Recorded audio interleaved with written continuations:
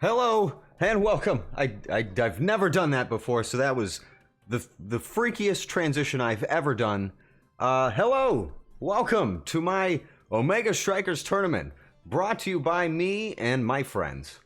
I'm happy to have you all here today. I think that today's show is probably going to be really awesome. I've been gearing up for this one for a month. I've got my professional. Don't look at them. I've got my professional notes. And I think we're ready to rock this thing out today. Rock out with our crock out, because at some point here today, I'm actually going to be co-hosting this very well-developed show with one of my good buddies, Sir Jawsyl. But I believe he's in a current warm-up match, as he's competing in the competition himself. So you can expect a healthy and respectable dose of shit talking and slander. Jaws? Jaws, is that you? What's up, man? Oh, hey, buddy. Hey. I'm totally not in the game right now. Oh, that's great. Well, you know what? That's perfect for us because, you know, as you can see, well, you might not be able to because you're in a game, but as you can see, public opinion is already pretty strong in this match. Yeah. As you know, this is the pre-game chat about the players stream, where for the next 25 minutes, you and I are going to talk about our top picks, drafts, and expectations for the tournament. And it seems like the general public opinion is fuck VC. We're seeing a strong, strong opinion. I'm what do you call it? I'm not biased. Not biased, that's right. Very important to know that while Jaws is co-hosting this tournament with me, he is also going to be very respectful, even measured, and, well, he's probably going to talk shit. I imagine you're going to talk shit. Of course. Okay. That's the spirit of the game, baby. That's what it's all about. That's what it's all about. So there's a couple of things we want to do before we get into the show, guys, and I want to make sure that you're all on the same page as I, because we've never done Omega Strikers before. We've never seen this game on the channel before, and a lot of you probably don't know much about it. And I'd like to introduce it to you with the help of the world champion, greatest Omega Strikers sports ball player of all time, Jawsyl.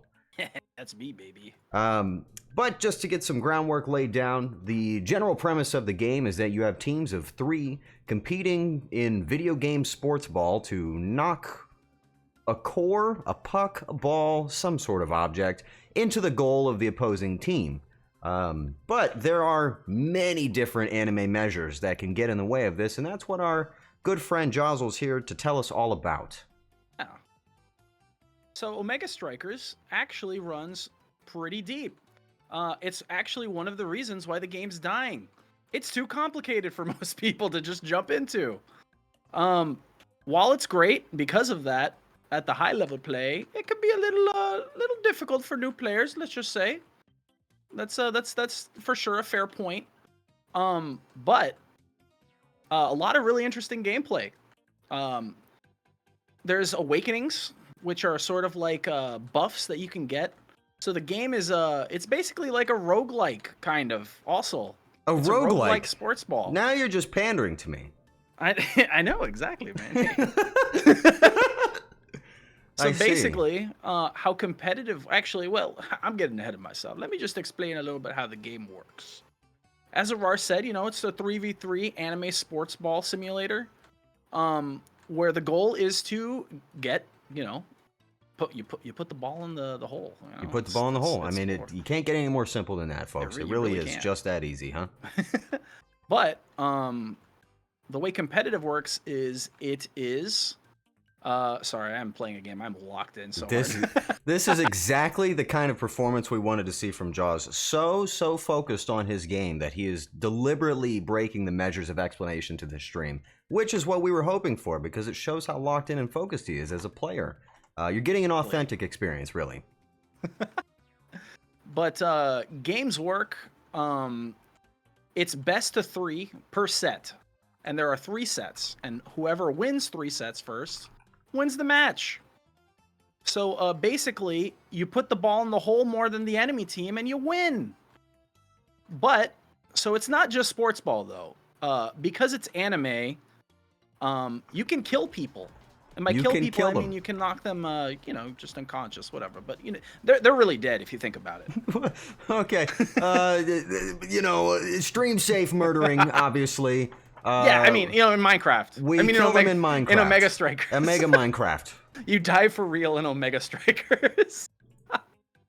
Now, would you mind doing a bit of an explanation on what it's like to be playing a defensive or an offensive character? Can you kind of give us a breakdown on the differences between the two and what their values are? So technically in this game, there's two roles. There's either goalie or forward. One person can be a goalie, and then two have to be forwards. Now, the thing is that the forward role is kind of misleading because it makes you think that... the two of you are just going to town up front, trying to score, which isn't untrue, but there's like sub roles too. So even though you can be a forward, you can have like different specializations. Let's just say, like, for example, you could be a midfielder, which you kind of hang around the middle of the field. That one's obvious. Yeah, that one would have been clear. Got that. But basically, but basically what you do as a midfielder is your job is to make sure the ball stays on the enemy's side of the field and that you pass to your other forward. A lot of the game revolves around passing. That's how you win. Now, do you think we're going to see any passing in this competition? I think a few teams will make use of passing. I see that. I could definitely see that happening. Other teams will probably clump up together and it'll be a huge mess. But that's also part of the game. Yes. And you do tend to see with a lot of more aggressive brawler type characters, large clumps of players running into each other face first. Yep. Is that common amongst new players to be aggressive like that, or do you think that's more advanced playstyle? It depends. It depends on the player, I guess. I think it's a very natural first instinct for people to just kind of want to like get up in there and fuck shit up. Yeah, and it's absolutely. Valid. Absolutely, yes. Definitely a valid approach, but not the best one all the time. Not the best all the time.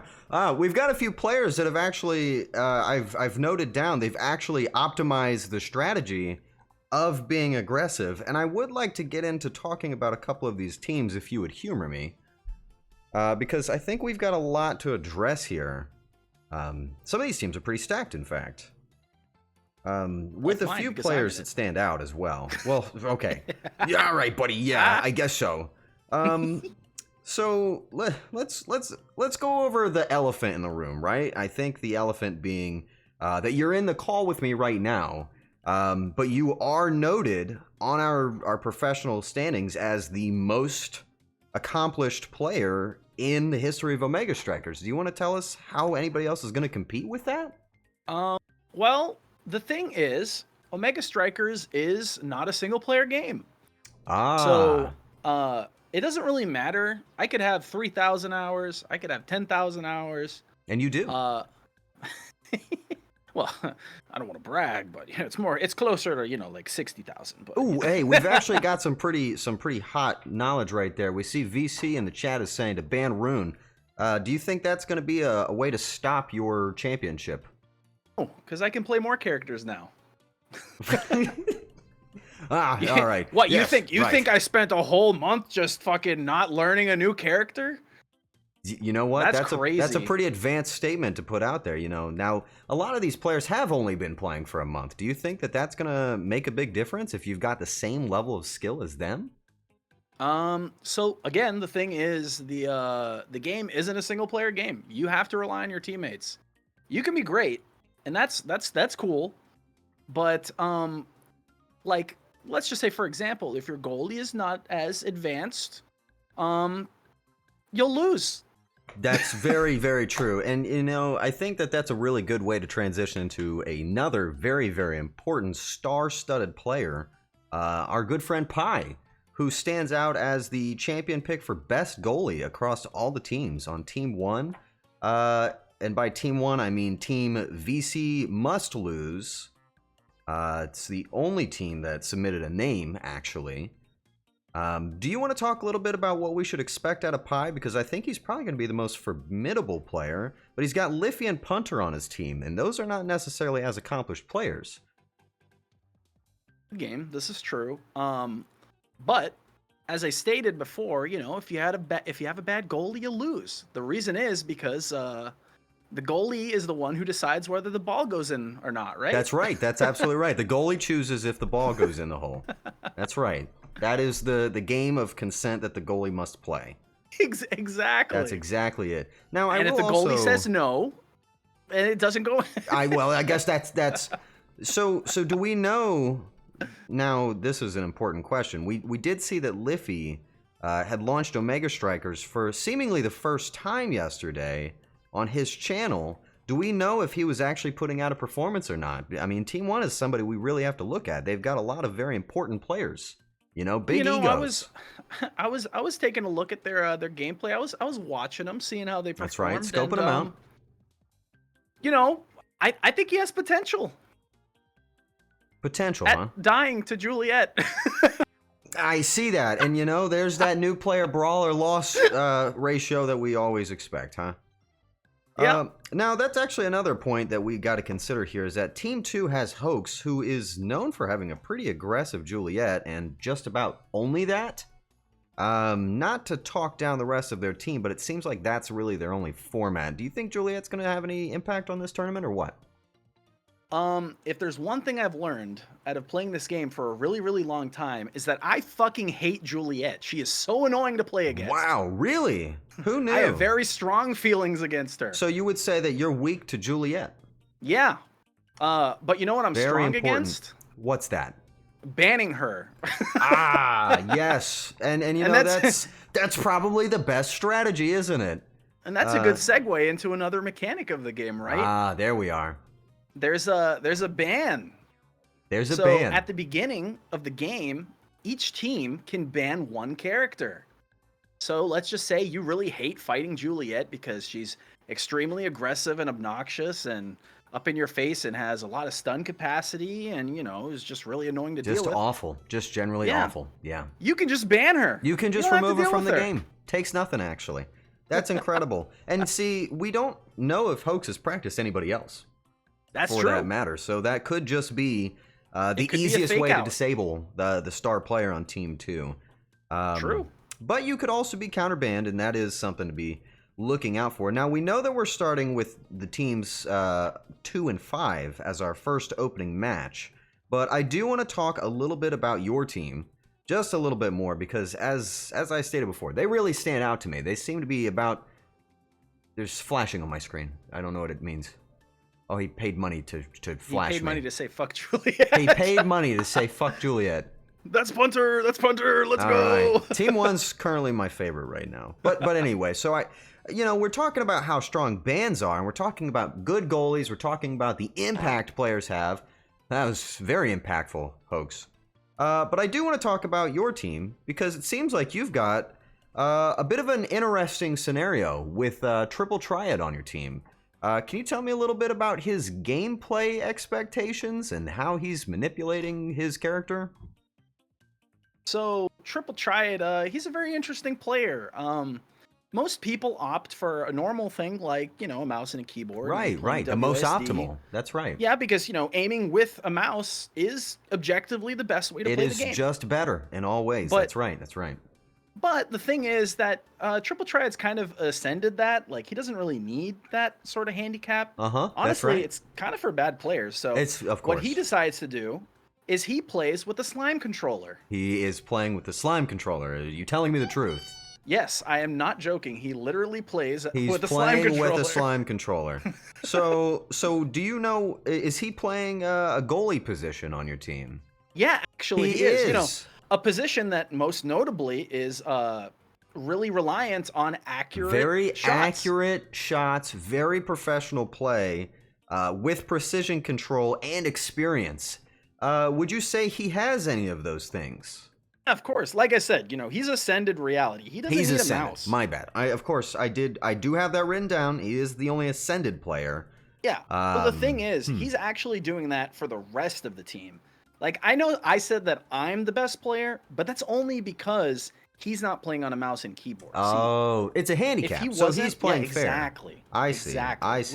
We have to make it fair. We have to make it fair. Now that's not to denounce the performance of Cody on your team, who I believe is a fairly aggressive player, if I'm not mistaken. Would you confirm that for me? All I gotta say about Cody is he's the fucking GOAT.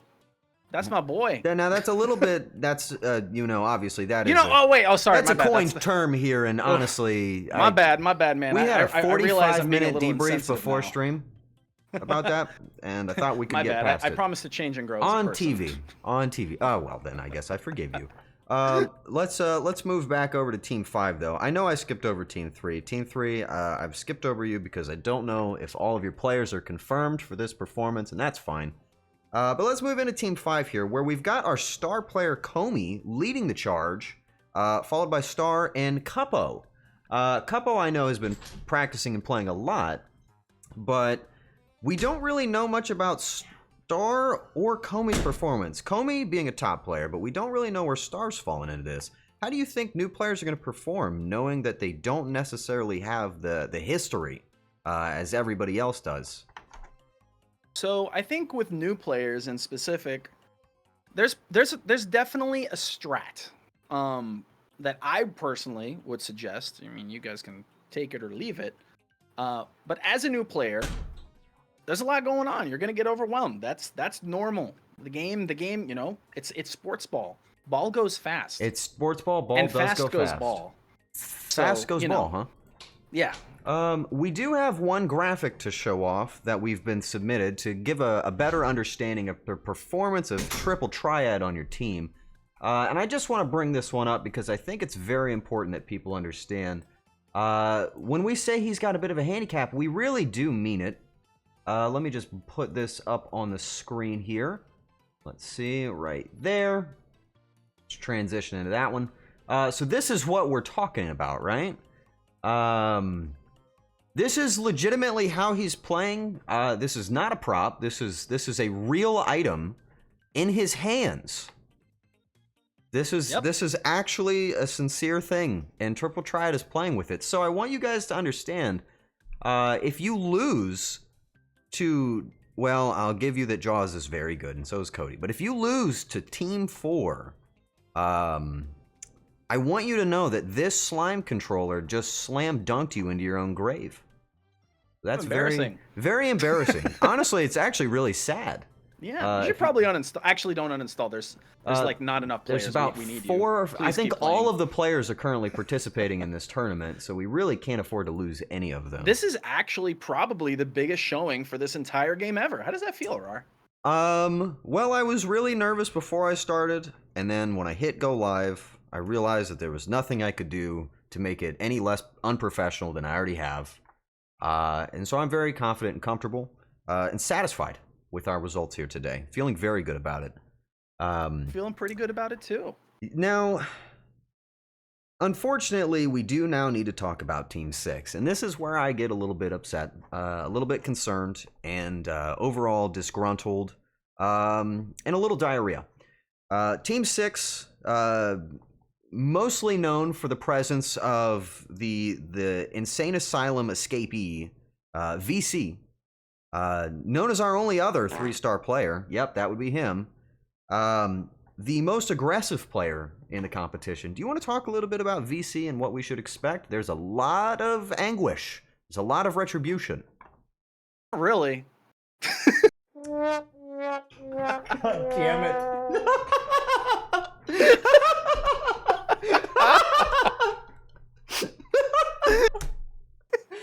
Okay, yeah, you're right. Nothing to worry about there.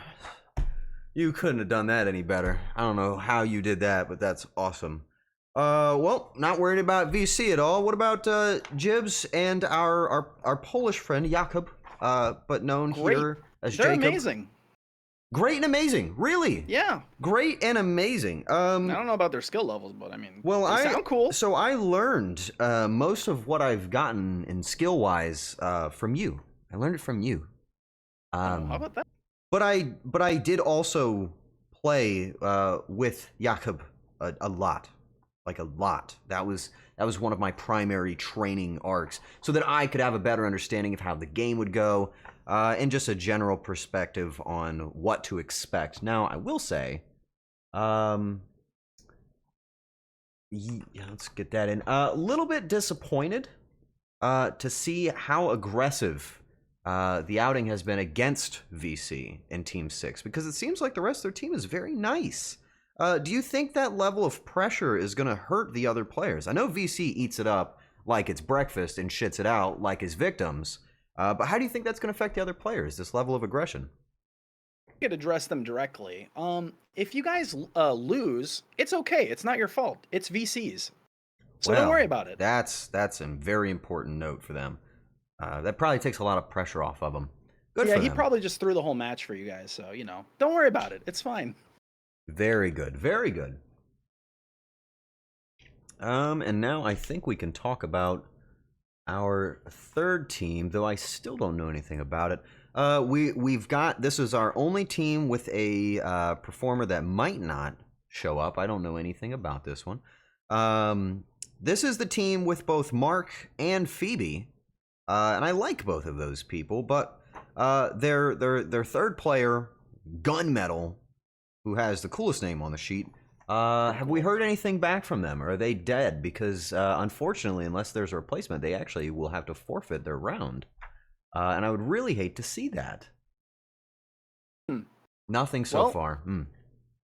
I mean, if there's anyone in the audience that wants to step in last minute, hey, maybe we can make it work. How about that? I think at this point we're willing to accept just about any person off the streets, anybody that can perform or show up, or talk to their teammates like they're there. But a 2v3 is unfortunately what we're expecting out of Team 1. So not exactly what we want. Deal. Couldn't have said it better myself. See, I also feel bad. I've neglected my chat. I'm sorry, guys. I haven't read anything. In fact, I read 2 messages. The ones that Punter paid for. Or no, the one that Punter paid for, and then the big giant goat that Jakob paid for. And I ignored everything else. I did also mute most of you because I didn't want to read your chats anyway. That's not true. Just feeling aggressive. You're feeling the spirit of the competition. I think it's the competition starting to get to me. Now, I do want to also run down the format of the bracket here. Because there is some important information. Fucking Bale is a nightmare. I forgot that was on, so that's actually scared me. So this is going to be a double elimination tournament, which means that we're going to have a winning bracket and a losing bracket. So if you get eliminated in the first round, you're not officially out of the tournament until you've been defeated a second time by another loser. And our first match is going to start up with Team 2 versus Team 5. Again, that is Hoax, Scaraz, Calcius, Comey, Star, and Capo going up against each other in the first match. And we did talk a little bit about them, but generally speaking, I think the only player that stands out there as a significant threat is all of them. They're all special little snowflakes, and they're all going to do great. Love them. Nobody's going to do poorly. You're all going to do great. Very well done. Very, very high hopes for you guys. We've got just a little bit more to talk about, and then we're going to get into this first game. But I want to give you guys a bit of an idea of what to expect as we get into this. Now, Omega Strikers is a pretty fast-paced game. Generally speaking, when you see this gameplay in front of you, you're not going to know what's going on. And we're going to do our best as your casters today to explain the mechanics of what's happening. But for the most part, it's going to be a lot of, oh, he hit it there. Oh, he hit it back. Oh, he shit it there. Oh, he shit it that. It's going to be a lot of that. Breaking up the goals is going to be a lot of what we're looking at here. And we're going to do our best to explain it to you. But generally, this is going to be like going on a family vacation to some random lodge in the mountains, and there's a foosball table there, and your aunt and your sister are playing on the foosball table, and you're watching. That's about how the game's going to play. Except it's anime. And all of your waifus are like those little dudes on the foosball. There you go. Those rods. That's it. And they're all your really waifus fast. are on those rods. Just like real life. Okay. I can't say there's much more. Can I get a confirmation from both Team 2 and Team 5 that you guys are ready, and by confirmation, I mean I already have that. I'm just saying it to stall while I put in the code to join the lobby. You guys are also going to hear me tabbing in the game. It's going to be awful. Do a flip. Do a flip. Why'd you jump on that train so fast? You jumped that one very fast. Alright, and then, now, Jaws, do you want to get in on this lobby so you have the spectator I would love to. They're begging me to do a flip. I've never seen this level of do a flip before. Can you guys want to see? I can do a flip, yeah. You guys want to see me do a flip right now? I will do a flip if Liffy wins. You hear that, guys? I swear to you, if Liffy wins this tournament, I will walk over there and I'll do a backflip. Put it on stream. record. Put it There on it is. record. There it is. That's the first offer of a backflip I've ever given. You have to pay for those usually. Team 3 throw the game. Oh my god. The whole tournament's just rigged now. They've just all dropped it. What if I donate $10? I will not be paid by you. I will not take your money to ruin your experience. I'll break my neck on the ground for $10. Is that what you want? This sucks. Yeah, it does kind of. I wish I could do a backflip. All right, let's bring it into the lobby. Get this thing on the road. Let's see. Boom, that's us on the stream. Here we go. I'm actually going to take us both off the screen once the match starts up because there's just a little bit of information you guys want to see. But do we have any final notes and mentions before we get into this one, Jaws? Anything on your mind you want to talk about? Yeah. So how are we deciding the maps? So the maps are going to be going into a rotation of 5 total pre-picked maps. And we're going to cycle through them as we go through this tournament so that every team gets a chance to see a different map. There won't be any repeats for each player, but eventually towards the end you're going to start to see some maps you've seen before for familiarity. But we've excluded some of the more, I would say, beginner-aggressive maps. Definitely taking us away from the uncomfortability factor. There's not going to be any experimental chambers. There's not going to be any water parks. There's not going to be any funny musical places. It's going to be just a little bit gentle. If you That's know understandable. what I mean. I think that's a fair play for a game, or sorry, for a tournament with a lot of newcomers. I think that's a good idea. All right. It'll be more of a focus on the sports ball aspect. All right. Well, without further ado, I'd like all of our players to ready up and get this thing going. We can jump into our first game. I don't know if we as spectators need... Apparently, we have to ready up as spectators, but it looks like everybody's good to go. Suki, begin the game! I've never tried that before. It worked! Well, that's awesome. All right, let's get these weird-looking things off the screen and begin the first tournament.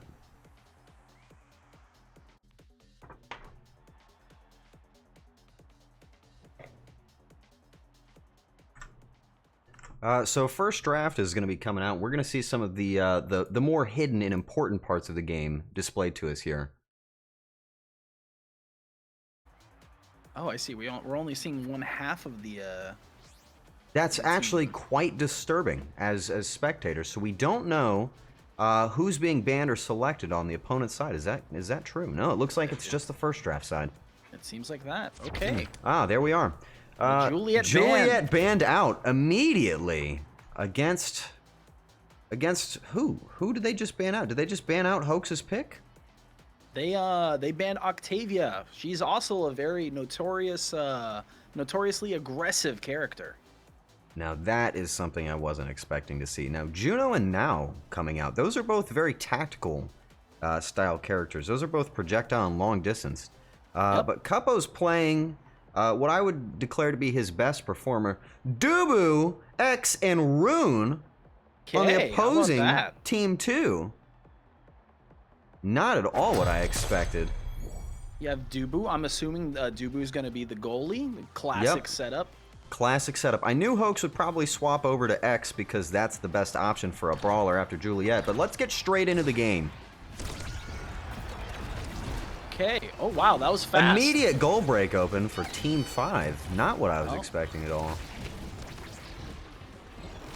Again, we've got a very fast-paced back and forth here. A lot of projectiles out on the field. Now, if we see an early goal here, do you think this is going to demoralize them? Ooh, they let I it guess go we'll right find in. out. A huge goal. A huge goal A by huge goal. Calcius. Almost felt like it was as easy as it's been born. Yep. Goal completely left open on the top side. Again, we don't have the star-studded players on goal today. So what I'm noticing here a lot is that sort of clumping formation. Yep, we're seeing a lot of groups up at the top. We're already Remember, seeing that. it's a lot better to pass and spread out. And we're seeing some good passes from Comey up to Cuppo, clearly the experienced player. But they're playing the game of back and forth in the middle, moving it down to the bottom side again. Letting it that's gonna be sneak a past barrier break. Arjuno. A good core flip. Okay. Oh, it looks like that rune barrier actually worked against them. Now And our you'll notice ultimates have over been Comey, expended very quickly, too. Looks like Comey has full barrier. Oh, the or, drift in! Oh, okay. A very gentle goal from Star on the Juno. A very, very good performance. Didn't expect to see it, but I think that's just showing a little bit of the inadequacy of Dubu as a goalie in this game. That is not correct. If you don't know, Dubu's fucking awesome. And I was just trying to give Skyras just a gentle little pass. Core flip from Comey to with the get it core away from the flip. goal. Keeping up with those projectiles, but it seems to be a pretty front-facing game. The flip by Hoax into the There's the corner. barrier. Both goals are Couple open here. Almost secured that. Close, but not quite. Not bad at all. Staying Looks like- aggressive. oh, okay. Hoax is really standing in their face. It's really good to see it. Ooh, and the knockout! First KO. Hoax making sure to take down Star early on. Now press that advantage and they can get the goal right in the wide open Oh, corner. look at Good that. job, Hoax. Wow. See, that's the power of spreading out. You had Rune take the top and X take the middle. Another huge goal for Team 2. That's amazing. We didn't expect to see it so fast. This has been a pretty good match. Now remember, this is going to be a best of 3. No, it's actually first 2-3. It's a first to 3. So no matter what, you're going to see something. Yep. Really great defensive work by Comey here. I mean, I feel like this is showing what a goalie could really be. Importance of a good goalie. Oh, with the core flip. Great Oh, core and flip snuck into the barrier. corner. Capo's really been learning to use those core flips to their advantage. And for good reason too. It's one of the most important mechanics in the game. Absolutely so. Comey's been playing a really good defense, and right when I say it, there's your caster's curse for That's today. bad timing, but Let's get it knocked out today, huh? Going to the wide open corner down for Comey. They're still going to put that pressure on, leaving a wide open goal. you see, we're encountering a problem that I kind of expected. A lot of the times you'll see people sort of crowd the goalie when it's when you're on defense. Ooh. They snuck that. You'll see people kind of crowd the goalie, and that's actually not optimal. You kind of want to give the goalie space to cook, you know? That's Too many right, cooks that's in the right. kitchen. Give a little room, give a little room. What? I mean, this is neck and neck. This is We're neck and neck. 2-2. Lock in. Now, we did just briefly see it there since it was an early game. Great break on the goal there by Hoax, but once we go into overtime, folks, that's when the core takes significantly more strike knockback. So as players get further and further in the matches, stakes get higher and higher.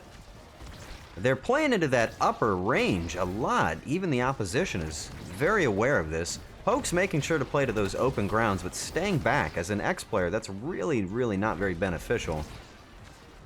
Now, blue team, or I don't remember the number of the team. I'm just gonna say blue team. Blue team's team has, 5. Okay, team 5. Oh, okay. We saw one core flip get used, but there's still 2 more on their team. Team 5 has been and that could holding be them. huge. Oh, Capo knows how to hold him back. There's Yep. Comey saving it with that flip. That was a great Perfect flip. time. But will Star use theirs again? It's a bit of a new player. It's hard to say. Yep. Now, It's one I of those don't know mechanics. if these teams are communicating. We might actually. Oh, and there's the surprise goal from Comey to The bring in the goalie first round. Made the goal. How Well, about that? Just like we said, the goalie gets to choose. Now, please, Jaws, run us through what's about to happen here. All right, so now we're entering the awakening phase. So this is the roguelike part I mentioned. Everyone's going to be picking an awakening from that list of 8. But the thing is, as Comey just picked team player, No one else can pick team player now.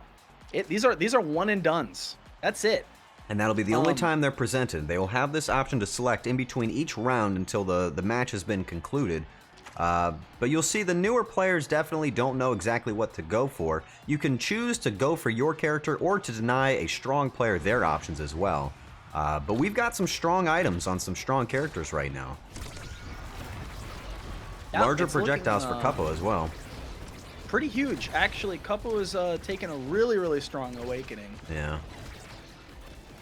And Comey is also actually gotten a really, really good one as well. Arguably one of the best awakenings for the goalie. That team player allows them to pass faster to their teammates. How is the order for choosing your items dictated? It's based on experience gained throughout the round. You gain experience by hitting the ball, scoring goals, and getting power orbs. Basically, the person that chooses first is the person who performed the... Ooh, a huge knockout again on Star. Oh, wow. We're going to start to see, maybe as he gets a little bit more familiar with that, Hoax might start to continue that aggression path. Goals broken open against Team Red, team number 2. Well, we're seeing a couple edge plays. Ooh, Capo leaving it wide open. Very well scored. This is starting to look like a pretty one-sided match. It is. It really is. But, you know, that said, both teams seem to be opening up the barrier quite a bit. So even though, score-wise, it's pretty one-sided, I mean, it really could be anyone's game when both barriers are open. It's very dangerous to play that edge up against an X like Hoax. I mean, clearly he's taking advantage of it. You see he's got his eyes set on Capo right now, but he's playing up in their face. Look how big he is. He is, well, actually, he looks to be kind of small. Oh. Below average, I might say. Why is he so small? Is he actually, did he take... you know what? Did he take something? That's a consequence of his awakening. He's taken Among Titans, which actually makes you smaller in favor of making your teammates bigger. Ooh, a poor core flip from Hoax. We would have expected better. And it works out against him. Capo sending the nail in the coffin, finishing off this second set very quickly and decisively. Another set. I believe this is the second round they've won now, right? Yep. That's the second in a row. So now if we see Team 5 win this next match, that's going to take them to the next tier on this tournament and would put them against your team, Jaws. True. You don't sound nervous at all. Put it in my team. We got someone with a slime controller. I mean, how are we gonna lose? Now, I would prefer we don't talk about that anymore because it's disgruntling. It's disturbing. I know, you're right. I should be a little bit more sensitive as we do have a Juno in this game. We have a Juno in the game, and playing with slime with a Juno round does seem a little bit rude, does it not? It may be a bit of a faux pas. A faux pas, you could say. Oh, Hoax securing that barrier. Very quick break open for both barriers. Oh. A good pass up top. Not really seeing a lot of slime utilization here. Not especially, no. Very interesting. Generally the pass back to the goalie from Star, an advanced play, but we're really just not seeing a lot of ability use. No. Seems people are focused mostly on striking, which, I mean, that is called pretty Omega. Strikers. Yeah, I can't argue with that. Comey's playing quite the goalie game right now. Comey is fucking locked in. Yeah, I can't say that. That's the professional disagree. way of saying it. Yeah, Comey is playing to win, to say the least. They're definitely locked in, doing a very good job as a goalie right now. I think that this match might have been decided a long time ago if we'd seen a little bit more ability use. Comey with the surprise goal again. Skyros just doesn't see it coming. Putting them one up in their potential final match. That's something we were not expecting to see. Yep. Red team really needs to lock in for this one. Ooh. Speaking of, they just lost their barrier. That's very unfortunate.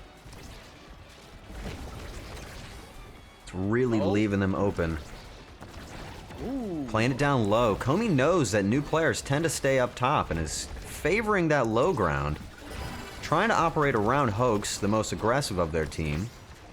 But we're really just not seeing the ability use that we would want. We could probably have that goal finished off just about every single time. Well, the good thing on the blue team is that they can take their time. They still got their barrier, you know? Yep, they are playing with house money right now. Yep. And pass down south. Let's see if Cuppo can get to it. Brings it up to the top. Skyers is going to get an easy hand on that one. They do need a... Oh, there's Core the flip by flip. Hoax. Horrible shot. Terrible angle. Very bad. And it goes that's against the goal. Cuppo again. Taking capitalization on those bad shots from Hoax. Oh, I'm sure it's not rat personal, is but that cracked. had to hurt. Yes, yeah, absolutely. Hearing that in, the rat is cracked. Comey is really doing some incredible goalie work. I would say Comey is going to give Pi a run, for sure. Yeah, that could very well be. But now you're starting to understand why I was stressing the importance of a goalie. Absolutely so. Absolutely so. And there it is. Oh! Another goal from Cuppo. Decisive win. victory. Decisive win. And that's it. So that's the whole tournament. That's the We're tournament. done. That was it, everybody. I hope you enjoyed it. No, but that is our first elimination. The first team to go down, knocked out of this tournament into the losers bracket, is Team 2, headed by Hoax. Going down to the losers and our champions. Number 1 on the gun. Let's get the big boys back on the screen. That's us, hey. So we're seeing Team 5 moving on in the bracket. A decisive win. I can't believe it. I really didn't expect that. It was a good match, though. Yeah. I think the difference between the what do you call it? The experience and the goalies, I think that was the decisive factor. Yes, absolutely. And you know, playing to that strength of having a good goalie, you really can decisively nominate the game entirely on your own if you're a good goalie, which is why it's very surprising that we see some of these better players like yourself and like VC that aren't going to be playing on that goalie role as far as we know. As far as you know, indeed. It's a disturbing thing to say back to me.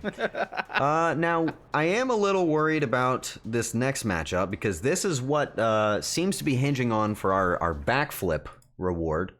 But we're going to be seeing in our next game, Team 1 versus Team 3. Again, Team 1, VC must lose. They're very determined to make it to that next bracket because if Team 1 wins this, they get to go up against VC's team and potentially fulfill their Arthurian quest of championship. Team 3, however, Team 3 has their replacement. We're good. We've got it in. We've got Toto coming in to replace on Team 3. Do we know if Toto's got any experience at all?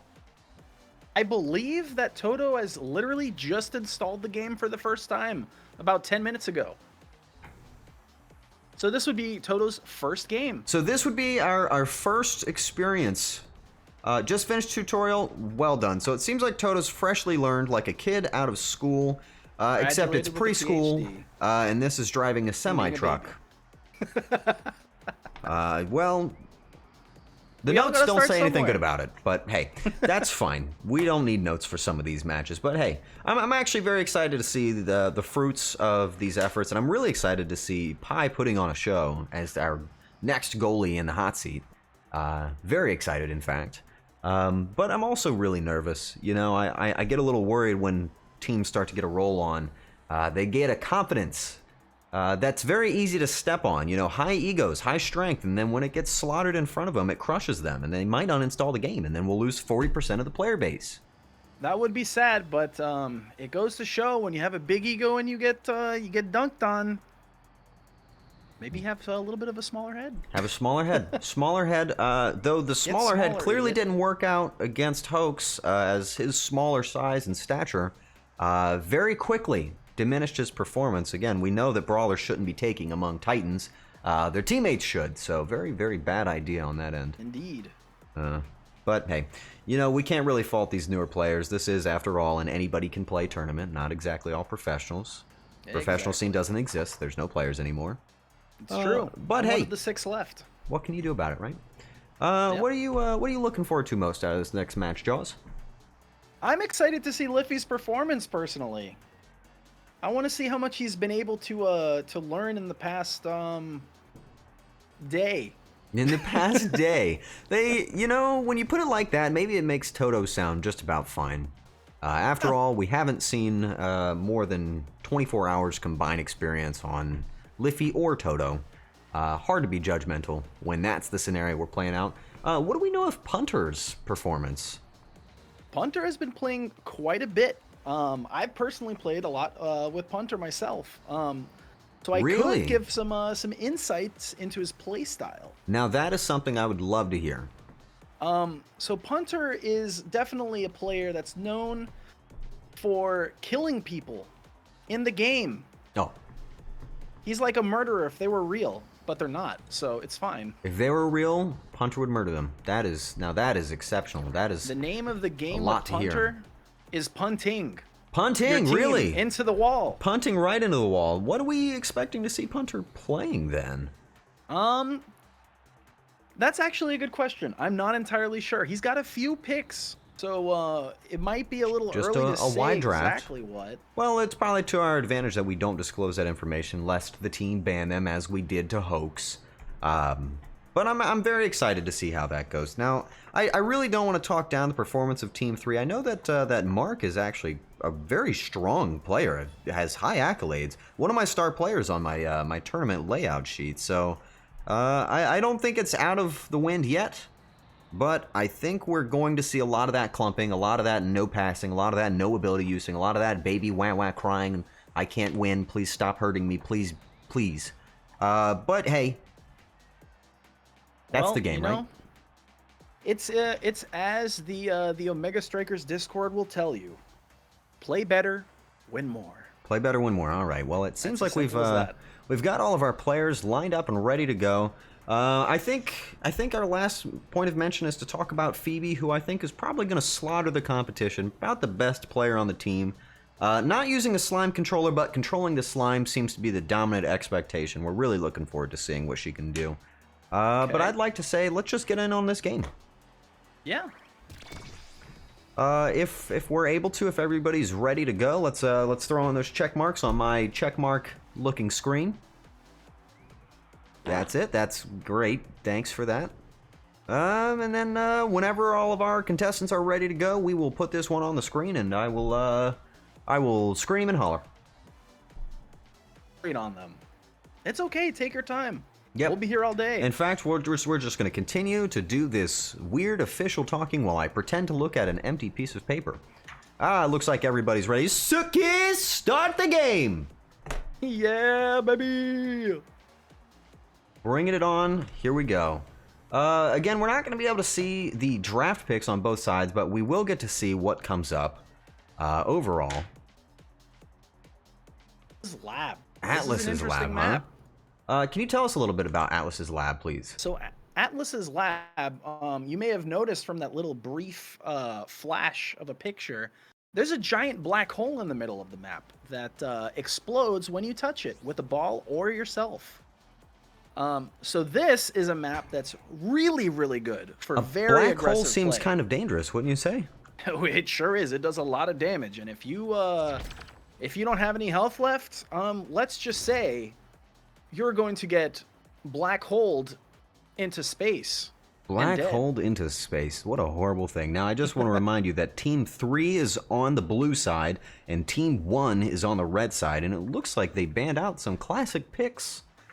Ooh, look at that. We have someone going with Juliet.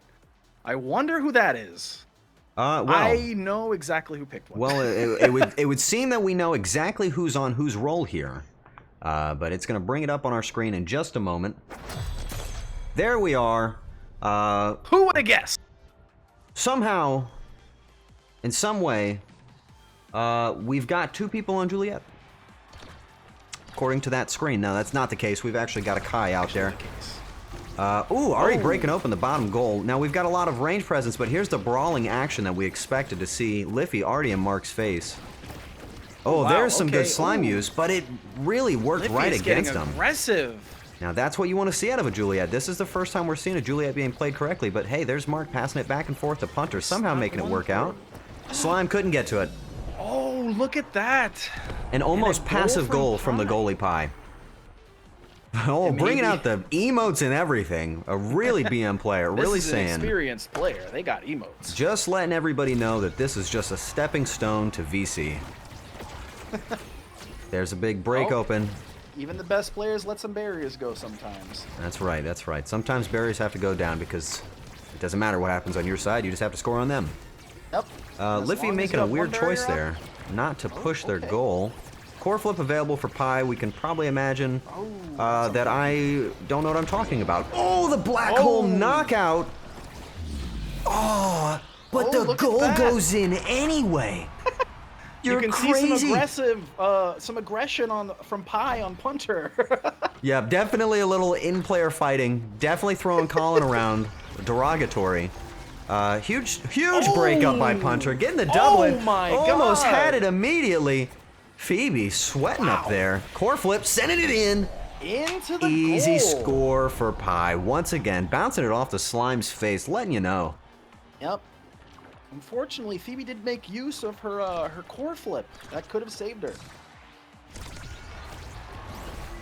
That early push out by Punter is really punishing them.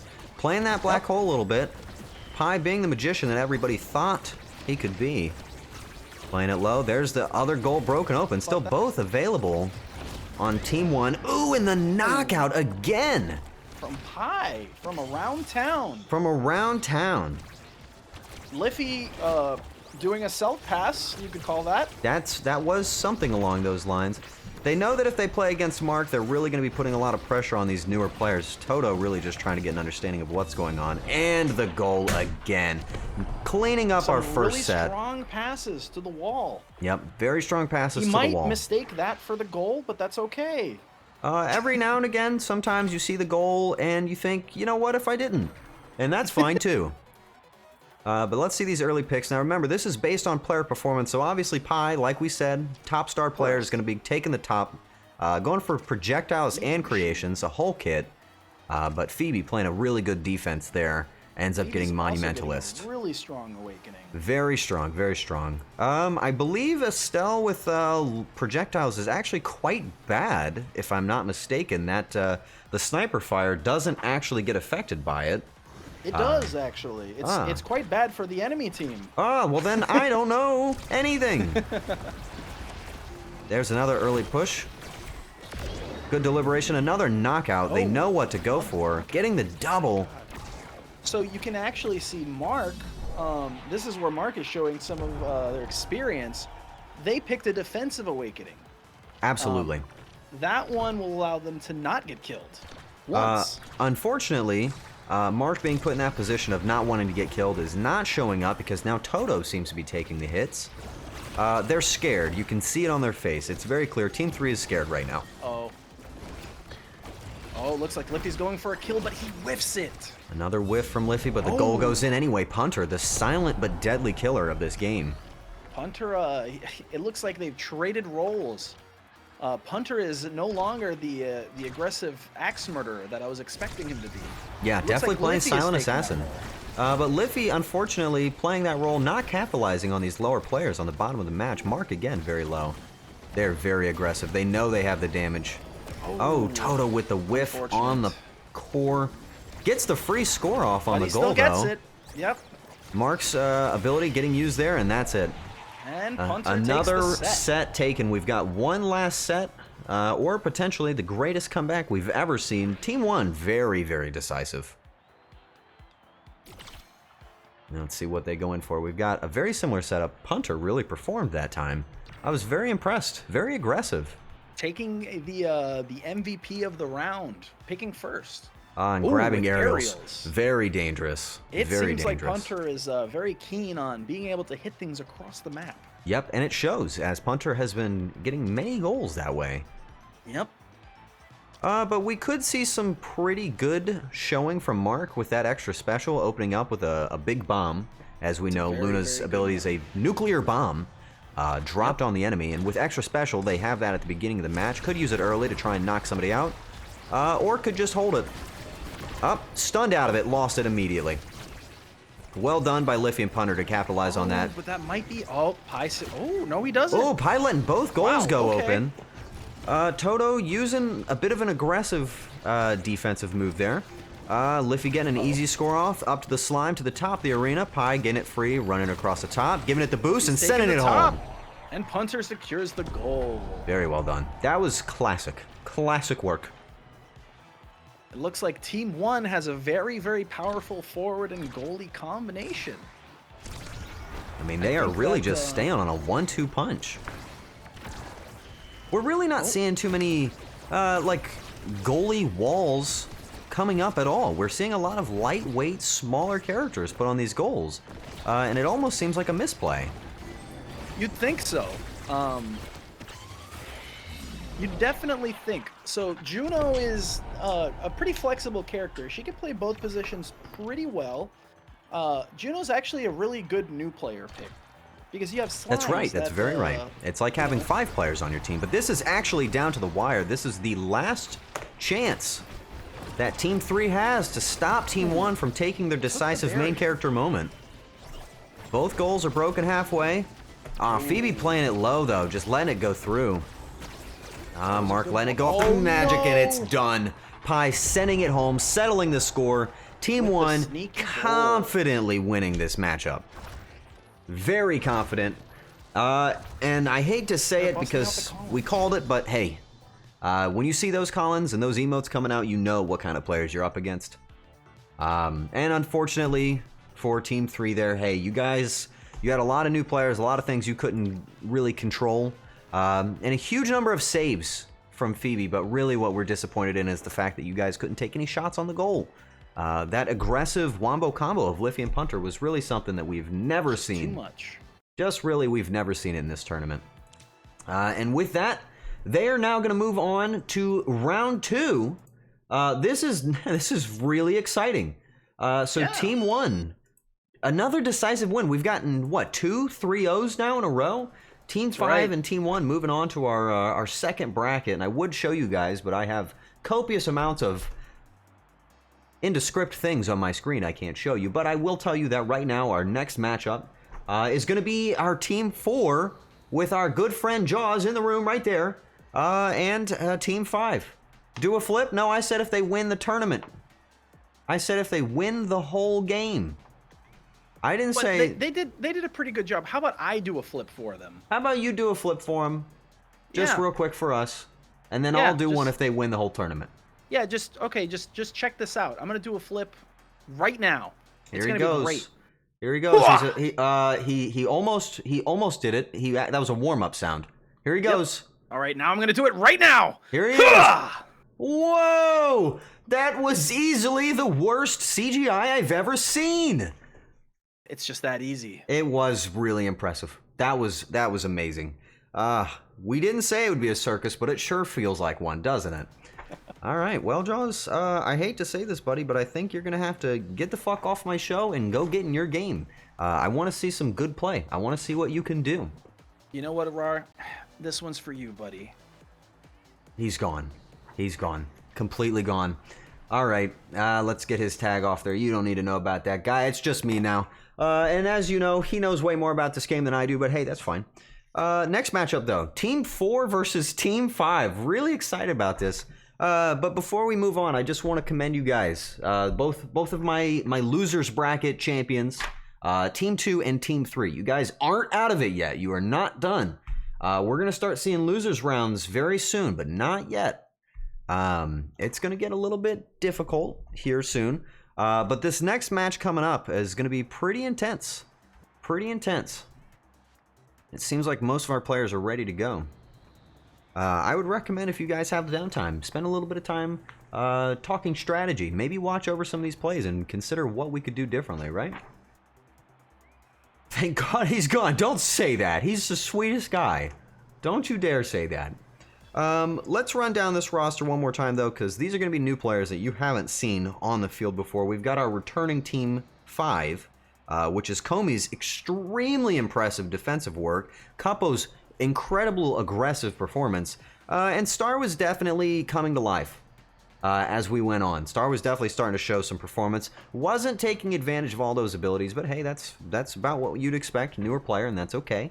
However, Team 4, decisively aware of how everything works. Again, we've got Jaws, Omega Strikers world champion. They sometimes call him the Alpha Omega. It's true. And we might see him playing some new secret character. I'm back. I just have a very important announcement. My team and I have decided on our team name. Oh, this is great. I'll add it right now. What is it? Our team is called Team I Like Men. For real. Seriously. Team I Like Men. For real. Seriously. All right. That's a good name. I didn't know you felt that way, Arar. Well, you know, I like everybody. We love to see it. Happy Pride Month. Happy Pride Month, everybody. Happy Pride. To all of you watching out there, happy Pride. All right? You're seen and you're loved and respected. Okay? That's how I feel. All right. Well, we've got Team I Like Men. For real. Seriously. Going up against our returning first round winner, Team 5. They don't have a name, but that's fine. They don't need a name. And I think, if I'm not mistaken, everybody's ready to go, so we can jump right into this one. Jaws, Cody, and TT. Could go anywhere. Really could. Well, if everybody's ready, then let's get this game on the road. Suki, start the game!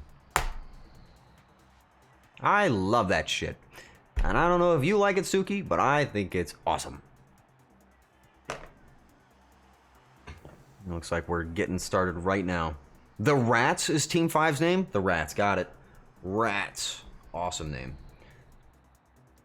Here we are. Everybody seems to be ready. It seems to be joining up, loading in extra slowly, specifically for me. Or maybe it isn't.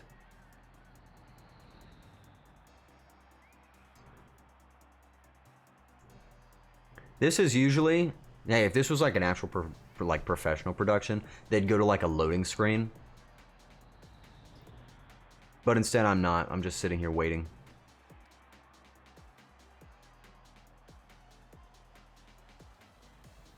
Are you guys, I see it's a server related issue. That's all right. Are you guys enjoying the show so far? Have you guys been getting hooked? Any favorites, any teams you want to see win? Anybody you want to hear interviewed? Screen time? What are you guys thinking, huh? I know this is a little bit of a different show for you guys, but I've really enjoyed casting it today, and I couldn't thank Jaws enough for making it into something slightly knowledgeable as well. It's good? Good? Timer, cool graphics, and cool music. Yeah. Did you just refer to this as cool graphics? This music is Omega Striker's background music. The graphic I made about 14 seconds before stream in MS Paint. I'm not joking even slightly. Anyway, it looks like the game is ready to go, so let's get this thing going. Ooh, Night Market. Now, if you guys don't know anything about Night Market, this is going to be a pretty fast-paced, easy barrier break map. Interview TT and ask him where he got the slime controller. That does sound kind of funny, doesn't it? Got a manifesto for you? Oh, I'll hear about that later. Alright, let's see what our first bans are. This is their chance to go up against Jaws. This could potentially really hurt him.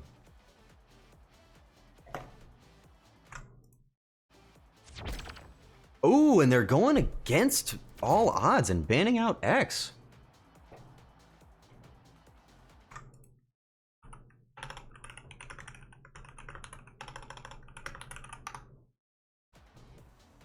Let's see. Man, you guys are also very supportive. I just want to say to all of you offering to replace Jaws as my co-caster during this, I do thank you, and I do see you, and I appreciate you. If I had other graphics prepared, I'd bring you on. That's not a joke. I appreciate you.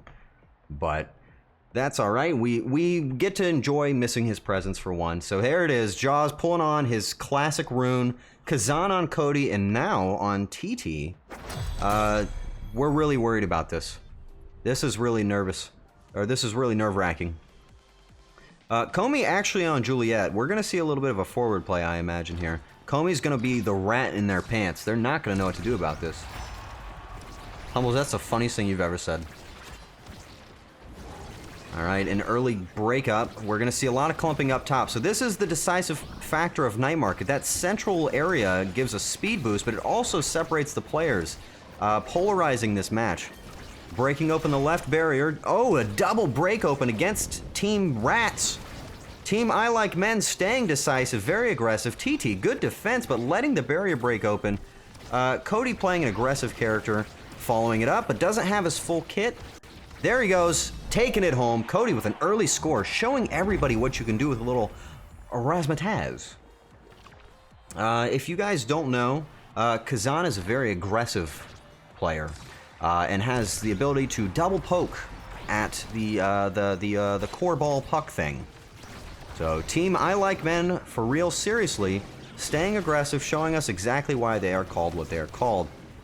Cody with the double up. We're seeing a lot of clumping from the Rats. Speed boost on the core, bringing it over to TT. TT self-scoring. That's the debuff of the slime, but maybe it's just a courtesy play. Core flip from Comey. It's getting aggressive. With Jaws, you've got a lot of sneaky, slithery play. You'd be surprised to find that he's more of a snake out here than a croc. Oh, and another goal from Cody off the back of Jaws' balls. Huge play. Another huge play. Just what we wanted. They're throwing down the Colin. It's a bit aggressive, and hey, that's okay, but we want to start to see some of these more defensive play styles coming out. You know, Capo, known for being pretty aggressive, seems to be leaving it quite open on their side. Cody taking advantage. Another double core flip. Cody's settling in. Oh, there's that slime controller debuff again. Jaws is playing back, let him know what's up. Cody's playing entirely 3 players in one go. And it's very close. They're staying on with that high pressure. Core flip missed. I believe we just saw, oh, another score from Cody, bringing in the set. We're seeing missed core flips. We're seeing very aggressive play, and we're seeing bullying on all accounts. 1 Colin for each of you, easily. A classic performance by Cody. Obviously our MVP here. And we're going to see probably a pretty quick draft. For a few different options. Stalling for words because I didn't expect him to take Catalyst, but hey, Catalyst is pretty good. Interview Colin? I so fucking would. Ooh, now that's a terrible thing to see. So Josh just picked up Monumentalist, which really shuts down our Juno play. Now again, we're not seeing a lot of slimes, but the performance is coming through. But having Monumentalist on Rune means that Jaws is going to be not only settling people down, shutting them up, but also taking them to bed. And that is what we want to see out of him. Playing that top game, getting an easy score. If you play those corners and barriers, you get easy goal breaks. There's that Rune barrier rift functionality, setting everything down. Capo really showing us that this surprise draft is maybe not working in his favor. Remember, nobody loses out of this game. They just go to the loser's bracket. Core flip from Cody. Getting that break off. Jaws playing up top. Waiting to get it to Cody. Cody with the double hit in the wide open. Another easy score. They're running house on these guys. They know exactly what they need to do to be decisive. Now that is what we're into.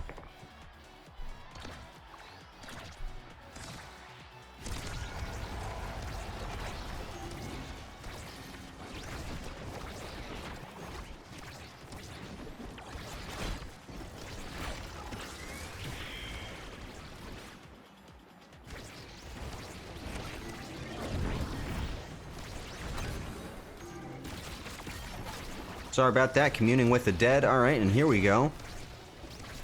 With both goals opened up, Jaws playing in their face, settling this one down. Wouldn't it be crazy that people got so good at the game? For them to spam Colin to block screen space. Oh my god, a giant brain play. Churro, very adept. We're seeing a huge level discrepancy. Again, you need to look at these players' individual levels. That does affect their overall abilities and performance. You do need to be aware of that. We're seeing a large gap. It seems like both Cody and Jaws are getting ahead of the game. Now, you gain that score just by hitting onto the core itself. Cody taking it up to the next level. We're seeing a lot of aggression.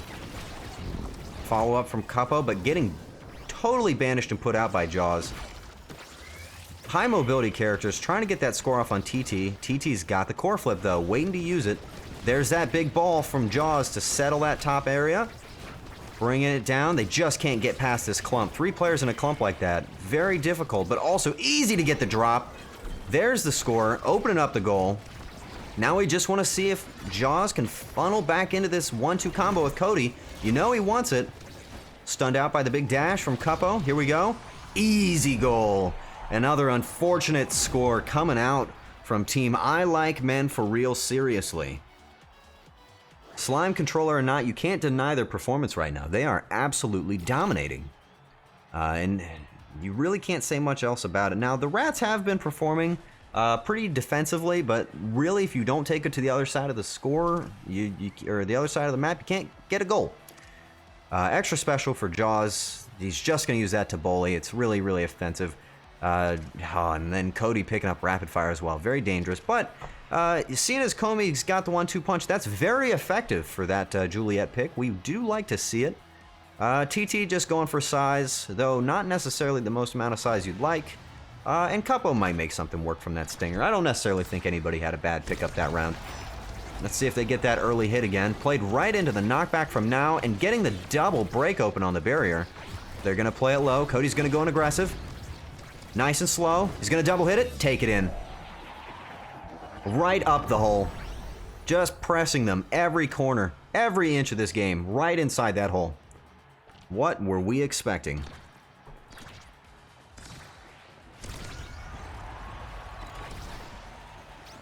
Very, very fast round indeed. Now we're seeing another aggressive push. Having the ability to stall out the players and then having that Kazan double slam jamboree, very effective. We're going to see if Cody wants to use that aggressive core flip. He's about the only player doing the aggressive core flip today.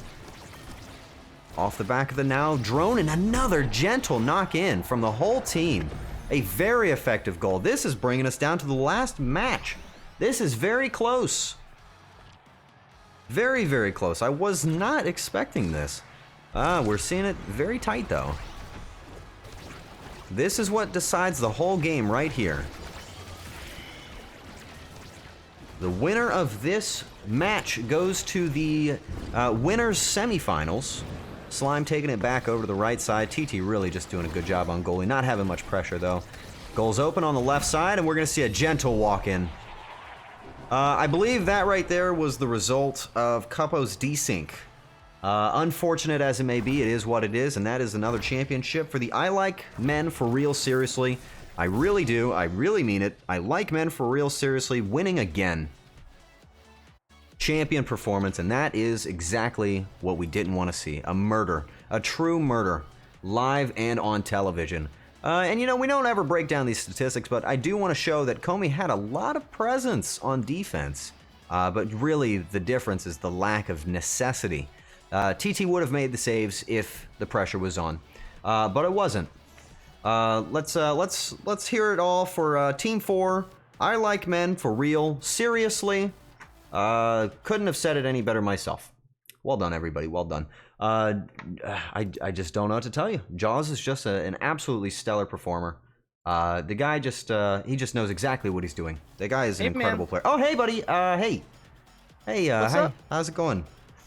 Just talking about some guy I think's cool, I guess. Oh, yeah. What's his name? Is his name Arar? Well, no, that's not what I was talking about you. We'll talk about this after the show.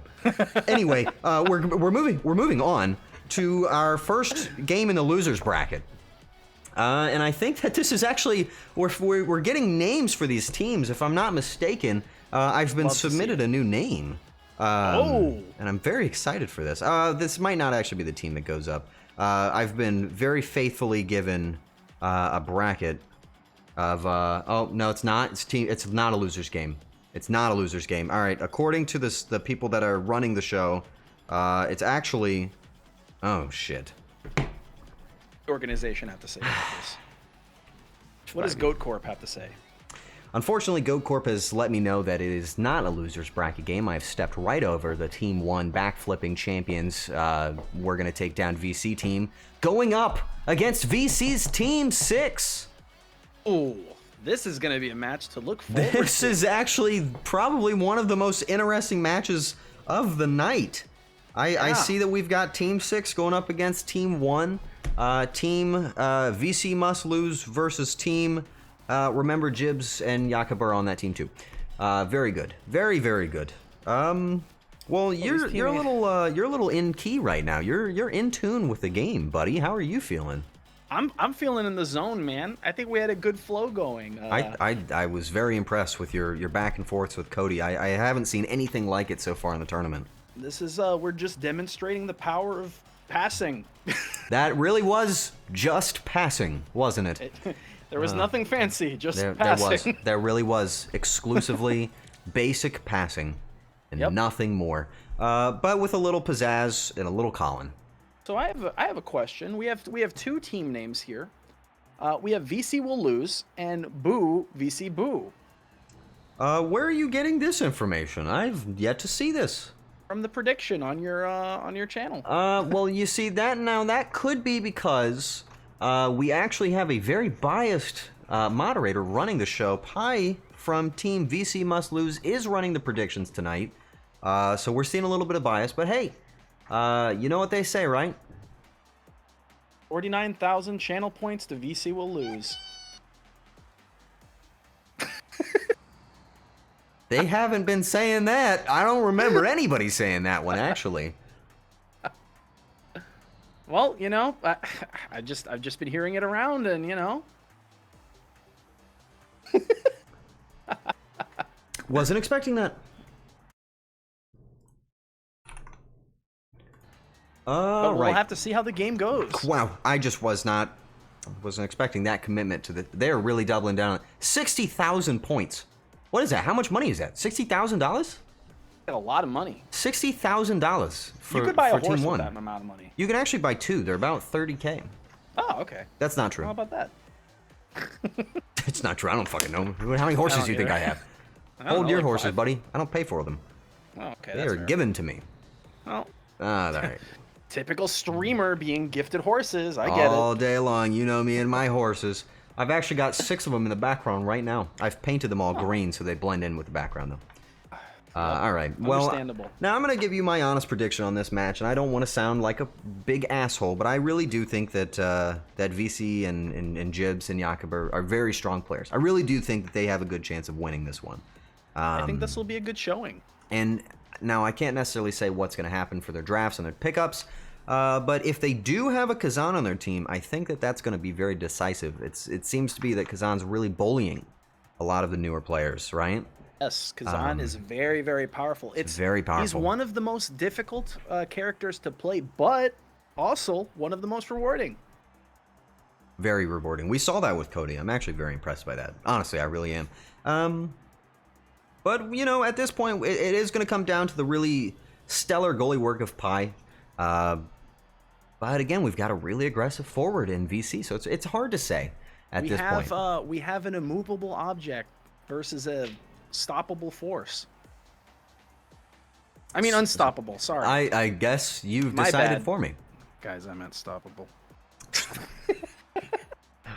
I mean, hey, you know how we feel here in the casters room, right? Yeah, we're unbiased. We're completely unbiased. Mm-hmm. I'm just saying, completely unbiased. Anyway, seems like we've got everybody ready to go, so I'd say let's get into this match. This is going to be the star-studded, best performance, excited super show of the main character versus the villain. I hope you're ready for it. Suki, start the game! Let's go. Or the lobby won't let us in. We're going to find out real quick.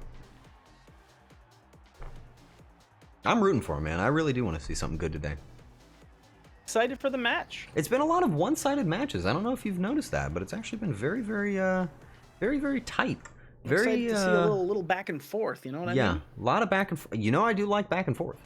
True. All right, here we are. It's just like that song goes, forward and backward.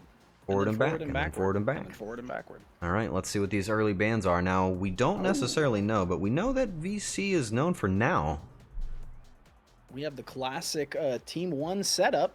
Team 1 is definitely in their prime with those picks. They're probably going to ban Juliet just to throw him down. If they ban Finny, however, could really hurt Pi. Pi is stellar on that Finny. There's that now call out. Definitely wasn't the caster's assistance there.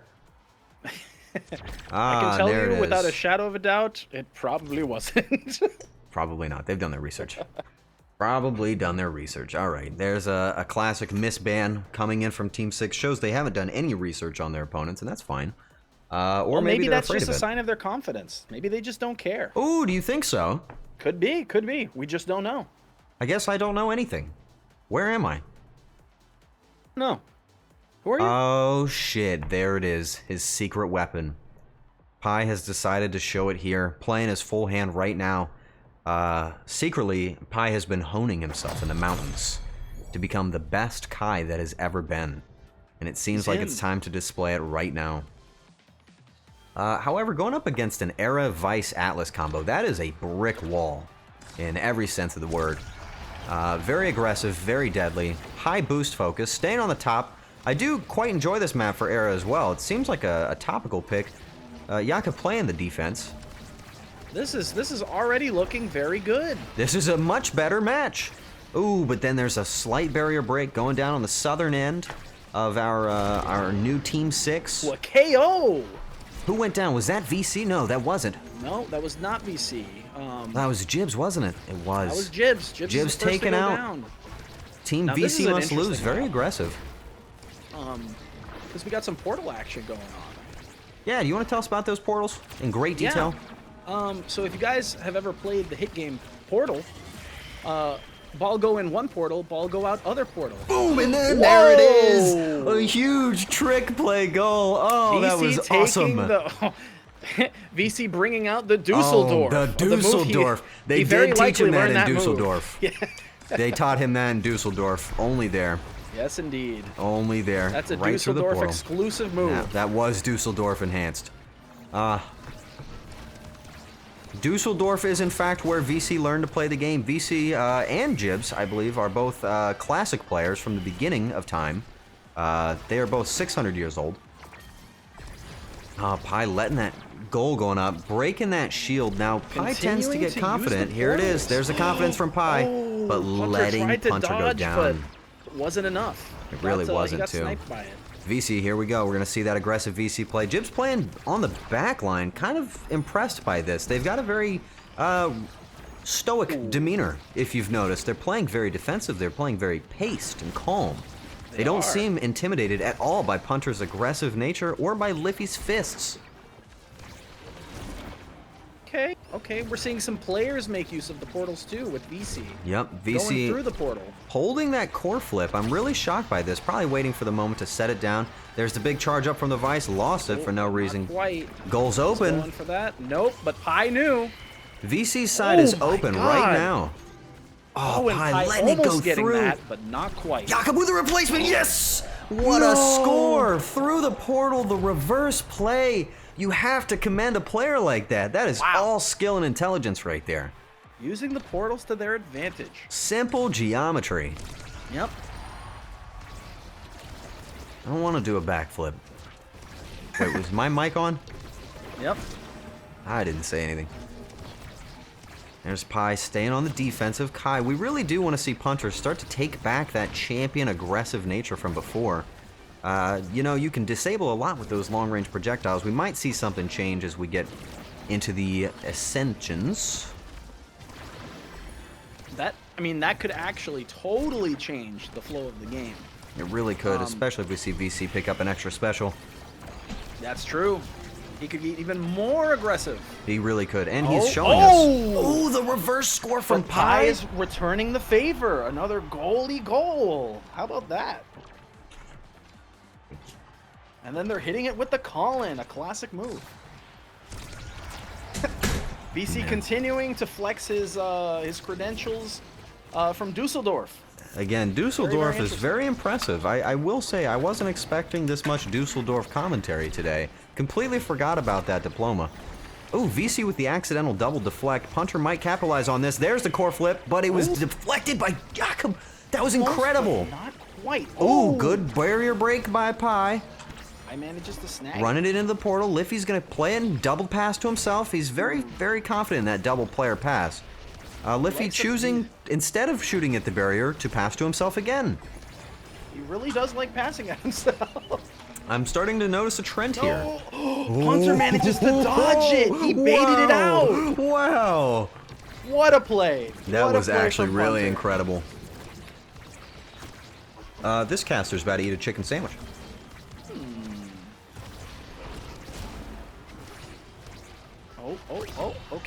Okay.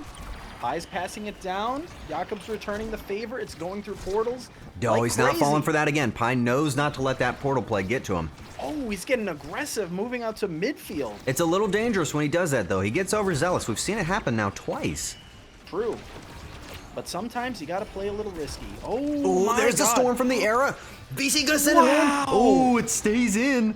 Oh, this is my crazy. God. This is We the are match I seeing wanted to some see. Crazy stuff. This is right all. Oh, the Oh score on the my top. God. What a genius. A maestro of the game, VC. Again, indomitable. We're seeing a pretty even matchup now. Oh, this is incredible. I'm loving this. These fries, I mean, they're very good. I bet they are. I They're hope they're very well good. salted. They are very well salted. We love to hear that. Mm.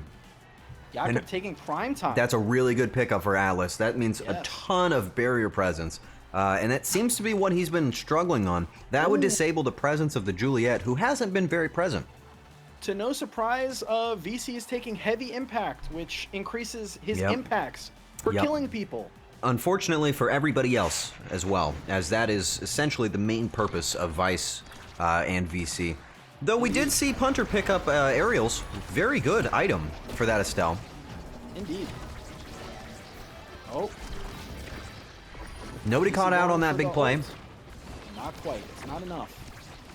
Into the portal, serving it directly to Pi. Gonna put it back through the portal. Punter off the top, getting stunned out, couldn't get the hit in. Pi is getting aggressive, but it's okay because he has a goalie item that allows him to instantly teleport back to his goal. Sometimes I feel like while we're casting, we turn our head and we look at babies.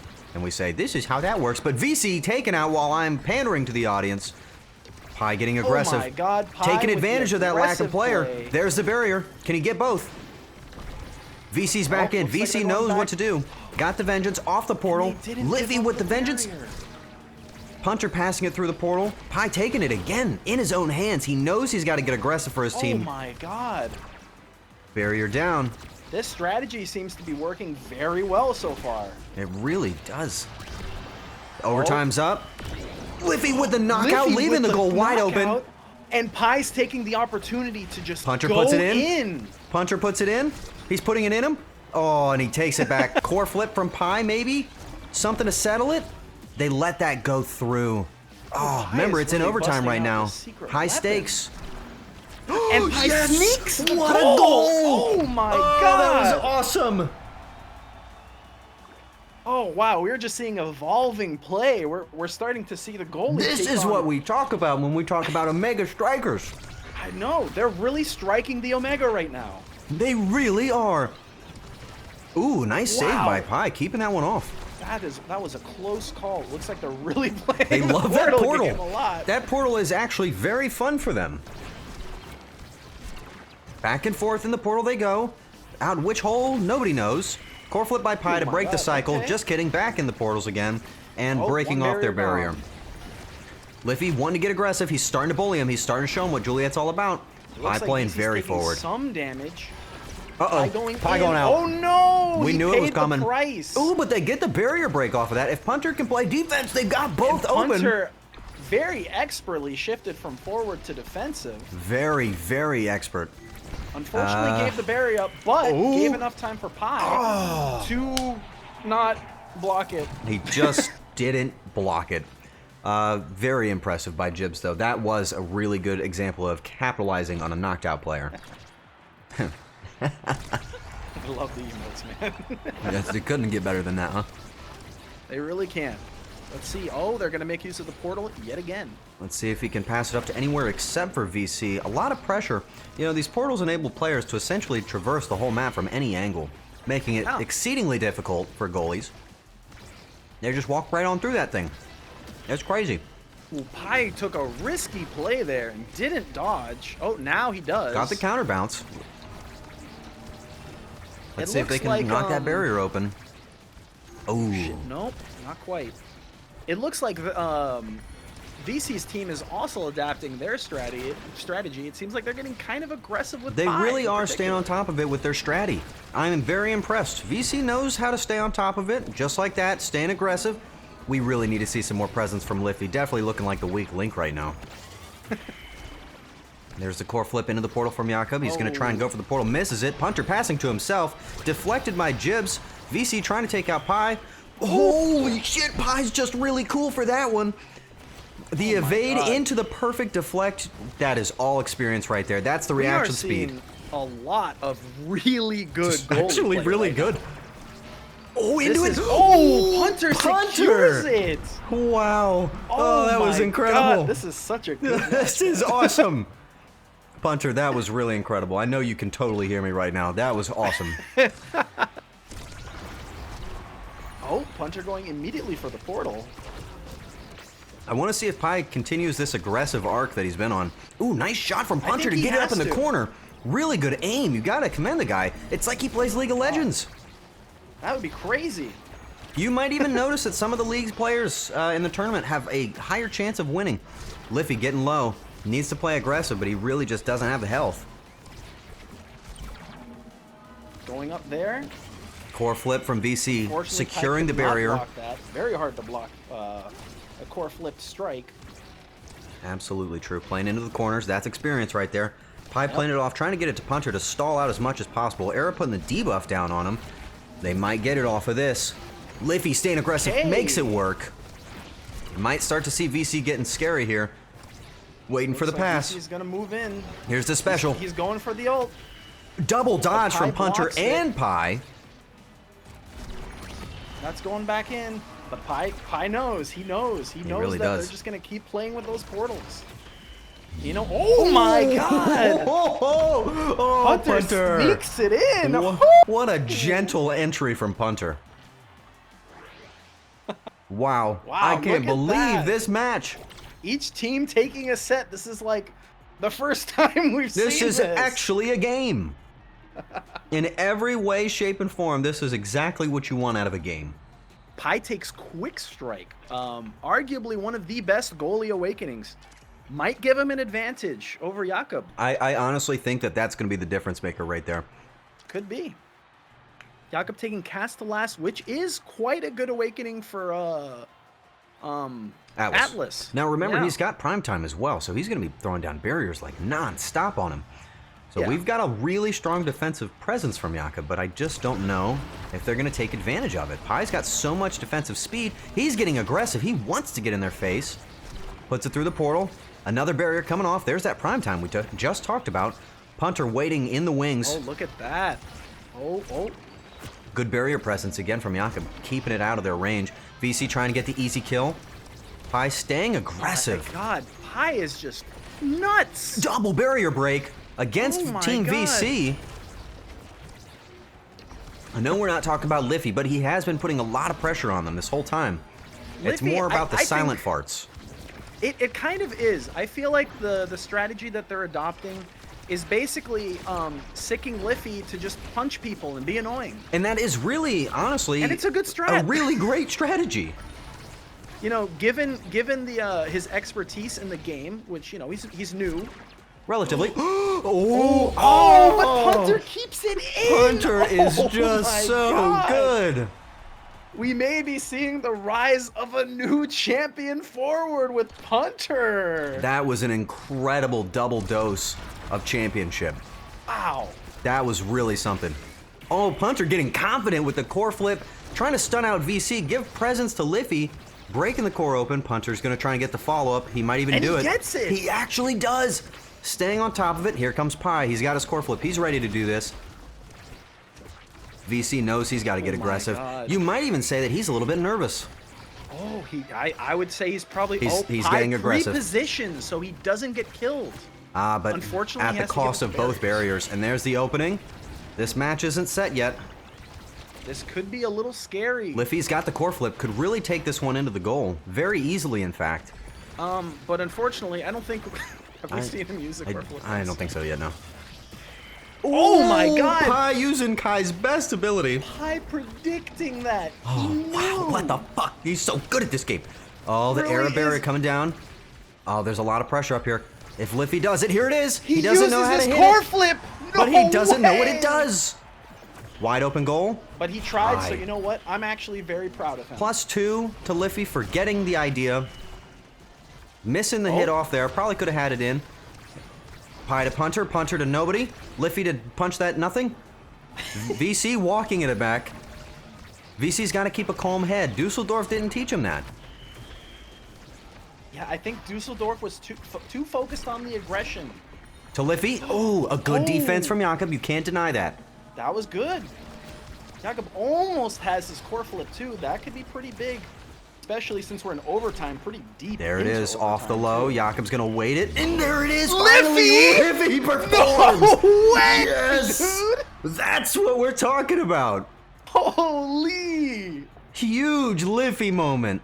Like a Saiyan losing over and over again, only to get stronger. Liffy does the same and makes a score on the enemy team. That's crazy. That was crazy. Could have said it better myself. And he takes a barrier. Oh my god. we are He's seeing coming to some growth. life. You can see the smile on his face from here. We can see it through the studio deck. He looks happy down there. What was that? Oh my god, what the fuck? Pi perfectly predicted. Oh my god, that was what? That might have been the best play we've seen all night. Oh, That might have Liffy. I can't even begin to tell you how amazing that was. People watching This- at home. That was incredible. This team is turning the heat on right now. I might have to say that right now Pi is our MVP for this whole tournament. I He might say it. definitely is. I'm gonna keep it real. Going into this tournament, I'm very scared of Pi. I think that's easy to say, and it's on the notes. It's right next to if Pi's on goalie, everyone shits themselves. It's literally written right there. And it's a fair point. Liffy taking more speed. Okay. Oh no. And we see Pi just picked up Hotshot as well, going for more reduced cooldown. So much presence, so much speed, so much intensity. And VC's team is gonna have to They need to show us something out. special. They really do.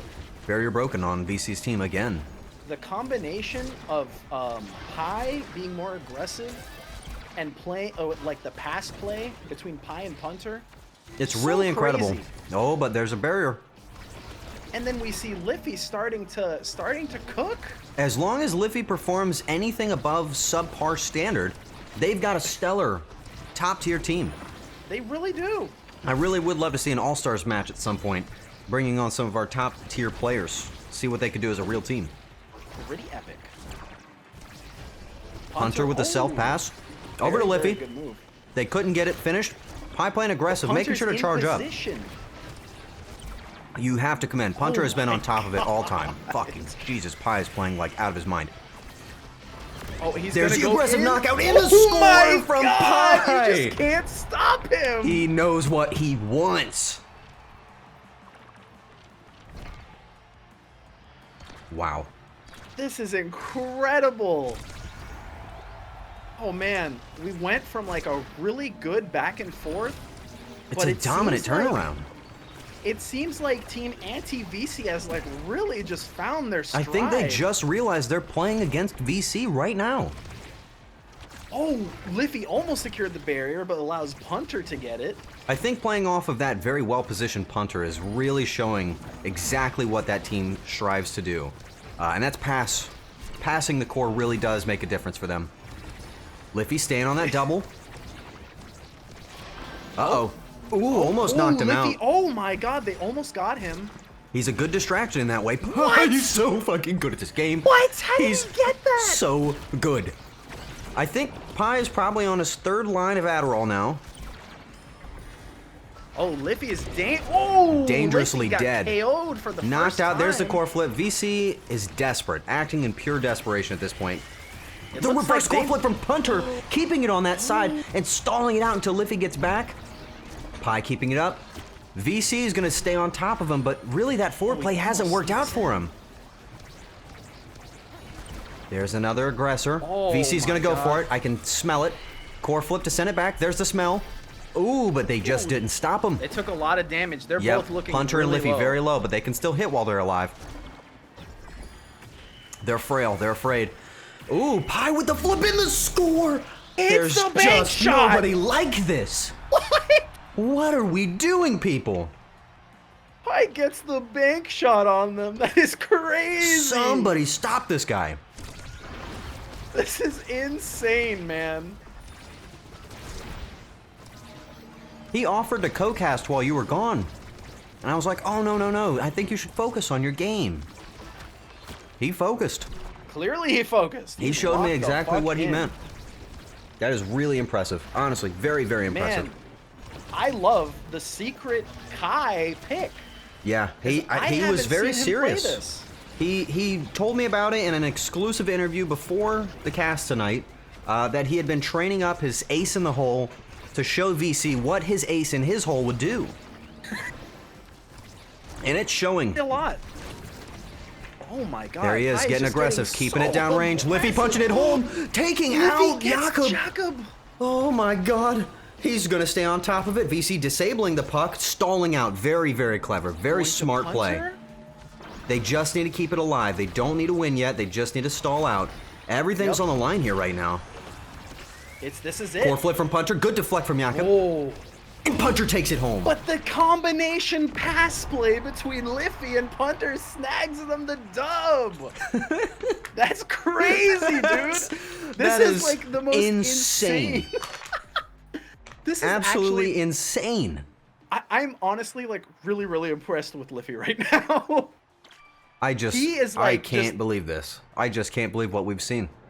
It's like he went incredible. Within one game, he went from a bronze player to like a gold player in one game. In one singular game.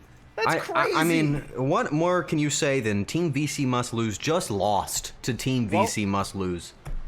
That is really incredible. Wait, did they name themselves the same thing? What do you mean? VC Must Lose lost to VC Must Lose? No. Well, VC Must Lose lost. Lose. VC lost. Yeah. VC's team name. That's right. VC's team name. It's a shame though because it's Team 6, not even Team VC, but we've really put a lot of that pressure on him.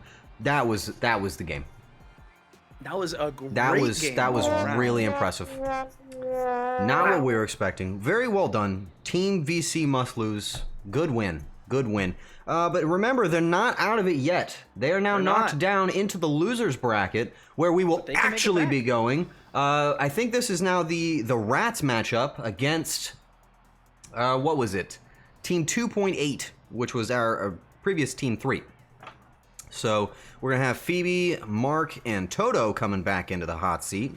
Going up against, in this case, Comey's very, very good goalie work with Star and Capo. I really do want to get back and talk about just a little bit of what we just saw. I mean, that was honestly so sincerely incredible. That was an amazing game. What do you say? Now, obviously, we highlighted a lot of what Pi was doing, and I think it was absolutely splendid. Some of the best game I've ever seen. However, I don't think we should talk down on the fact that Jakob put in a really good defensive performance against that triple offensive threat. Not at all. Actually, he was fighting very well. Actually, his performance was really good too. Right, he was not letting those goals through. Like, they had to work for those. They definitely had to work for all of their goals. I also see that sandwich that you're eating. Can I have a bite? Oh, thanks, man. You can have this crumb. I got my fingy. That was good. Sorry about that. Anyway, we're hearing from Jibs that believe that Arar was a bad pick. I really think that it couldn't play up against the aggressive nature of that defensive Kai being kind of almost like a switch in that game. think see, the thing is, on paper, I'm looking at the Arar paper. was a bad pick necessarily. Well, especially for that map too, where you've got that open presence and you can use those portals to play kind of into the double knockout elimination factor of the Arar ultimate ability. If you understand my direction on that one. I totally get you. Unfortunately, Pi was just omnipresent on this game and knew what was coming and knew to dodge everything. Never made a mistake. Really, like, just did not. He played pretty perfectly, as perfect as you can get. I rarely see something so commendable. He managed to play 2 positions. Not only did he play those 2 crazy. positions, but he never sacrificed anything for that performance. Just stayed absolutely dominant. And that is really what's impressive. You know, when you take that sacrifice against a player like VC, who's playing up in your goal, playing in your face, letting you know, I'm VC, I'm gonna fuck your mom. Like, that's VC's presence, right? And when Pi says, well, I'll see you on the way home because I've already been with your mom. I've been there all day long. It's really diminishing to the morale of these players. But of course, I'm sure. That's just what we expect in a tournament like this one. So very, very well done. Very well done. I believe we've got all of our players ready to go. Liffy and needs to get set the up. hell out of there. It is really impressive to see how Liffy's performance. Why is Liffy in there? Man, get out of here, man. Liffy's Go home. stuck in the lobby. I think his juicy ass has him stuck in the door. Is what they've written down on my sheets. Those aren't my words. When That you're is on the thick like sheets. that. But you know what they say? Well, I don't, and that's fine. Neither, man. They didn't tell me anything. It seems like we just got him out the door. Toto's in. Now we've got Star, Comey, Capo, Phoebe, Mark, Toto again. I'm ready for this game. I think this is going to be another good match. Do you think so? This is our I first think so. losers bracket. They've got a lot to prove here. If they lose here, they're the first team out of the tournament, and that's very demoralizing. That does suck, but I think that this is going to be a more balanced game, too. Balance, huh? I think there's going to be more of a back and forth. Yes, Suki. Yes, please. Thank you. Back and forth, you think? I think so. Well, I'd like to see it. I would love to see a game go the distance. I'd like to see a not stomp. I'm a little afraid for these teams because, you know, what's waiting for them on the other side isn't going to be much nicer. You know, because whoever they go up against is going to have to be either Team 6, who's on the vengeance path, or Team Gotcha Addiction, who has a lot to prove in this tournament, and we're just not so sure about what they've got to give us. But hey. Gotcha Addiction. That's a good name. Yeah, unfortunately, they didn't put on a good Promoting game. bad habits. Yep. It's unfortunate. All right, well, I believe with that said, we've reviewed So we're all everything. Let's rock and roll this thing, huh? Suki, Yep. start the game! Those are the progressive funny sound effects that suggest that we're about to get in this. And That I'll was eat part of my the chicken game. sandwich. I'm just going to pretend that I'm eating a chicken sandwich. I got you one. Ooh. Oh. Hang on. Did you put anything on it? Or is it just a plain old chicken sandwich? It's got Nothing wrong with pickles. that. Ooh. It's spicy. We love pickles. Do you like spicy? I love spicy. So it's spicy with pickles. Oh, glorious combination. Yep. Little secret sauce. Is it Oh, sorry, cooked? we're casting. Anyway, so let's see what these first bands are. Again, this is going to be a pretty direct line. We're going to see what they're going to be doing to put up against our good friends Looks on like the Coley's losing gonna be team. Trying to go back to now. I would Banning like to X. see that. Double ban on X. Everyone. Everyone Oh. is scared of the brawling fister. Wow. Ooh, now that would be a very decisive defensive goalie. Let's see. It's like Star got Juno sniped. That does seem to be what happened. And you know what? That might work to their advantage. Could be. Because that, yeah, they don't know what to do about it. That surprise could be very Juliet. confusing. The Juliet pick, now that is very different from Juno. But honestly, I think with the way Star was playing, we actually might see some favorable performance out of this. It could be good. But here we go. First match of the losers bracket. Let's get into the game. We have a lot on the line here. This is their final lifeline. Everything from here out is a battle to survive. It really is a dog-eat-dog world now. Very good back and forth. We're starting to see good use of abilities. Big opening hole. Almost. Couple almost secured a goal immediately. That would have been crazy. Very, very close. Now I'm noticing people giving up the orbs quite a bit. Yeah, I don't think they're seeing this map very often, so they don't know the value of those orbs and getting the ability. But the gentle walk-in from Cuppo. But maybe they don't need it. Now, this is the Cuppo that we left behind, and this is what put them into that loser's bracket. Cuppo is a notoriously talented, aggressive player, but unfortunately deals with latency and debuff. That is actually really unfortunate. It is absolutely. In a game where timing is really important. But the ability to phase through time does seem to work in certain scenarios. Yep. There's Cuppo going for the low hit, bad aim, but the secure by Phoebe on accident. Very well done. I'm starting to wonder if Cuppo had perfect latency. You know? Maybe I do know. It would I just really be a do think. one-sided, you know, beatdown. Could be a one-sided beatdown. I am actually very impressed, though. We're starting to see Komi lighting up this defensive now roll, passing up north to Star. Very smart. There we go, playing it low, play to the slime. It seems like we've got a lot of players uncertain of what the core is. They seem to be scared of it as they're avoiding it entirely. It does seem to be that way. Ooh, some risky play. There's the slimes taking it down. Lots of core flips on the field. Nobody knows how to use them. There's a good core flip from Cuppo, letting me know. Oh, not me, baby. I know what I'm doing. Now that's impressive. Unfortunately. That was a flush from Cuppo. That really was. Damn. A full flush.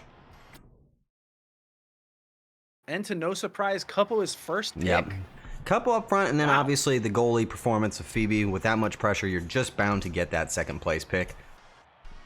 With the missile propulsion. Okay. I'm shocked by that. I would have taken that siege machine. I would have too, actually. I think that would have denied the Juno, also given you larger projectiles, more range. I think that might have been the first misplay out of Cuppo. It could be. But we'll see if it makes a difference. Siege machine myself. Mm-hmm. Oh, okay. Leaving that stare on the table too. Very interesting. Start taking prize fighter, a very, very risky item. It's not very. Okay, that was a self barrier. We didn't even see it. You know, it never happened, and that's what makes it special. This aggressive play. Here they go, right on top of it. Cuppo wants to take it home. Oh wow. Mark almost blocking it, but not quite. Ooh, being a little risky there. They're playing it low. There's our now on the low end.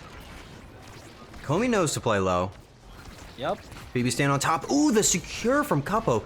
You know, it takes a lot of mastery to get those big balls right in their face just like that. Yep. Immense, huge, big balls. Could have been larger though. Ooh, the slime goal from Phoebe, letting everyone know. Well-placed slime intercepted that pass Komi tried to do. That was very impressive. Big goo goal. Big goo for some big balls. There you go. There you go. Big balls, big goo. That's how it works. That's our professional casting, everybody. Thank you for coming tonight. Thank you for coming. Oh, they are getting a little too tightly packed, though. This is that back and forth we were looking forward to seeing. Oh, the defense lost. The reverse. Wow, okay. Both goals are open. They're not playing that top range. They're leaving it wide open. Now it's split. Lots of clumping. We need to start to see some passes. A huge flip from Cuppo. God damn! Oh, what a player. Cuppo is just like taking advantage of those core flips. It's crazy. Absolutely. It's great. Absolutely. And you know, we're still seeing players holding those core flips the whole game, just not willing to use them. It cannot be overstated how important core flip are. Ooh, that was an unlucky misplay. That's okay. No barriers were lost. No barriers lost this time. Ooh, wow. Jumping in. You gotta admire that aggressive nature. I told you, Cuppo stays on top of it. But Mark is pulling in some like really good moves actually. For every 2 tries Mark puts out, one of them does seem to do something incredible. Yeah, it seems like Mark is starting to kind of predict where Komi's gonna pass and intercept it. It seems like it's actually working about half the time. I would say about half the time, I really would. Here we go. Big pressure put down on Oh! Comey, but it walks in home. Phoebe Griffin distracted, shooting goo across the map. Didn't notice. The core is what happens sliding when you right just- in. You can't lose your mind in shooting goo. You It's not just good. cannot. You gotta focus on the balls. If you aren't focused on that thing Oh! going right in, you will miss your goo. Fortunately, Comey was not paying attention enough to the balls. There we go again. There we Let go the again. barrier go down. This is a very charged up round, I've noticed. It is. Very charged up. There we go. The back and forth off Cuppo. Ooh, just sneaking in past Phoebe. I will say that's a little bit of a skill difference. Unfortunate. Odd Oh. deflection by Cuppo there to break the momentum, but doesn't matter. Ooh, the save by Phoebe. Phoebe Very with clever. the save. That's crazy. We've got some core flips. The slime didn't do that, did it? The slime did that. I'm not sure actually. Well, either way, first set taken down and brought back in by the old the rats. Just I can't emphasize enough. There's a button on your keyboard that's called Q. And when your bar on the bottom is blue, Blue use press it. Q. Blue press Q. If you are listening to the cast and you're playing the game or your friends are with you, tell them press Q. Press You Q. will win if you do that. The It's game. really powerful. I promise you. Some of these players might have actually been Ooh, easy top drafts if they had known that. true. Oh, looks like Mark got stuck with Orb Dancer. Not a bad awakening on this map since there's so many orbs. Ooh, Oh. a good hit off of that. Let A me let very that one go, early break open. Ooh. But Star made it right back. Okay. Wow. Wow, look at that. All right, off the top, we're going to see Phoebe keeping it low. Comey waiting to the last second, sending it to Cuppa, who put it right back into Mark's hands. Those. I don't have nameplates, by the way. Oh, you don't? Okay. I used to when I started. I have just Phoebe now. Oh, they snuck the barrier. That's pretty good. Easy break in, but remember, they're still exposed on the rear end. High pressure from Mark, keeping it on him. Oh, they're starting to clump a little bit. They do need to spread out. It seems like they know that. They are aware. Severing the field. They just kind of clump a little bit too much. Good breakup, very good. They're leaving the bottom open. Toto takes that for free. Oh, but it doesn't matter. Homie's got the block. All the way to the top. There's the barrier off the top. That now has so much long-range presence. Even from the She goalie. really does. There's a good stall out. There's the hit. Homie. We don't know about that punch, but hey, that's not too bad. Good bounce. Could give it to him. Nope. Phoebe not Stop. making the same mistakes. I think Phoebe's starting to really lock. Oh, that was a sneaky Again. strike. Cuppo just threading the needle. I will say though, Phoebe's starting to lock in. Definitely getting a lot more of those blocks off. I'm very impressed. Ooh. Oh, Comey lets it slide though. Maybe the presence on the rat's just not so good. Oh. Play it high, even though there's presence up there as well. Ooh! Look at that! Now The that was a Phoebe good Mark score. play. That was a good score. Well done. Absolutely no way Comey would have known that was coming. Off the top, there they go. Bringing it back down to the bottom. Oh my god. Very aggressive, huh? Phoebe is just making very good use of her slimes. And oh my god! Wow! Comey made the choice to send out the arrow instead of striking. Questionable, but I can kind of see where they were going for it. Are we starting to see that armor broken in Comey? Are I we think starting to so. see it? This is a worst case scenario for the champion Pikachu. I think they're starting to lock in.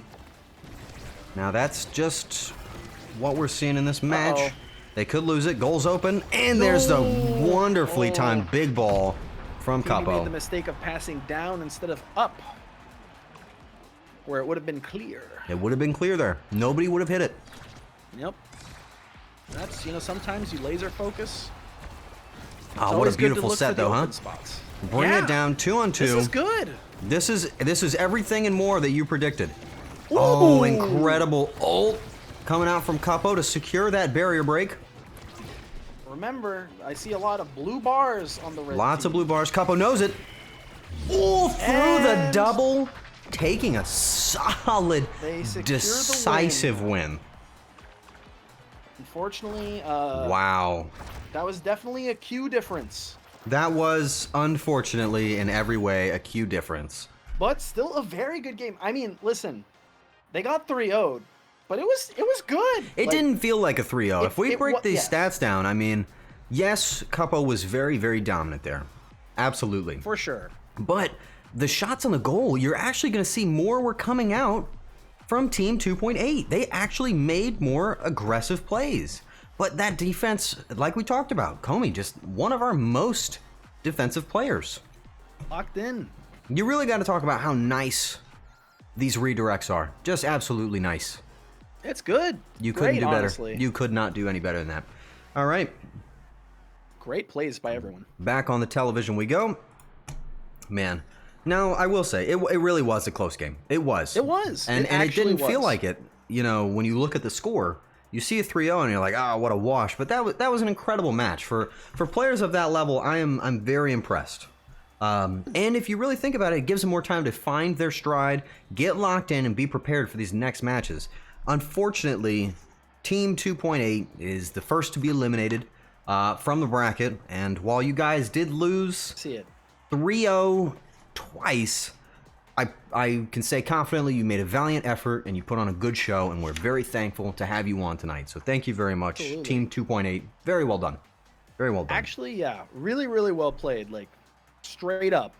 You Not did even very kidding, well. man. Very, Good very stuff. well. I was very impressed. Good job. Everybody give a little salute to Team Point 8. You guys nailed it. But the stage is set, and we're about to begin our next very, very interesting match of Team Gotcha Addiction versus Team 6. And everybody knows what's coming with Team 6, all right? That is a VC Vindiction story. Why don't you tell us a little bit about it, huh? Wait, let's see. Wait, so sorry, you said Team 6. Wait, is that VC's team? I forget. It is. Okay. That is. So we're gonna have VC, Jibs, and Jakob That's right. going up against the incredibly newbie team of Hoax, Scaras, and Calcius. Listen, I love a good underdog story. Absolutely. I'm going to do my best to cheer on Team Hoax. But we'll see. Yes, we will. We'll see. Now, I do think if they can punish the aggressive players on Team 6, I think if we see Gotcha Addiction playing aggressive enough, we might get to punish some of that. But what I'm True. predicting is VC is probably going to play as Vice and get in there and rip on that guitar. And unfortunately, due to the newer player status, they're just going to be knocked out and eliminated pretty quickly. I can see that happening. I don't want it to be that way. I don't really either. don't. But, you know, it is possible for Team Hoax to really, really focus on, like, grabbing those awakenings, the defensive awakenings. Defensive like awakenings are Unstoppable, very important for them. recovery drone. Those are going to save your ass. Literally, man. Let's see. We see that VC has actually queued into competitive unintentionally and was put into the match immediately. Ooh, it seems he might have to throw that game. That is unfortunate for those players. Yep. To those of you in that competitive game, it's like every other competitive game. Somebody leaves every time. Hopefully he left early enough so that they just got a Q dodge and nothing Almost certainly. nothing else was Almost certainly.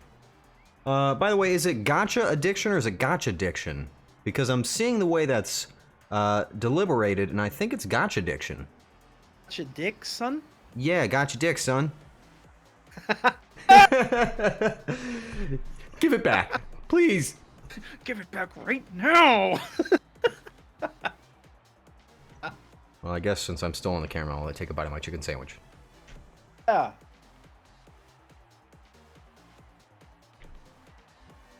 Right, well, since we're waiting, I'm I'm a thirsty little gator. I need a drink, man.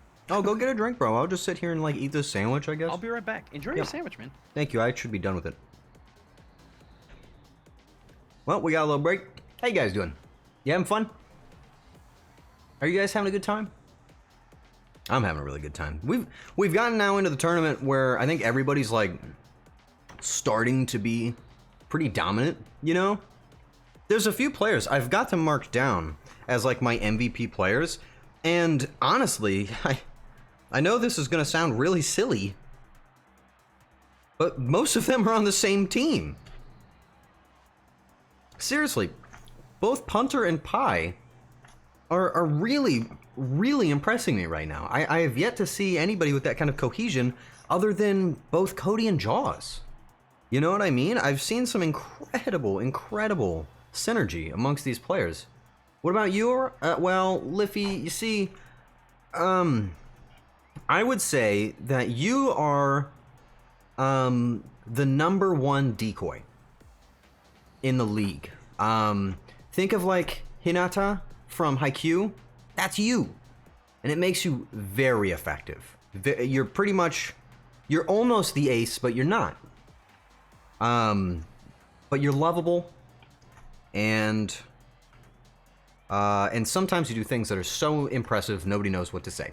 That's how I feel about you on VC Must Lose, but VC Must lost to you already, so that's good. You're ready? Well, we're not. What's for dinner? I'm eating a chicken sandwich. Right there. It's pretty good. I'm not gonna lie. Where from? Guess. Just guess. You don't get to look anymore. Just guess.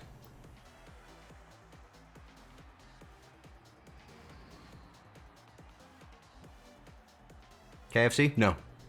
You're wrong. Chick-fil-A? Yeah.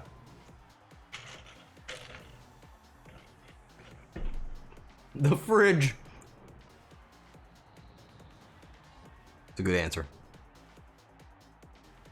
I saw the bun. Aw, man. Context clues.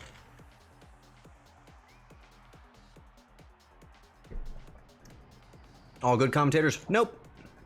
Not yet. There's one more breakdown I want to do before we get into this game. Seeing as how this is a very high-stakes game, I do want to talk about this while it's on our minds. So, you're actually going to start to see a special effect happen with these teams in the losing bracket. Because they've had the opportunity to play more games, you could actually say they're more in the zone, they're more in tune with how they're performing. It's funny, if you lose your first game, you actually have the opportunity to play more games than the winning team has the opportunity to do. So, there is a case to say that the losing teams are on more of a roll, or on more of a performing getup.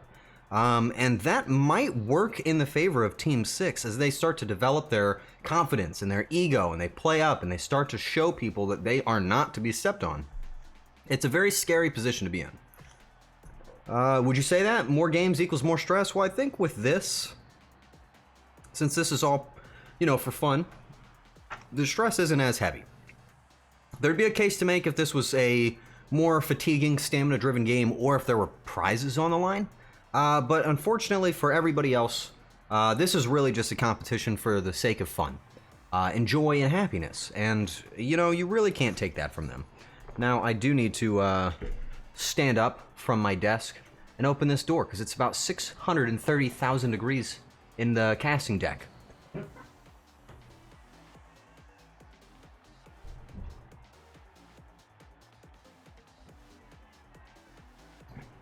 There we are. All right. I was pretty stressed. Well, you know, when you come into a Toto without any experience and you try and put on a show like that, it's very stressful.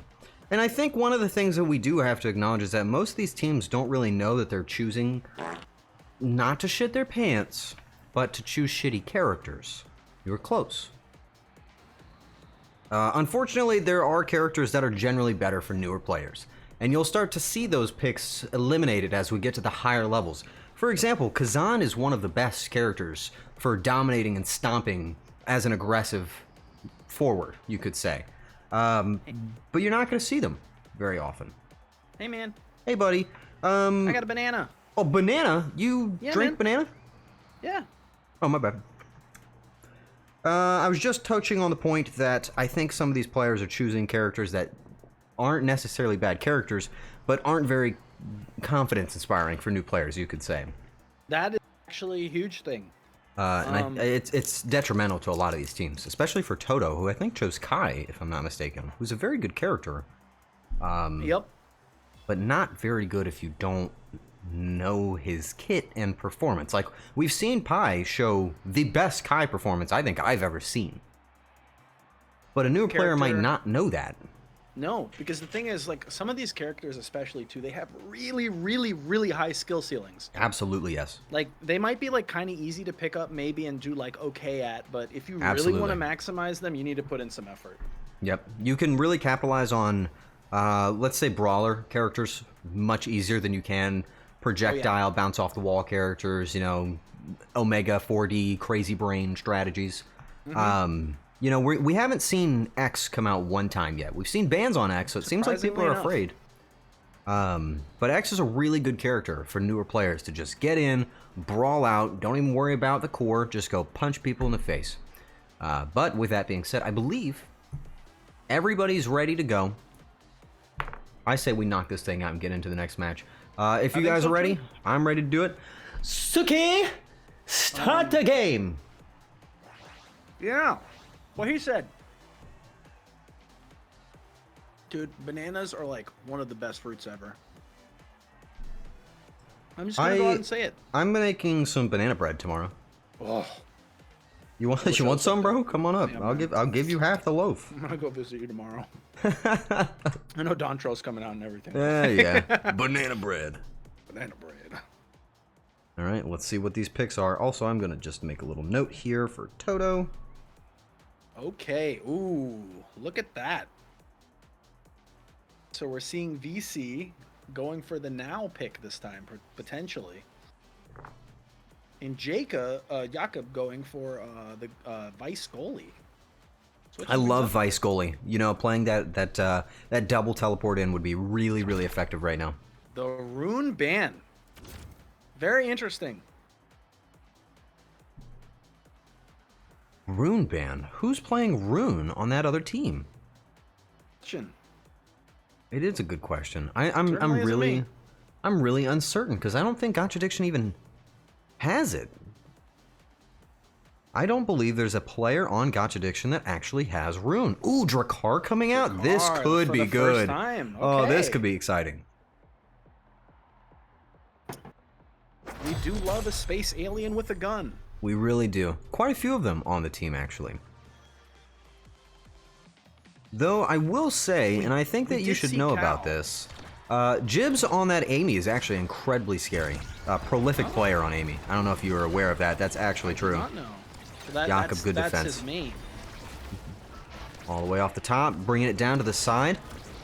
I can't see player names, but that's all right. Hoax is the goalie this time around. I think last time Hoax was a forward. Hoax was forward on X because Juliet got banned out, unfortunately. Right. So we're seeing another Atlas player, and I honestly really love Atlas, but I just think this kind of aggression is exactly what we knew VC would do. Now, VC on now is scary. Dusseldorf enforced. That's what they teach you at Dusseldorf. Team is, they're going all out. VC's got their main. Jibs on their main. Every one of them. Is full-on Jakob's graduate. character mostly Vice? Do we like is Absolutely on defense and a prolific Vice. Also a prolific Luna. And in that midfield, an incredible Kazan. Truly. Okay, so we're seeing them. They're not playing around anymore. Full aggression. After that loss, yeah, they're locking in. They are absolutely. Oh, walking it home. There's that Jibs play. We knew this was coming. Clearly, as evidenced, they learned that from Dusseldorf. It seems they all have a PhD from. They all do. They actually all do. It's an incredible thing. There it is, off the reverse. The slime taking it back in. Are we gonna see the double dunk? We did see the double dunk. The slime to reverse it. Jakob playing it quick, but there's the black hole to reverse it. Jibs wants to walk it home, sneaking it past the barrier. That was incredible. In a display of confidence, Jibs stopping after striking and gloating that goal. All right. You have to admit, that is a show of confidence that we have not seen. That's some good showmanship. Ooh. Now this could be very dangerous. We're really going to have to see that quick strike being picked up early. It's such a dominant ability. It really is. Prime time, very good pick out for Hoax there. Very smart. But rapid fire is also pretty good. You could take great advantage of that with now. How about that pick? Heavy impact on Juno is not ideal. I think you could have made a case for just about anything else on the screen. Anything else? Yeah. I would say maybe explosive entrance would have been better for those dashes. Get that long range. High utility. You can pass yourself with slimes. Pretty good. You really do miss out on the cooldown effect because there's not too many times where Juno's hitting 2 characters. In fact, I don't think never. Juno can. Because that slime only has a small... Yeah, no, I don't think so. Yeah, I don't think it can, yeah. Well, you know what they say. They still do get some use out of it, but just not the full thing. So. Nothing we want to see, but man, staying so aggressive. We're going to see Jibs going for the power flash. Get ready, here it comes. He's playing back. He knows he wants to blink in. Gonna try and get the stun. Waiting for VC to put it down range. Hoax is staying aggressive. Up to Jakob to stay on that wall. There's the core flip in. Jakob with a good defense in the knockout. Hoax. Uh-oh. They're all they're low. in some trouble They now. know they need to play are aggressive, very and they're low. not right now. VC needs to stay on top of him. Walking it home. Oh, that was free. That was absolutely free. Damn.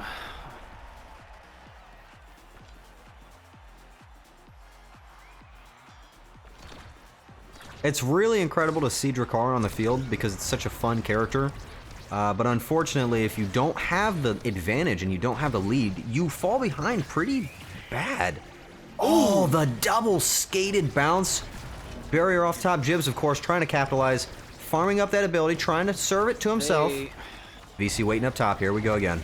Hoax's team is running into a very big problem right now. Yep, they are What they're doing is that they are clumping They're around clumping the goal. bad. And it's just not... You doesn't unfortunately work. can't score if you aren't shooting on the other side of the map. They're too tightly packed at their own goal, which means that the goalie can't pass to you quickly and have you clear That's right. To the other side right. of the field. You need to have that kind of experience, though, and I don't know if they necessarily do on this team. Again, Oh my God, these they keep bounces. snagging these doubles. Jakob At with the core first- flip might use it just to carry it. Yep, there we go. There's the boost down. Jibs takes it, puts it home. Oh my God. Now that's a team play if I've ever seen one. That is definitely a team play. You know, at first I was thinking that those double barriers were luck, but they did it like 4 times in that set. So, and there's only like 3 goals that were made. Yeah, so well, very impressive. That's on exactly right. This is an obvious pickup for Monumentalist here. I Yep. can't think of anybody better to take it. that is the easiest pick. Not only is it a great pick for Jibs, but it also denies Hoax. Yeah, and Hoax, almost uncertain of what to do, grabs Adrenaline Rush. I think that's a pretty good pickup, but I would have considered taking Recovery Drone. With a large enough character, you can actually cover an entire goal stop. I actually would have taken barrier. Catalyst. That would've been And my why pick. would you have done that? Catalyst gives you energy on getting hit and hitting things, and as a goalie, more energy. Oh, you are means more taking a core lot of flips. hits, too. Core flips are And they're getting essential. hit a lot. And there's that Monumentalist making those projectiles gigantic for Jibs. They're unfortunately also Easy pass yep. home. Hell, with the They were pre-spammed completely emote, open. fully aware, fully prepared. They were completely VC open down there. entering the prime. This is what we were worried about. This is the villain arc. You can Yep. see VC starting to do the classic Starting to I'm get his winning confidence shakes. back. Yep. This is what we're scared of. They just look. They're all clumped up at the top. I mean, all Really it need takes to is one spread it pass out. to Jibs, and that's it. Skyra's But- standing on top of Hoax is actually what's really, really upsetting right now. Because we just don't want to see that. We don't want to see players choking on each other. Easy secure. Very aggressive. Very aggressive. Last thing we want to see is them choking on each other. It really, yeah, you know. You're right. Oh, letting it go past, walking it home. Jib's getting punished though by with that the black hole. ult. And there's the flip in the hole. And that's it. That was That's a it. settled hit. Jibs immediately knew what they had to do, and they did it. They did everything that you're supposed to do, every chance they got. Team 6 moving on in finality. Unfortunately, Gotcha Addiction is taken out, some might say. So we have to give our dick back now. Unfortunately, the dick does need to come back, please. Gotta Gotcha Addiction, please give that back. Really unfortunate to see a 3-0 sweep like this. I think our better players are starting to get knocked out, to get up in the rankings, so it's starting to filter down. But this is what we kind of expected with Team 6 going into the losers bracket. We knew that it almost becomes free sailing when you go down there. You know, there is almost a case for losing out early. It could almost be considered a strategy. It could be a strat. I mean, listen, as long as you don't lose more than once. Yep, that's right. Not only that, the winner of the losers bracket needs to win against the winners bracket twice to take the tournament. Two times. They have to beat them twice, so they are playing against the odds. And you know what? That does make for a good story. But unfortunately, that performance was not a good story. It was unfortunately a slaughter. And Cowabummer, man. Cowabummer. I would have to say cowabummer as well. I'm gonna leave the arena and then come back in because I want to be able to see.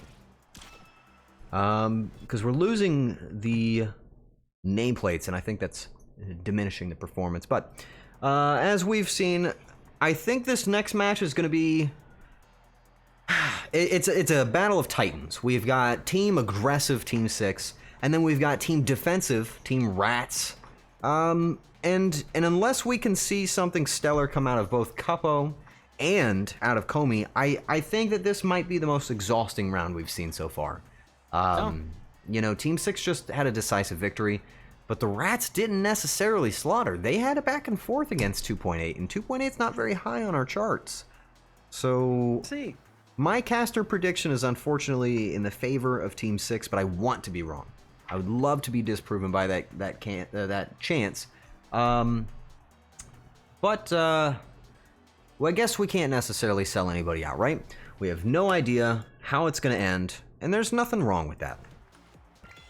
We'll just have to see how it plays out, you know? I love a good underdog story. I would love to see it. So who do you think right now is our best player in this this matchup on both teams? Matchup right now. You know, I think it's a toss-up.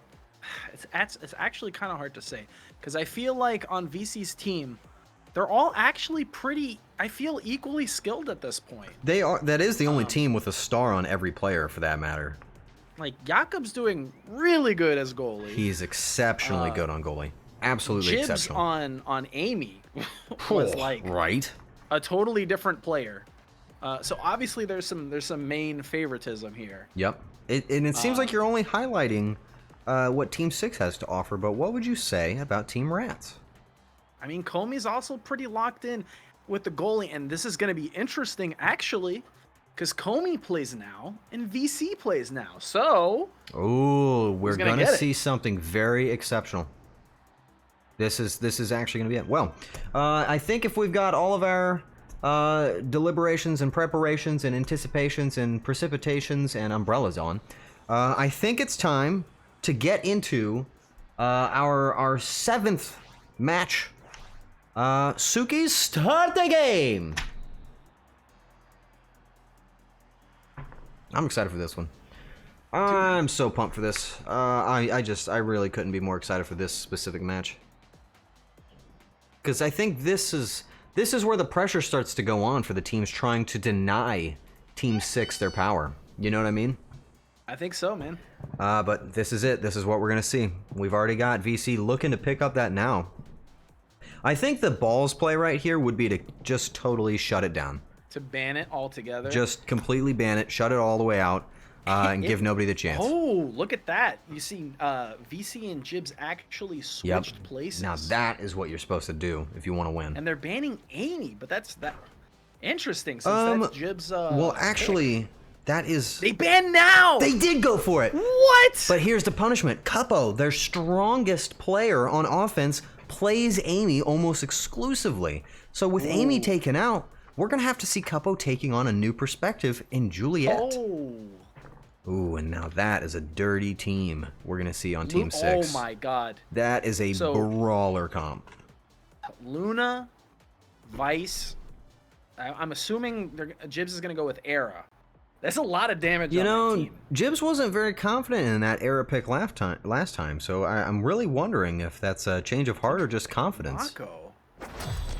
Could that be Komi on Mako? Komi on Mako, we do know that Komi is actually quite great at Mako. Mako is actually Komi's #1 preferred draft. Really? Okay. Now is actually the second, and this was a surprise from the whole audience. But here we are, getting into the game, Night Market, one of my favorite maps, might even be my favorite map. It really favors the separation and shows teams that know how to separate what it means to pass. Komi stand very good, hovering on that. Both teams have a barrier down. Wow, okay. Wow, got some okay. Up and forth up top. Up and forth, back and forth up top. Up. Good defense, very good defense. Ooh. Oh my god, putting to Komi, the use that, brick wall. Yep. This is what we wanted. Mako. Ooh, no, and there's the bomb. That's... Ooh, they're going this for it. This is what I was scared of. This is that aggression. What I was scared Yep. of. And now that they've got that pressure on him, oh, how did they not get that? Cuppo needs to. Oh no! Komi Good core left flip to keep it away, but I don't know if that's going to be enough. Playing off that corner, denying the arrow resistance. Star's like lost and confused, doesn't know what to do in this scenario, but finally they take it to the top of the map. Komi playing like a champion. Locking in with Mako right now. Ooh, wow, this is overtime. This is huge. Ooh, wow. The damage, the damage. They need to. Oh, okay, good. Good slime, good slime. Keeping those slimes in this is really going to be essential for them. Komi missing that shot off, but that's fine. It worked out in their favor. VC wants to bring it back in. Here we go. We're going to see everybody getting low. Dangerously low. Here it comes. They're going to start using these abilities very soon. Core flip by Jakob definitely tells us that they are not scared of getting it in. Ooh. Core flip from Jibs, and there's it. Ooh, a misplay. Could have had it. Ooh, whoa, what a save. The slime saved it. Whoa. Ooh. Now that was incredible. God damn. Okay. Oh, and almost gets the barrier. Jakob almost oh, how do they even do quite. that? Good deflect from Jakob. Making sure to save that core flip for an emergency. Oh, Komi, you were playing like just a champion. Oh, I can't believe what's happening right now. Komi is oh, channeling they get the barrier. Ooh. Yeah, definitely channeling Pi. I definitely feel it right now. There's the... Ooh. Not a good core flip, playing it into those people. VC, shockingly, playing far back. Jibs wants it. Oh, my... Oh, the follow-up. Wow. Man, what a volley. And that was just the first goal. Holy shit. Now this is a game. That was good. That was a really good This volley. is a game. I think this is going to be a good... Slime's walking it in? I'm really surprised he let that go, holding on to that core flip. I guess he values it more. They're sticking... Oh. All right, No, VC not. with the scoot. Trying to get it back to Jibs. They're not really playing the bottom or the top. They're playing dead center where there's the most obstacle. I can smell a knockout coming. There's that aggression. Wait. They're pushing it back. Here's their chance. Cuppo with the desync. I can see it on him. Getting hit a little bit. Good push off. Oh, that's unlucky. Terribly unfortunate for them. That is so unlucky.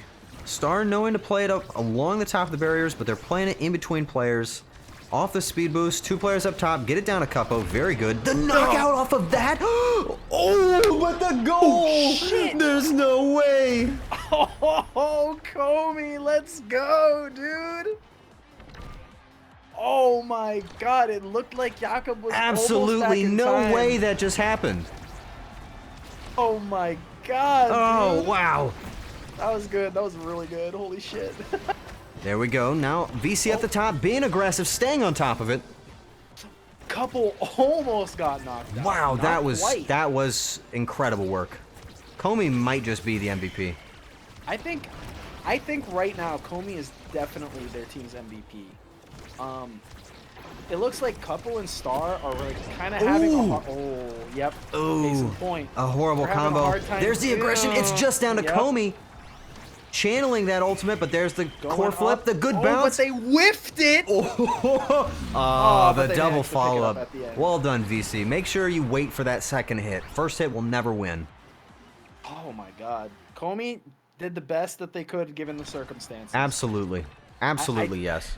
I think that Wow. DC's team is really just gonna start Yep. playing towards that Yep. damage. Yep, look at that. Double hit on the barrier. And I mean, listen, Comey might be the MVP on their team right now, blocking a shitload, playing like a champ.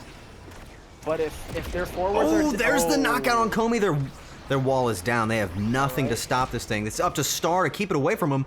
And it's actually blocked away. Capo keeping it in delay. Stasis is good. We're going to see. Comey's coming up right now. Comey's Get back. the hit. Keep it in the game. Great. They need to get on that barrier. We're going to see a lot of core flips coming up from Team 6. Oh, we're very nervous right now. Hey, thanks, Mom, for that 100 bits. Love you. Oh, There's the love to core see flip you. from VC. There we go. That's it. Back on the top. Coming to the top. Capo bringing it down. You're not going to score like that, though. You sometimes do have to play into it. Oh, really good barrier pass. Sneaky angle. Okay. All right. Oh, there's the pressure. Jibs wants it. Here it goes. Oh. Damn. Oh, a 3-1, but it felt so much Unfortunately- closer. It was close. It was close. It That may was have been 3-1, but it incredible. was still very close. That Holy went to shit. overtime nearly every single Oh, time. no. And now we're about to see something dangerous. VC gets first Oh. draft. Let me guess. Specialized training. Wow, what a surprise. Yeah. If you don't know anything about specialized training, it just makes your special hit harder, which with nuke. Luna, that's horrifying. Extra special is good, but you do tend to prefer the guaranteed kill rather than the almost guaranteed kill. More chances to kill somebody isn't necessarily better than always killing them when you have your chance. Yeah. I don't know about extra special, but I mean, I don't know. Maybe Both are maybe there's good. something to Both it. are good. We're Oh, debating sorry, gold versus I platinum. meant on Capo's end for taking extra special. I'm not entirely sure about that pick. You know but what? Capo relies a lot on extra special on Amy. I think it might just be a comfort pick, to be honest. It could be. Unfortunately, though, because that's just not going to work as well on Juliet. But hey, that wombo combo might do something. Comey really defensive, getting to the other side of the arena. Jakob taking it down to Jibs again. There's the defense from Star, a player that we don't get to talk about very much. It kind of seems like they're almost adopting like a double goalie. I've seen the defensive slime come out more than anywhere I've ever seen before. But like it's usually when there's two goalies, it doesn't really work out. It doesn't. It's almost like... Oh! Ooh, the save! They brought it Comey, back. you put on such a show. Oh, how do you not Normally- love it? Oh, the Normally, deflect double from goalie Capo. doesn't work, but they're making it work. Well, you know what? We just talked about this before the match started up, that they need to have the ultimate defense, and that's just lost to chance. That's Comey's unfortunate. gotta be biting some ankles over that one, with a core flip and everything. Damn. Ugh, that's gotta be frustrating. Oh, well. Bummer. Can't do much about that. Don't lose your head on that one. Stay on top of it. Don't lose the top barrier. Just a little late on that core flip. Let's see if they can punish it. Jib's gonna go try and bring it in low. See if they can Ooh, the disable him. damage. Good knockback from Jakob. Oh, Getting the barrier. Damage, man. Good core flip from Capo, though. Trying to keep it up. VC taking it home. Oh my god. With the fucking free emote before he scored. Definitely showing some ego. Probably And the also most the toxic Dusseldorf player. credentials. Easily the most toxic player. But that's okay because we love watching toxic players lose. Unfortunately, Which I don't know if that's gonna happen. it's not necessarily looking like the case. Comey, you're putting on such a star-studded show, but it's just so much adversarial combat. What can you do? The damage is just insane. Look at that. Half of The Cohen's pressure. health gone instantly. And you know what? Jibs is just waiting to diminish their strength. VC getting aggressive, trying to disable. Yep. Jakob, what a fucking return. That was incredible. They definitely have their strat, and their strat is to kill Comey. Kill Comey. And it is the strategy. VC is letting that actually slip. the strat. Jakob bringing it back over to him. Playing such a good passing goalie. Beyond just stopping it, Jakob is so incredibly talented at bringing the core to exactly where it needs to be, right when they need it. Core flip in, and they Oh. take it again. Jibs, what an incredible show. Damn. Wow. It seems like, you know, I was Wow. saying their double defense was working, I don't think it's working for them anymore. Unfortunately, we're starting to see that punishment strategy coming out, and Comey just can't do it all. You know what I mean?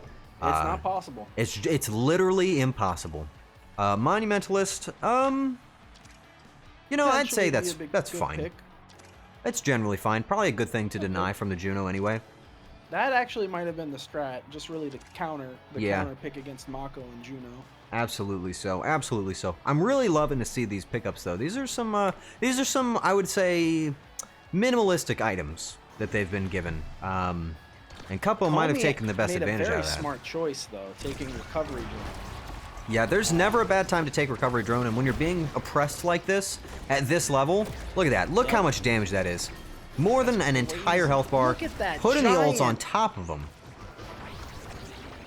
That tornado was huge. It hits so many times, the knockback, the presence, and if you don't see it coming from across the map, that could be the end of you. It can just straight up kill you, yeah. But we've seen players like Pi almost always aware of that tornado. Oh, Yep. Star getting punished by it, though. There's that lower health. Coupo's really got to bring it down to the center. They need to start taking advantage of that lower side. They're clumping up, getting hit by the nuke on all sides. Oh. Coupo getting punished, huh? Yep, they're going for the kill comp. There it Oh is. my God, There it is. KO. They can't take Comey out all the way, but they can basically disable 100% of the Rat's performance. There still is a downtime to when you get KO'd, even with recovery drones. Yep. So they could take advantage of that. Unfortunately for Comey. You gotta admire Team Dusseldorf here, though. They're doing some good work. They're definitely showing their college credentials right now. I'm impressed. I will say, no matter how much you want them to lose for being villains, you gotta love how great they are at this game. They're doing incredible things. They're putting on a show everywhere they can. Great dodge by Comey. Oh, what the fuck? Jakob with an insane teleport back save. Abandoning the special just to make it at the nick of time. That was incredible. Oh, Comey. You just can't keep up with this presence. Oh, it is just a constant defense. Beyond defense. Wow. I mean, this is just relentless. Look at that. Both teammates taking the major hit. Comey showing a 5-level advantage over Star as well. I mean, that discrepancy is really telling us everything, isn't it? Yep. There it is off the bottom. We're not seeing enough. There it is.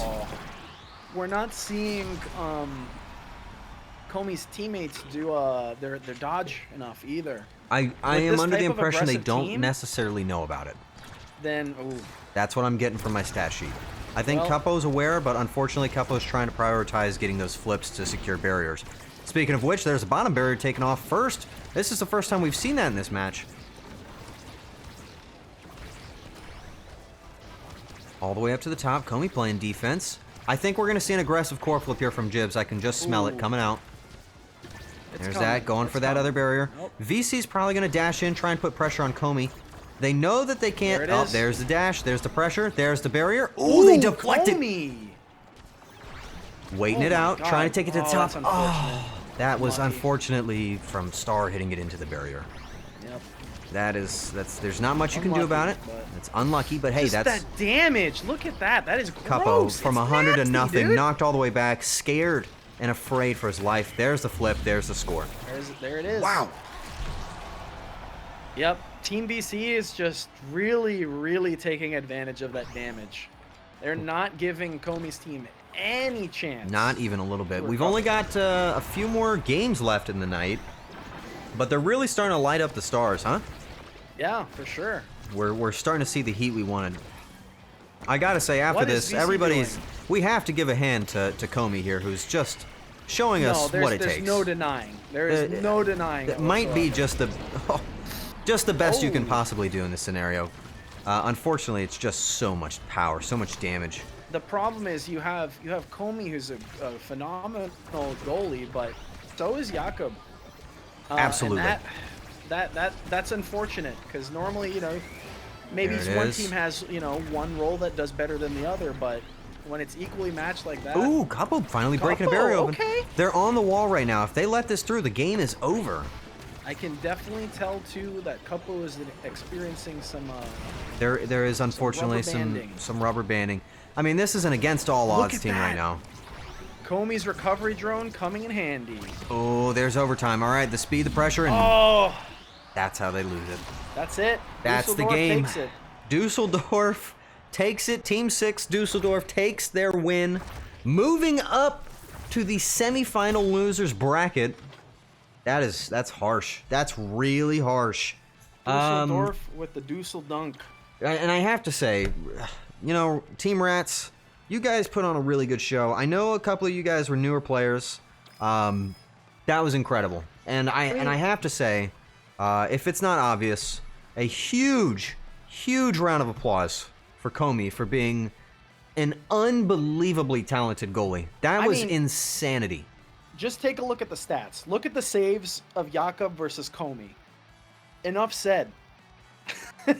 Komi was fucking cracked out. Almost literally double the number of saves. That is truly incredible. I have nothing more to say than that. That was beautiful. Very well done. Unfortunately, you know, you're starting to see some very clever bans. I think the Now ban was really smart. It was. But unfortunately, that pressure is just too much. The damage. I mean, you know, when you see Luna come in the game, you already know it's going to be a high damage game. But when it's Luna and Vice, and the Vice is on the goalie, you need to be aware of that. You know, there's pretty much never a scenario where that's good for you. That is just a nasty combo. And you know what, Jaws? I think it'd be really, really nice of you to explain just what's so dangerous about Vice specifically on goalie with that combination of items. Because it's hard to tell what's going on when things are moving so fast. So wait, what items did Vice have again? The what is it? The ejection boots or whatever, the ones that let you teleport back. Yeah. So we also saw Pi make use of that, and maybe that inspired them. Maybe that inspired Jakob to take that one, because I've seen Jakob pull this move out several times. This is This is a home pick for sure. Okay, gotcha. But explain that kit and how that ability works, just so people know. So basically, how that goalie item works is that whenever the goalie uses their secondary ability, it places a set point on the map that they can return to within the next, I think it's 4 or 5 seconds, something like that. It's a very short range of time. So Vice can teleport away with their secondary. So basically what they can do is they can teleport away, and then with the ejection boots, they can teleport right back to where they were. That's right. So that lets them play 2 positions at the same time. Essentially passing not only to themselves, but with an incredible defensive composition, and they have the presence of damage. It's very scary. It's honestly one of the best combinations the game offers. It's great. It's nasty. I do think that there is a disadvantage, though, to being so familiar with leaving your goal as a whole. You know what I mean? Yep. You tend to get comfortable leaving things behind. Maybe not necessarily what you'd want to do, but hey, it worked out in their favor there, so maybe they'll keep taking it home. Now, our next matchup is actually getting back into our winning bracket. I think this might be the most stressful game for me, because you know what, Jaws? You're going back in there. Oh, fuck. And you haven't played in an hour and 20 minutes, I think.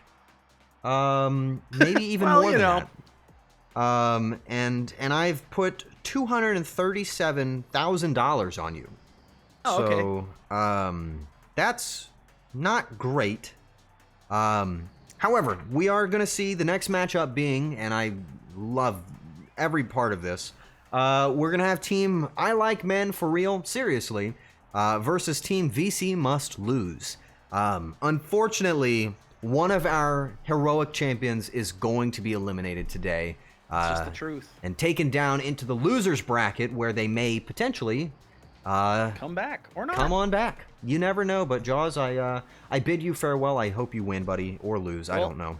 All I have to say is that, you know, regardless of the outcome, you know, as a commentator with a very, very neutral commentator stance. Yes. You know, both of these teams are great. I like both of these teams. Very modest opinion. So, you know, it is what it is. Okay, bye. Bye. Well, that's what we've got now, and unfortunately for me, I'm left alone without my gator. But I really do think you guys are about to see one of the best games of the night. Remember, since we haven't seen Team I Like Men for Real seriously, let's go over their team draft just one more time, since we haven't talked about them in about an hour and a half for real. We've got Jaws playing on the more aggressive mid-range role, a very, very prominent rune player. Cody, somewhat prolific, aggressive player, something we actually haven't seen yet before. And then, to top it all off, a very respectfully handicapped, slime-controllered, top-tier God Draft player in Triple Triad. A fan favorite, I think. How many games are there left? We are on game 8. So after this, there will be one more losers match, and then they will go head-to-head for the finals. This is the semi-final of the winners bracket. So this is the big one. But hey, I'm really looking forward to it. I'm not gonna lie, I think that this one is probably about to be our best match of the night. And if not, probably blame Liffy. We really do have some prolific, aggressive players, but we have the most defensive and talented goalie in the game right now in Pi. I'm a little nervous. I'm not gonna lie, I'm a little nervous. But hey, if everybody's ready, which it looks like I'm seeing the check marks coming up now, I think we're ready to take it on over to the game and get into it while we still have a little bit of... There's no more sunlight left, so I guess we're running overtime. Alright, let's bring it home. Does Taiko Temple work? Yes, actually. Taiko Temple is on our list, right? Yep. Taiko Temple is good for this one, and that is exactly where I wanted it, so we're good. So Team VC Must Lose is going to be on our blue. And then on our Team 2 is I Like Men for Real Seriously. Ready up. Alright. Suki, start the game! I hit ready too. I'm really wondering if they're going to try and capitalize on their bans. I know that Pi is a very, very intelligent player, and he's going to make an effort to ban out Jaws' main, but I think we're going to see a little bit of a psychoanalysis from Jaws playing ahead and playing his secret pick that we've got down here on his sheet. I don't know if we're going to get the Kai from Pi, but I would really love to see it. I honestly would. It was honestly really beautiful. Really, really beautiful play. We are getting into our game, so we should be good. No matter what, whatever we're about to get is going to be really awesome. Prediction might be hard for Pi, who's in the game. There we are. Let's get in this. We're starting this one out on Taiko Temple. If you guys don't remember Taiko Temple, that's because we haven't played it yet, and it is a very fun map with a large central object to shut down everything. We are seeing exactly what we were afraid of. This is the Dream Team comp coming out from Team VC Must Lose, if that Kai does actually get in. This could be a surprise ban. The ban on Estelle, taking Punter out of the hot seat. Now, I don't know about that Kazan ban. I really can't say that was something they were putting so much work into. I mean, Cody was very, very, very good on that Kazan, but I do think he's got more in his pocket. I do love Taiko Temple as well. It is an absolutely great map. Now, leaving now available Rasmus and Rune might be to the detriment of VC Must Lose, because those are, in fact, the best characters each of those players have. Cody is a very good Rasmus. We know that one in the studio. The Dubu pick, however, could be good. I do think that the Dubu punter play might be solid. An aggressive Dubu can do a lot of dirty work. See how you navigate around that big field up at the top, but Rune is very, very good for staying sneaky. Liffy already getting low. There's a lot of damage presence. Pi getting the pressure on his face, dropping the first barrier. Remember, this is Taiko Temple. Those drums along the arena, yes, they do hit the puck around very quickly. And you'll see that they do not stay active after they've been hit. Pi's leaving that goal wide open. If that puck goes all the way back, that's it. TT playing good defense on that slime controller. Could you... And a goal against Pi? Here's Jaws saying, "What's up, baby?" I'm the champion. I'm him. There he is. Pi knows. They're communicating. They're communicating. There's so much Colin. Off the drums, up to the top. We need to keep that pressure on. Liffy needs to get in their face. He needs to relieve some of that pressure off of Pi. Oh, we're seeing Puncher getting bullied. That Estelle draft being taken away is really painful. Cody knows how to stay in their face. There's Jaws playing the drum. A really good defense by Pi. A core flip that could have done more, and a very nice hit off the top from Jaws. Oh, and a knockout on Punter. Very clever. Pi keeping it very still, moving it low. Jaws taking it up the top. Cody staying in his face. TT knows not to get too aggressive, but lets it stay. A good core flip from Pi. Takes it all the way back to the barrier. Oh, let's see if they can get it just past that. Nope, not too much. Very good defense. Cody might core flip in their face just to get that score off. He's known for it. There it is. There's the core flip. He lets it. He takes the barrier in. Just as we knew. He's going to try and double hit it down. Remember, hit second, and that's how you win. Liffy playing into those central drums. He might not know this arena very well. TT moving a little slow, but getting the defense. Jaws off the top. Pi playing for his life. Has to play it low. Liffy has the core flip. He could definitely put that pressure on. He's waiting for it up at the bottom.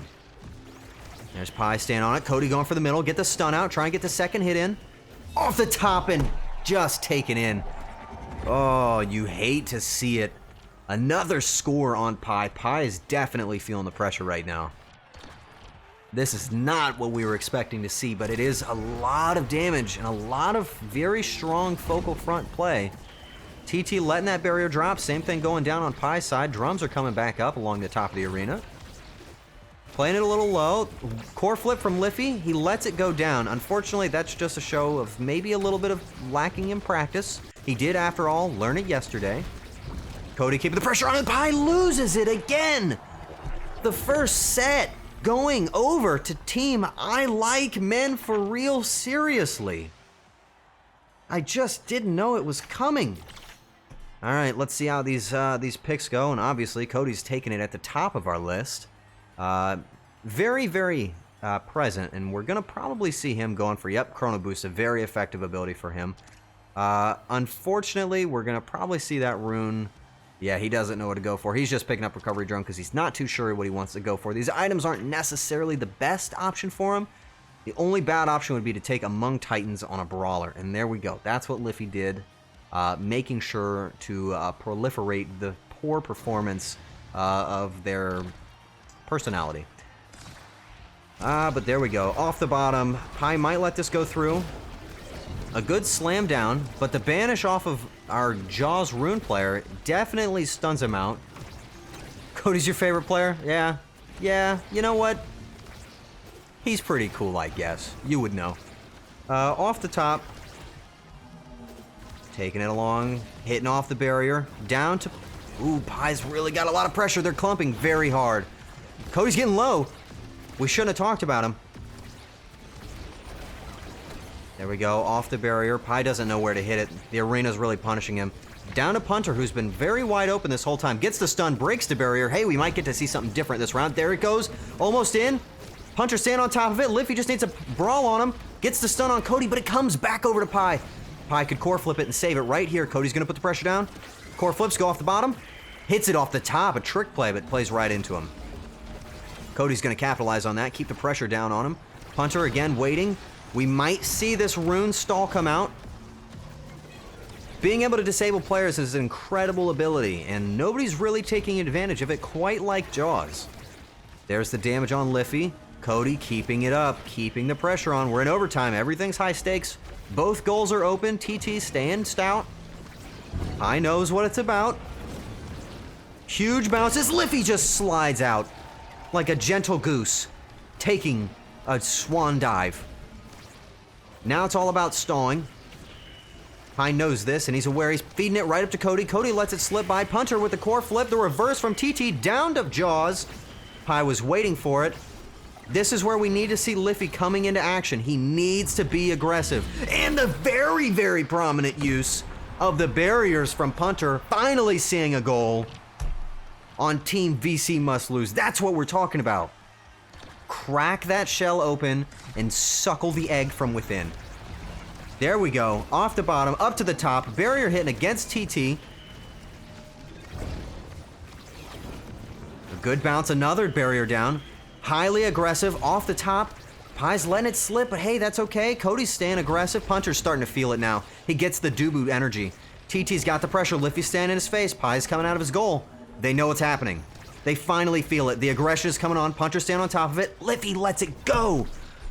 Oh, if he would have just kept it in. Unfortunately, there's a phenomenon that occurs in this game where if you don't notice that you're passing back and forth to the other player, you get locked in a battle of eternal solitude. And if you don't hit it away from the other players, you'll continue to do it until you die of old age. And unfortunately, Liffy suffers from that remedy. Off the top, we've got Cody back down, trying to get the pressure on Pie. It's been a battle between the two of them. TT staying defensive. Passing it over to his own beam instead of Jaws. Jaws feeling a little underutilized in this game. Off the top, Cody trying to be aggressive, letting it slip, and it gets knocked back in! That's what Rune's all about! Doc Holland! Oh, what an incredible performance. This is incredible. All right, a nice light hit off the top. That's a goalie defensive move that TT's using there. It's not an ability in the kit, but that would suggest that he's not very mobile. Getting the hit off on Pie's goal. Top barrier down. We just need to see the bottom down. You never want it to go in that back angle. TT might lose it, and the knockout on Liffy. Oh, no, but Pie lets the goal open. The goal's open. So much pressure. A really good defensive ultimate from Puncher. That's what you want to use. Liffy's back up. He's highly ineffective. Cody, what a secured goal. Put it dead center. Didn't even put it at the bottom. Wide open bottom. Didn't even use it. That's almost going to hurt the morale of Pie, but Pie is indomitable. There we go. Puncher playing defensive. Jaws very aware that you just need to hit second. Just wait. Both barriers going down. TT's got the core flip. Might have to use it right here. Liffy's going to put it up. Puncher's going to probably try and secure. And then Jaws stays on top of him, letting it go down. It seems like Puncher's trying to play a little bit more aggressive. I think he's familiar with that Estelle play, but it's not working out for him. Oh! Almost gets the core flip in. The banish off on Liffy. Core flip to the top. And Pie takes it out of his goal and puts it in theirs. That's impressive play right there. You cannot be upset about that. Really zoomed in on Puncher for a second. Freaked me out. All right, a good hit. We're not seeing as much defensive presence from Pie in this game because there's so much projectile spam. Off the bottom, take it to the top. Barrier down on TT's side. This game could go either way right now. This is exactly what we wanted to see. TT really needs to keep the pressure on if we want to see them make it to the finals. Top barrier down for the team on the left. VC must lose. A good hit from TT. Remember, that slime controller is a huge debuff for him, but it's keeping him sane. Liffy needs to stay on the pressure, making the whiff, but Puncher gets the connect. Cody's got the core flip. If he just wants to stay aggressive, he could do it. You can also knock players out with a core flip. Puncher whiffing on that. The pressure's on, but they make it back to the other side of the arena. Pie's keeping it defensive. Good core flip. Cody gets deflected by Pie. That's incredible. I know it was fast, but that was incredible play. It's a very hard maneuver. Bouncing it off the wall, double hitting it. Passing to yourself. They're letting Pie hold that ball. And he walks it in! Oh, man. Somehow Puncher secures that goal when it should have never been possible. This is the match of the night. And immediately we see it. You can't really do much better than this. Quick strike on Pie is going to be absolutely fatal for the team I Like Men for Real, seriously. Though that extra special coming up on Puncher might be the real secret nail in the coffin. Oh, wow. Probably gonna see... It's gotta be taking heavy impact, right? There we go.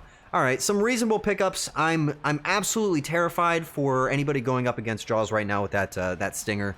It is a silent but deadly killer. It really will deliver the punishment. Good pickups all around. Honestly, good items. Unfortunately, Liffy's a little bit left behind, but his team is picking up the slack. Pressure up top, keeping it down in the field. Double hit against Pie. They don't want to let this happen again. If they give them that roll, if they keep that pressure on them, they're not going to get it back to the other side. Cody whiffing the shots. Needs to keep it on him. Pie's got that quick strike. You're not going to get it past him if you take it head on. He can hit faster than you. There's no way around it. Multi-hitting with his abilities. Cody missing the shot, trying to stun off on Pie. Jaws sneaking it in. Good shot, buddy. That was awesome. I mean, another player doing things that I'm not biased about. Next round up, here we go. Let's see who gets the second hit. Remember, first hit doesn't matter like the second one does. Jaws knows that, keeping the pressure on. Cody making sure we get to hit it. Stay down. Oh, Liffy making sure. Staying on top of it, hitting both barriers, sneaking it past TT. Pie gets aggressive when he sees this scenario, but is it going to punish him? There's one barrier down. Oh, and Liffy takes the dust again. Jaws reading up to the top. Pie knew about it, trying to sneak it past him. Walk it home, off the barrier, and a poor bounce for Pie. He couldn't have predicted it, but he knew it was coming. He accepts that. No core flips on the field yet. Pie's got no defensive. Jaws wants to take it to the top. If he can just farm up his core flip, he could get this. And it sneaks in off the taiko drum. A second score up for team I Like Men. Seriously, for realsies. I mean that. 2 up on our next match. I just don't know what's going to happen. Off the bottom, TT up to the top, passing it up to Jaws, off the taiko drum. He's got that defensive ball. Drum brings it down. Cody needs to stay aggressive. Top barrier taken off of Pie. Can they get the second one at the bottom too? Punter takes it away. TT might have saved it. Jaws gets a good rebound. Jaws knows how to play up top. Using his teleport. We've yet to really see him do that. A perfectly isolated skate off the side. Cody's taking it in. Perfect teammates right there, baby. That's awesome. Now that was an incredible game. It's, 3-0 like that, but it felt so close, and oh no, the worst scenario you can see. Jaws is up first to draft, and there are incredible items on the field for him. Now that's what you don't want. Siege Machine is a terror on Rune. It is a real nightmare. Pie should probably be taking either Catalyst or Peak Performance, I guess. I'm not so sure what he wants to do. He's letting his team choose their draft. Very scary. Chose Reverb as the counter. Probably not what he wanted. It's safe to say that Pie might be a little bit flustered here. Making me nervous for the performance of this team overall. But here we go. Getting into what could be our last round.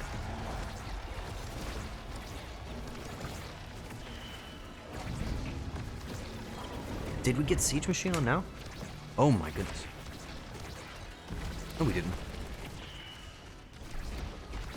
Off the bottom, off the bottom. They're playing good low game. Again, Jaws knows that top area is just for him. Nobody's stopping him. Pie's watching him. He knows about it. He's in position to go up to the top. Barrier broken on the bottom. There we go. Ooh, both barriers broken on Team I Like Men for real. Seriously. Oh, I understand. Good call. Good call. Just a slight misplay off the top. Puncher's got incredibly large barriers now. Very, very effective for shutting down entire lanes. Liffy trying to show up, but really just very far behind. Unfortunately, the inexperience is starting to show. Jaws keeping the defense up. Cody waiting to take the shot back in. Playing off of himself. Pie wants it. Cody just whiffs the shot. He just needs to stay up with Jaws. Jaws knows that the barrier's open behind him, and he doesn't want to let the goal in. So he's playing a little bit defensive. This might work in the favor of Pie, who sometimes breaks out of his own goal to secure those eliminations. 2 core flips on the team. Oh, Pie wants it. If Pie can get his core flip, they might take it. Just sneaking it up the top. TT's on defense with his slime controller, making sure he doesn't lose it. A really good core flip from Jawsyl, and it sneaks in from Cody. There's absolutely no way he could have known that was coming. Oh, their pace is incredible. They're doing so good. Stamina players all around. There's a great snap off the start for Cody. TT letting that barrier drop. They've got their core flips. They really need to use them. Keep that defense up. This is critical at this point in the match. Again, we've got some pretty aggressive size items for both projectiles and for our creations. We're getting a little bit nervous on the team on the left, for sure. Cody walking it in. Surgically eliminating his foe. And now the real pressure is on. They have to come back from this. If Pie doesn't bring something back right now, it could all be over.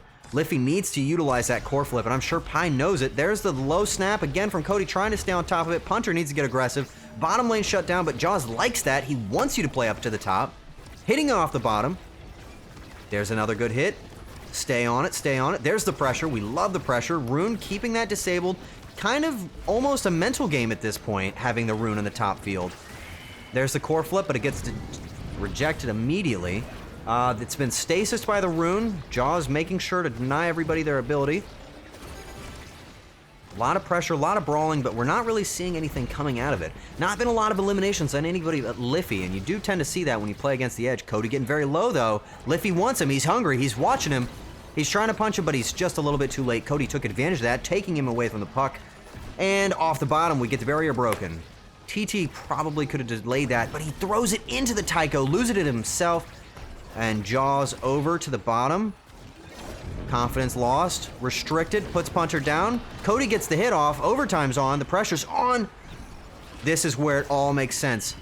Everything here matters. They have to get this goal. They cannot let them score. Liffy's in position. Pie's scared. Puncher needs to secure this himself. This is all on him. It's up to the top. Barrier deflected. Pie is doing incredible work on that goalie position. Liffy a good spot. Puncher to stay on top of it. There's the core flip. Liffy should core flip right now. He doesn't know how to use it. He sends it back to his own goal. The deflect from Rune. Puncher bringing it in. Liffy should use it, and he gets the goal without it. They're not out just yet. What a save. All right, here we go. Maybe he's securing that core flip for when it's most necessary. Maybe he doesn't know how it works. A good whip. Oh, Puncher getting almost punished for using his own ability because of that Rune ability. That banishment is some intense play. Good barrier off the bottom. That multi-hit from Kai is really, really putting in the work. Quick strike as well, just staying dominant on defense. There's the bottom barrier off on Team I Like Men for Reals, seriously. Double barrier hit though. Now we are in a dangerous place. This is not where you want to be. Cody's got his core flip. He wants it. He's going to put it over the top. Pie saves it just at the last second. Good defense from Puncher. Jaws is waiting for it. Barrier broken. TT's got his core flip. There's no way he lets that go through. Cody's going to stay on top of Pie. Oh, Rune barrier off of the Tycho drum. Takes it up to the top. The stun on Puncher stops him from getting the hit. Pie has to take it to the top. The Rune ball. Jaws is playing with house money. He knows what he's doing, and he sets it to Cody, giving him the champion play. Absolutely indomitable performance from Team I Like Men for Real, seriously. Knocking down VC Must Lose into the ultimate losers matchup. That's right, the next match is Team VC Must Lose versus Team Dusseldorf VC himself in a finalist match. Winner takes all and takes it to the finals. What a very good match. 92 saves from Pie, and he just couldn't keep it. Look at that presence. Look at the pressure. Cody, so much damage. Oh, hey. What's up? What's poppin', baby? I would say, confidently, that was the best match we've ever seen. Easily. Pie is so fucking hard to get through, dude. I mean, I don't know how to tell you that was just that was a brutal dissection of an incredible player. You guys did great, and now this next match has to be probably the most anticipated, because you have, in some sort of prophetic way, assigned Team VC Must Lose to the grave digging role of Team Dusseldorf VC itself. You've put them in that loser's bracket. I mean, that really was a spectacular performance. I have to commend you guys for that. It was destined by the gods. So, can I ask you a couple of questions as a player in that match? Yeah, what's up? Because excuse me. I was really impressed by your communication and playing that top range. I mean, you guys almost decisively had a lane dedicated to yourself on the top.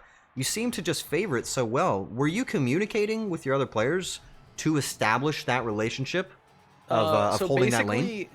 So no, not really. Basically, Really? how it works between me and Cody is that Cody knows that I'm gonna pass to him, and he's gonna score. But what really gave us a really good lead on that game Yep. was the choice of awakenings at the start. So I got Twin Drive, which lets me store 2 stacks of my secondary, and my secondary lets me teleport around the map. That's right.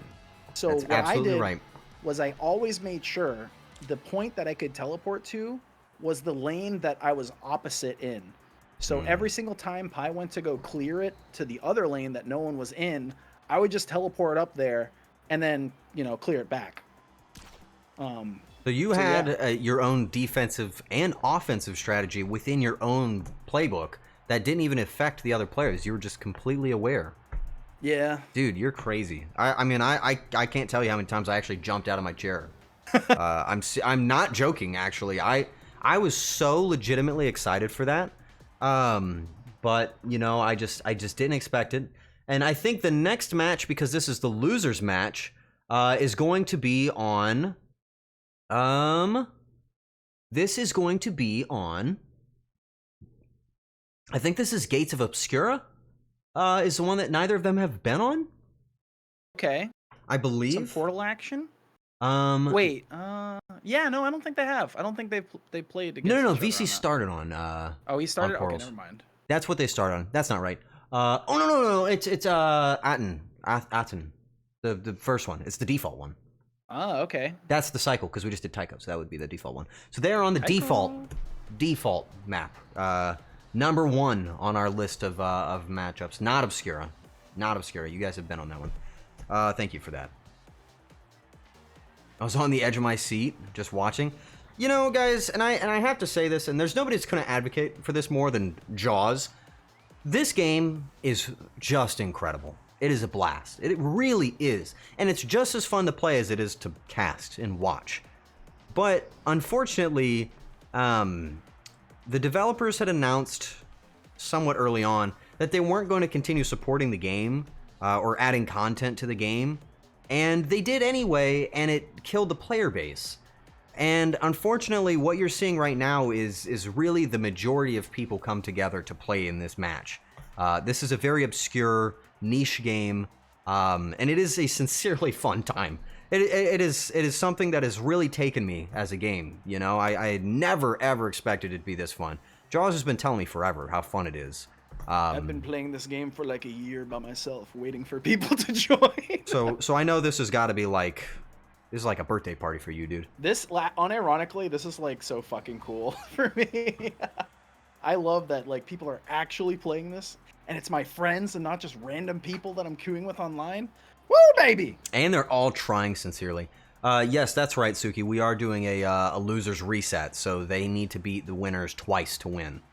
They have to. Thank you, Odyssey, for continuing to make itty-bitty micro patches in spite of the shutdown. Yeah, I mean, you really can't do anything more than just thank them for making such an incredible game and not totally giving up on it. I couldn't be happier. I'm not gonna lie. But with all that being said, we are about to see, I don't know how I can say that there's about to be another incredible match, but we are about to see one. I'm giving them just a chance to maybe calm down, break out of the headspace of losing or breaking down, maybe analyze, talk about the other teams, and really think about it. I think it'd be really nice for them, because we're putting on a lot of pressure. All right, we're putting on a lot of pressure. Team Dusseldorf, though, insane presence. I don't know. Though, I think when we get into this kind of territory, we've got a team that is so deliberate, so intentionally aggressive, so on top of the game in Team Dusseldorf. And then we've got a very prominent defensive team that knows what they want. They know who they want to take down. Like, very, very intentional. You know what I mean? Oh, yeah. So, what do you think, Jaws? The most experienced player here. What do you think is about to come out of this match? It's going to be interesting. I think there's going to be a lot of, how could I say? There's going to be a lot of 6D chess going on in the banning and picking stage, I think. You think so? I actually almost know so. You think they're not going to ban just like, well, I mean, honestly, they have a pretty wide pool. I mean, there's pretty much. I mean, I know who I would ban if I was going up against Pi. I also, well, yeah, I know who I would ban if I were going up against them as well. And I know who I would ban on the other team too, if I were going up against VC's team. I could see that. Now understand that this is the revenge match. These players have come up against each other before, and it was Team VC Must Lose that put them in the losers bracket. So to find them in the toilet bowl itself, they probably have a lot to prove. They've been doing some hard work, and they've been fighting their way back up the ladder, you know? I would never call them a losing team. No. I think that they're going to lock in, especially for this game. They're going to, it's going to get fucking sweaty. I'm just going to say it right I'm now. already the shit's sweating. Gonna get sweaty. I am already sweating. I am incredibly nervous. But it seems like everybody's ready. I'm not emotionally ready. I have been so caught off guard by the level of play that we're seeing tonight. But I think we just got to rock this thing and roll it. Yeah, man. So let's put it in. Suki, start the game. Here, I'll show you guys this screen because you never get to see it. Well, not for long, I guess. My bad. 2 seconds. Hope you Going back downloaded to all that Aten information. City. Yeah, Aten is now the most default of all the maps. This is where player skill really is. stands forward. This is the final destination of Omega Strikers. Yep, that's absolutely right. There's, no obstacles, no nothing. I mean, it's as vanilla as it gets. Do you think that they're going to put the pressure on Punter this game, or do you think they're going to keep it on Pi? They did. They did. They did the Estelle ban. They watched. They knew. They up. I think that was the right move on their team. I don't know if I personally would have went with the now ban. I'm going to be perfectly honest. I think it's like the red herring. You know what I mean? It is. I don't think it was the move. I think what? Jibs has Asher. What's happening here? That's interesting. Punter on Drakkar. Okay. And Luna. So we know that's VC for sure. Yep. VC's Luna's I personally okay. would have, I think I would have gone for the Aimi ban actually. Oh, I would have too. I absolutely would have. Jibs is probably the most prolific player on the Techno Cat. Yep. But here we go. Starting up our big semifinal losers match. Team VC Must Lose versus Team Dusseldorf VC themselves.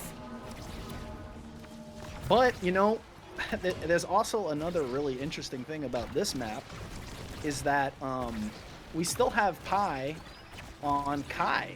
Pi on Kai, wow. Pi on Kai, I think he's just staying very aggressive. There's a huge aggressive play from Jibs, staying on top of him, showing them exactly what that teleport can do. Punter on Drakkar, though, I did know that he had this. I just thought he would have pulled it out sooner to let people know. Might have been a secret plan.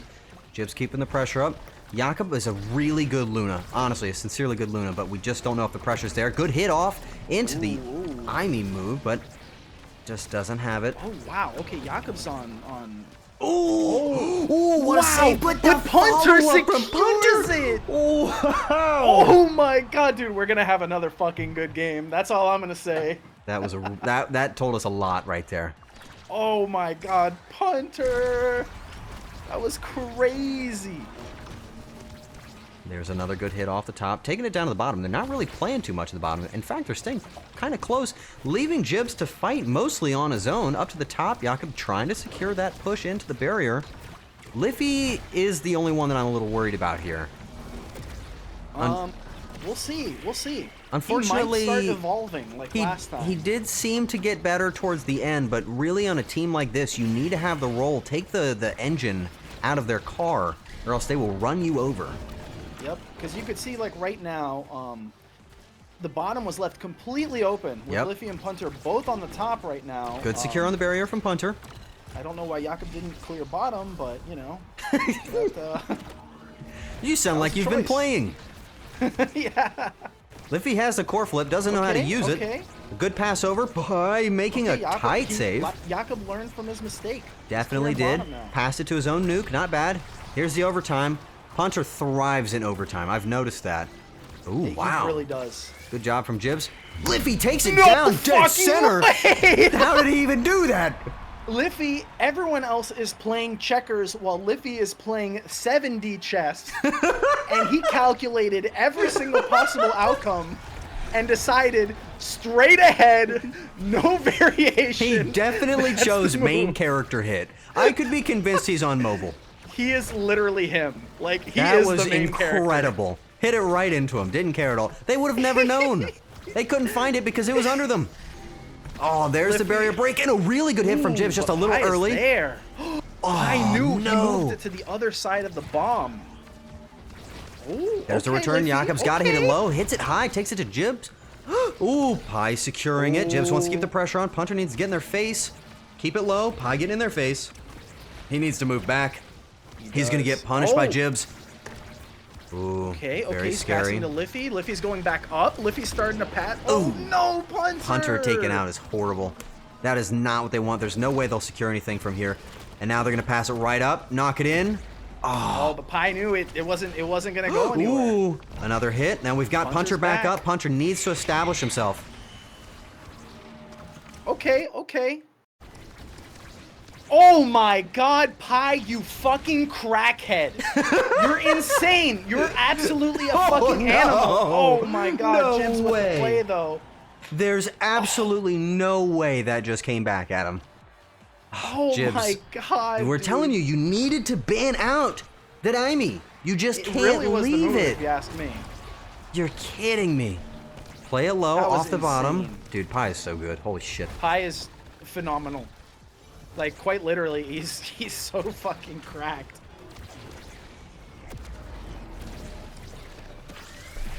Oh, Off and the he bottom, fucking, into the oh my barrier. God, What that a was so player. good. Core flip off the bottom. VC deflected by Pie because he just knows everything. Jakob's got to stay on top of it right now. Pie walks in himself Fucking animal, dude! from the goal. Look at this animal! What a monster. Taking the first set.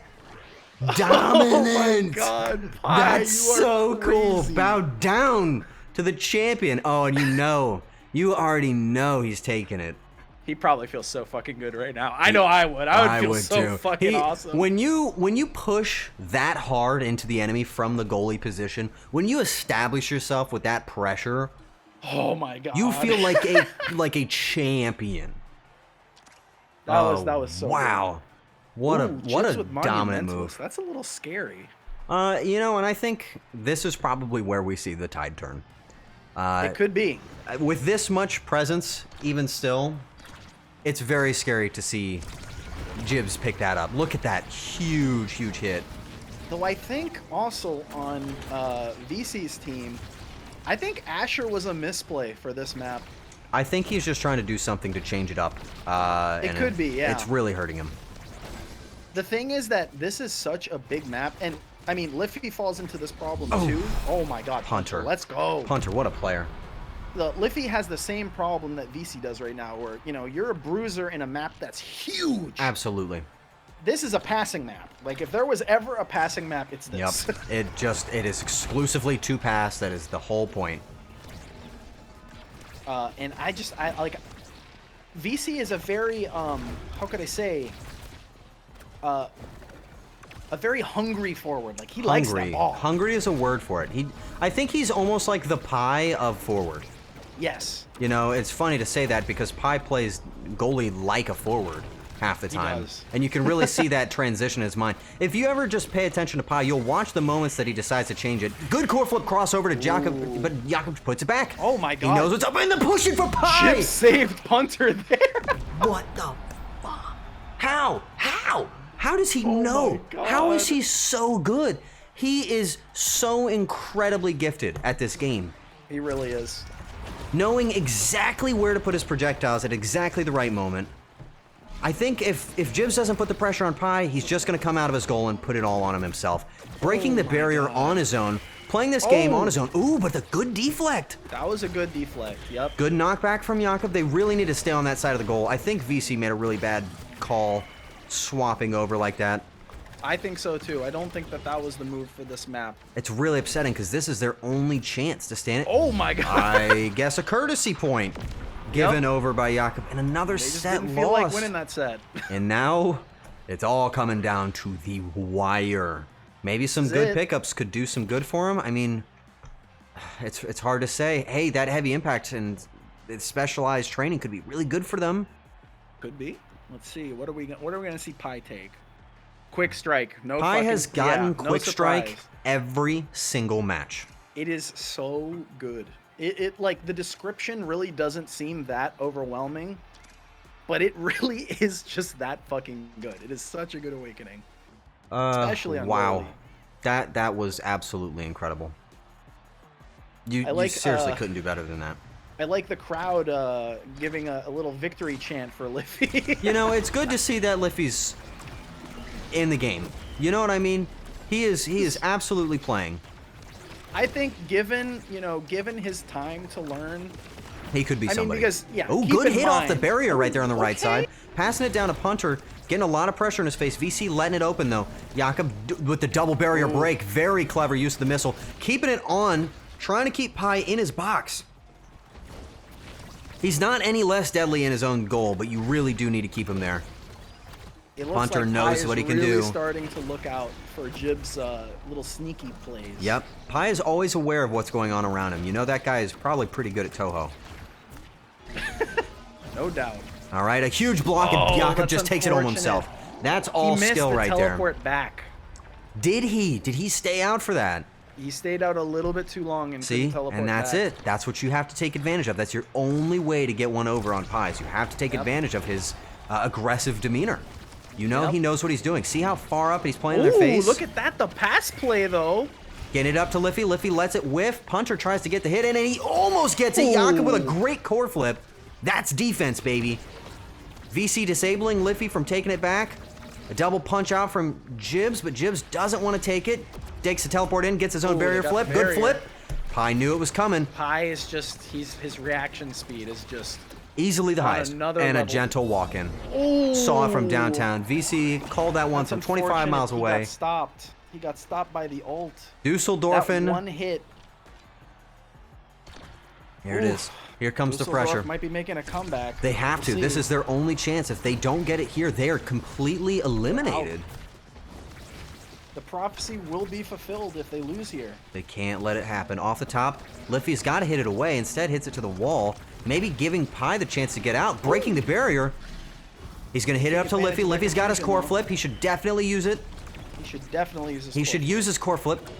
But Punter's going to pass it to himself. And Punter getting an easy goal.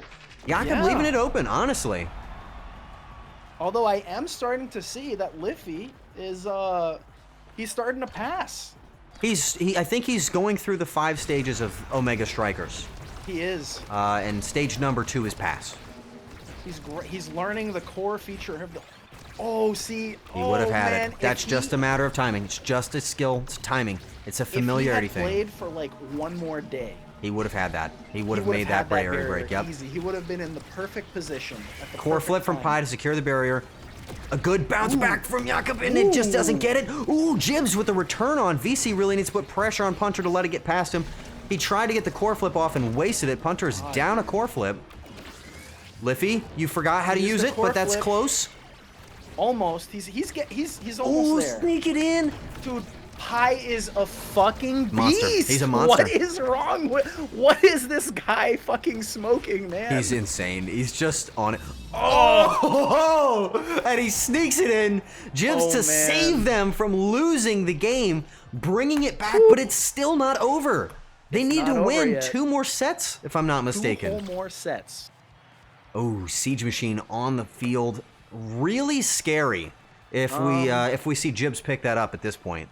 Now, if I personally... Oh, aerials? While that is normally a really good pick, I don't know about that as a goalie, necessarily. I think that Siege Machine pick might have been just a good, clever pickup in general for Pi there. Let's see. Yeah, for sure. Yeah. You know, I'm surprised we didn't see anyone pick up Unstoppable here. I think Unstoppable would have been the pick for Liffy. I agree, 100%. I think Liffy should have I think that would have been for him, for sure. Off the top, down to the bottom. Jibs utilizing that underutilized undercarriage. Down to the bottom. They're grouping up. They're staying very on their face. Punter, good hit in. Liffy returning it back. Punter on top and getting the score. Very good. Hunter does not let That's what Jakob we talk stop him. about, baby. Yeah. Doesn't let it slip at all.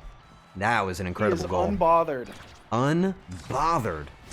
Off the top, down to the bottom, double hit. Ooh. A good counter. VC fact up that to the Pi can middle. React to some of these stuff. It's not right, dude. It's just weird. Like the guy just nails this game. We gotta play something like racing or something next time. Yeah. We're not gonna beat him. A good core We need flip to, from Pi to we get need the play, barrier. like, I don't know, fucking like Fucking real Lego sports. building. Ooh! Hunter! Puncher goes on a down, suicide but it slam. doesn't matter. How do you score like that? Team VC is in a rough spot right They now. have to bring it back right here, right now. They gotta lock in or it's over. But Pi sneaks the barrier. He's. There's Oh, just okay. no Oh, way. but they get it back. They whiffed the core flip. Oh no. We've seen it happen twice now, and it's really That's upsetting sad. for this team. Ooh, and Jib's Ooh. saving their game, bringing it back in. That's not Jibs is bad. bringing it back. This is very close. Throw it back, Jibs. Dusseldorf. Throw it back. Once again, they're flexing their credentials. Yes, at but Pi's Dusseldorf. not scared. In fact, Pi likes it when people do that. There's think that he aggressive does. face. Ooh, the double hit in. Ooh, and then the push Oh off. Jibs my just needs to put it God. at the top corner. VC with the pressure. Walk it in, Oh yes! my God, Jibs, how did dude. you do it? The aggression is crazy. They snuck them with that. I don't think they Dude, were expecting that aggression Not at all of a all. sudden. And that is what decides these games. The aggression against Pi is essential. A good early hit from Puncher, trying to keep it up front. The only High thing is power at this now, point. Pi wants to used a walk it lot of home, the but now he's scared. resources. You can see it now. Pi doesn't want to go out as far. You can tell. Yep, he's playing a little bit safe. Yep, and there's the barrier hit. Barrier. Jibs is going to try and take advantage of it. Jakob can't let that get hit. VC walking it in. Puncher's got to get it away. Jibs is in their face. Come on, Liffy. Stun him out. A good hit from Jakob to stop Liffy. Pi playing it into VC. He doesn't know where to put it. His team is not ready to be passed to. Hunter Nope. putting it out to Liffy. Jibs is waiting for it up there. Huge core flip, but he just misses it. Ooh. A good hit from Jakob. I'm on the edge of my seat, bro. This is nuts. Pi letting it go longer. He's trying to delay. He's trying to let his team get Yep. ready for this. Ooh, the almost reverse. There's the bomb. Liffy's looking hurt. He's gonna be a little bit scared. He's trying to he's heal. getting those orbs. He knows what's up. There's the barrier broken. It's open on both Yes! sides. This is it. This is what it all comes down to. is it, They dude. have to score right now. Oh, Pi got it past the fucking Amy ult. No way. Huge core flip. It's got to come from Jakob. This could be huge. Jakob's got the core flip. Pi's gonna try and send it back. The Oh, shit, knockout. Liffy goes down. Liffy, he was I low. waited for the- They oh knew. my God, Sneaking it up to no. the top. Oh my No. God! It's Oh still my going. God, This dude. is the craziest game. The final match, Oh my bringing God. it all down to this. They are coming back. And with a VC gets vengeance. the first draft on this pickup. This is so scary. Let's see, what's he gonna take? Is he gonna go for size? There's no way, right? Prime Prime time. time. Okay, Yeah, well. not a bad choice. I don't know Maybe about he that. want. You know what? He probably wanted to take that away from Pi. I Wouldn't think. be too surprised. I don't know. I think right now it's really scary to see what Pi could do, but I just think that Pi knows that this pressure on him, it's the game, you know? I think he knows Yeah. it's the game on his shoulders. I think it's hurting.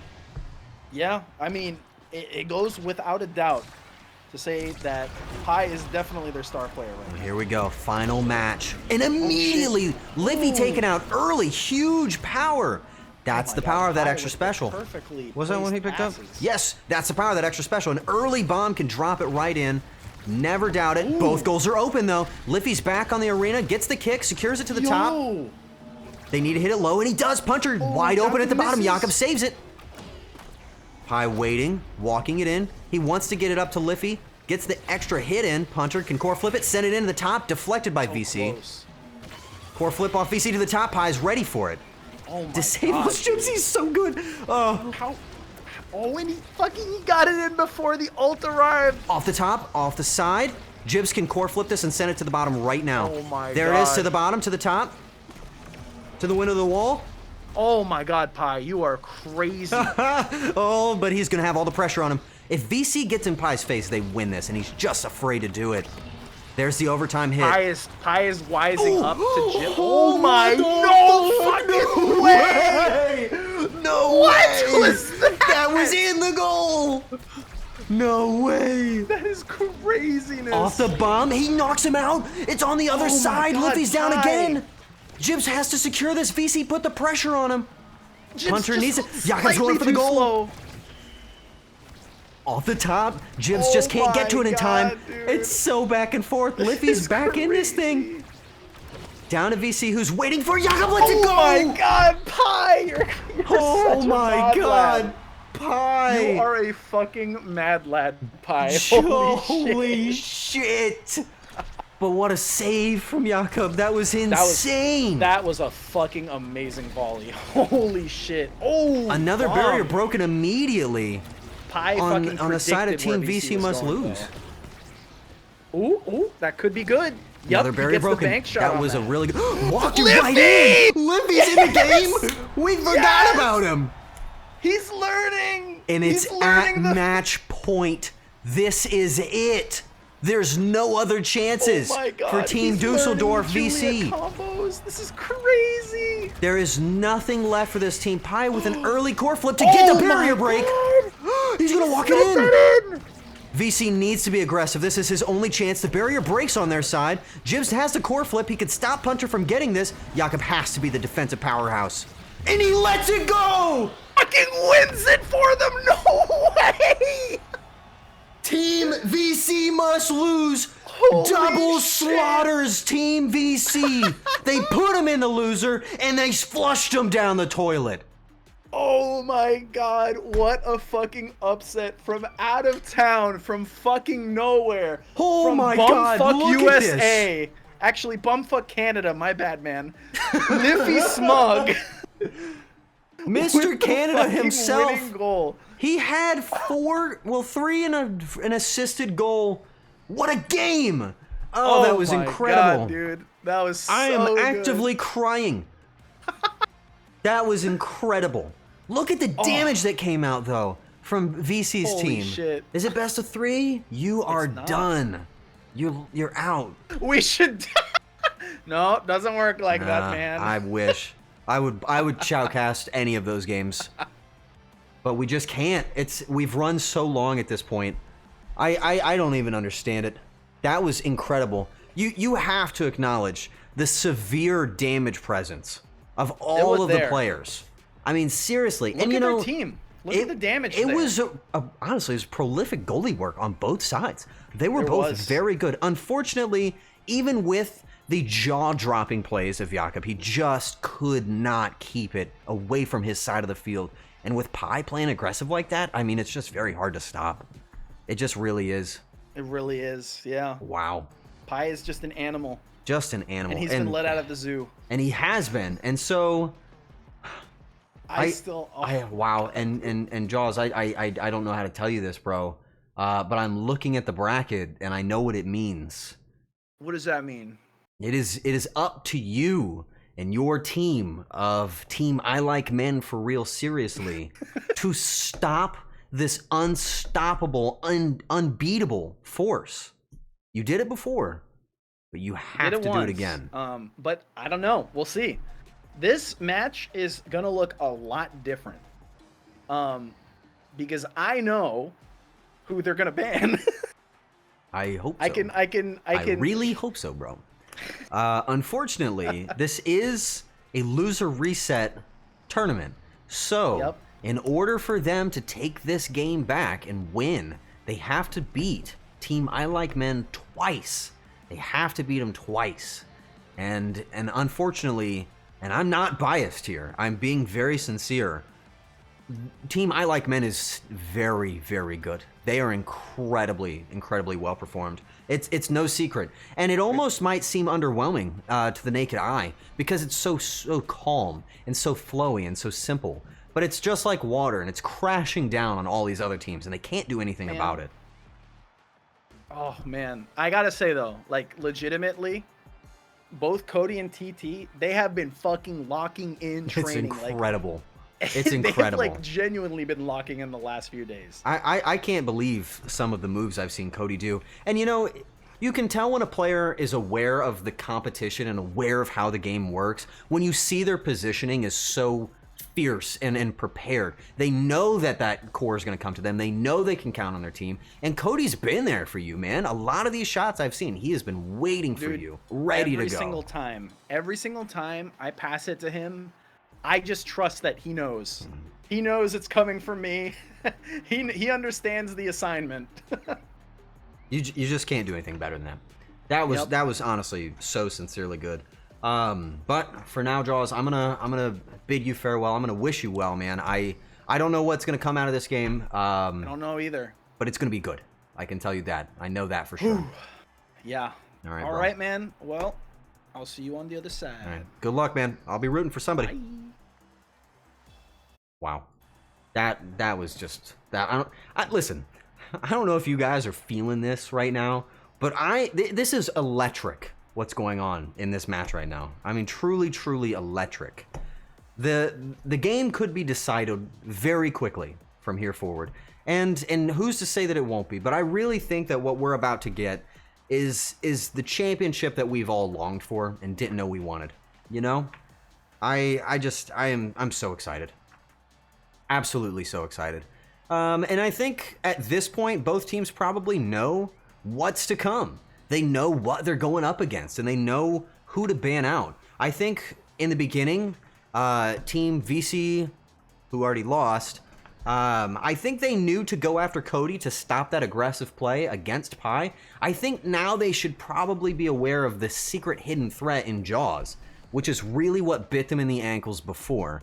Now, I won't necessarily say that that's their only problem, but I will tell you that in this game, you are going to see a Kai ban. If you don't see a Kai ban, that's crazy. No, the loser is going to pick this one, if you don't mind, Suki. If you could communicate that with them. Thank you for reading my mind. That is a loser draft for the map, because they are up against the odds. We're going to see a Kai ban, and we're going to see a Rune ban. I'm just going to tell you right now as the caster, that's what's going to happen. It's just going to occur. And whether or not the players back me up on that doesn't matter. That's what should happen, because those are the forces at work here. Both teams are really riding the lightning. They've got fire in their hands, and they're ready to do it. And, you know, I know that I don't need to apologize for this, but guys, this has gone on significantly longer than I thought. Some of these matches have been incredible. So for those of you that have stayed with me for this period of time, thank you. I've really enjoyed it. This has probably been one of my favorite tournaments we've ever done. I'm sincerely so locked in and excited to give you this. It's really been a lot of fun for me. I wish that I had a prize for them. Because honestly, with the amount of work and performance they're putting into it, I just wish I could do a little more than I am. But they're giving us a lot back, and I'm very thankful for it.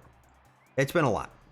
So, without further ado, we've got our final, potentially final match, where Oni Village has been selected by the losers bracket to take the champion match, which is an interesting pick because Oni's Village is not in our regular rotation.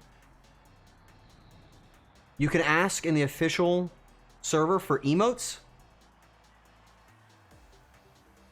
I didn't know I could do that. I'll write that down. Do you think they're gonna approve an emote for Team I Like Men for real? Seriously? Write it down. I'm just saying. All right. Well, guys, there's nothing left to say. I hope everybody's ready. I know I'm not, but I am ready to kick this thing. Suki, start the game. Something incredible is bound to happen. Surely. They normally accept to give emotes for tourneys. Really? Awesome. That's absolutely awesome. That is so cool. Guys, I'm so excited. All right. Here we go. I think it's about to start up. We've got Pi, Liffy, and Punter going up against TT, Jaws, and Cody in this Grand Slam Final Jam Ultimate Battle Roo. I think the server has denied us our request, which is really funny. Oh, there we go. Man. I've literally jumped out of my chair twice. All right, here we go. This is it. This is about to be the final match. This is Oni Village. You never get to see this map. It's out of the regular rotation, and this is a special draft. We're going to see the early pickups. We know who's going to get banned out of this one. If they ban Punter's pick, I'll be very surprised. But we have seen it in the last few matches. And it has really been punishing Punter.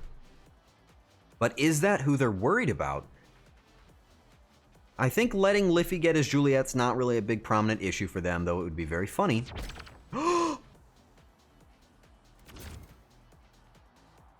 The biggest handshake I've ever seen in my life.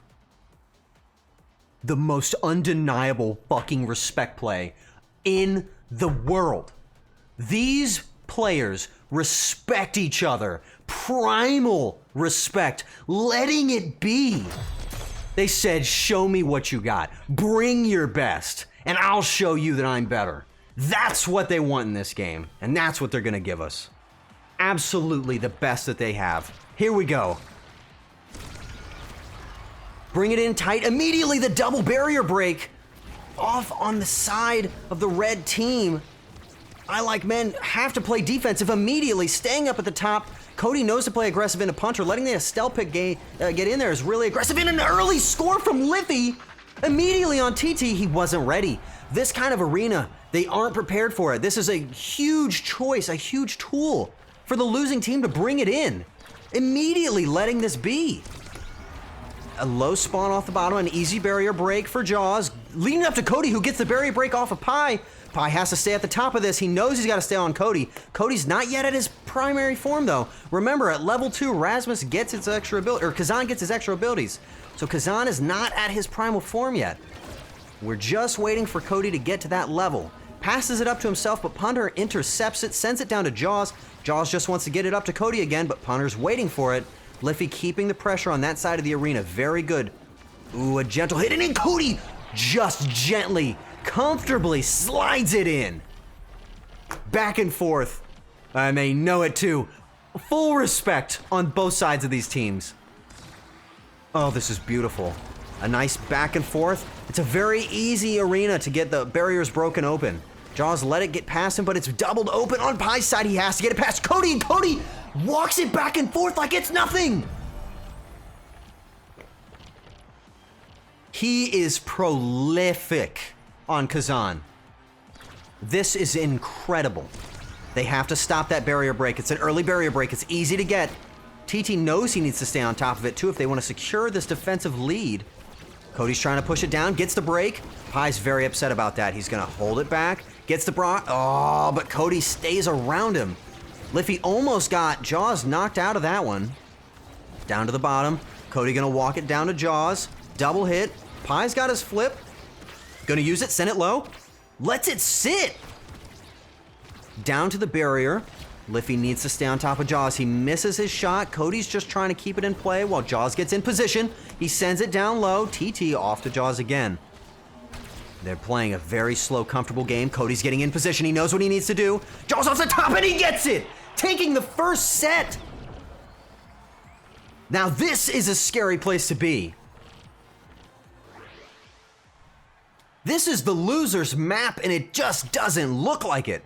Jaws gets the first draft. Obviously, Pi is right behind him. I think this is a pretty easy choice for Jaws to take off the top. If you don't know anything about Rune, you should. Lots of projectiles. Big, giant creation. Very strong. Though, honestly, seeing Pi get explosive entrance isn't very, very far off from what I would expect either.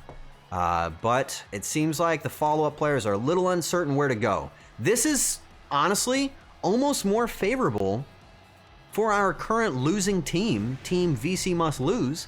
I think right now they might have gotten the better end of that. Off the middle, TT tried to predict it in the center, might get the barrier break immediately. Liffy putting the pressure on, getting it low, hits it against TT's bottom barrier. Sending it up top, Pi staying against it. and he gets the bottom barrier. That's what Jaws is all about right there. Keeping that defense in line and aggressive. Sending it up top. Down to Jaws, over to the barrier. Hits it again.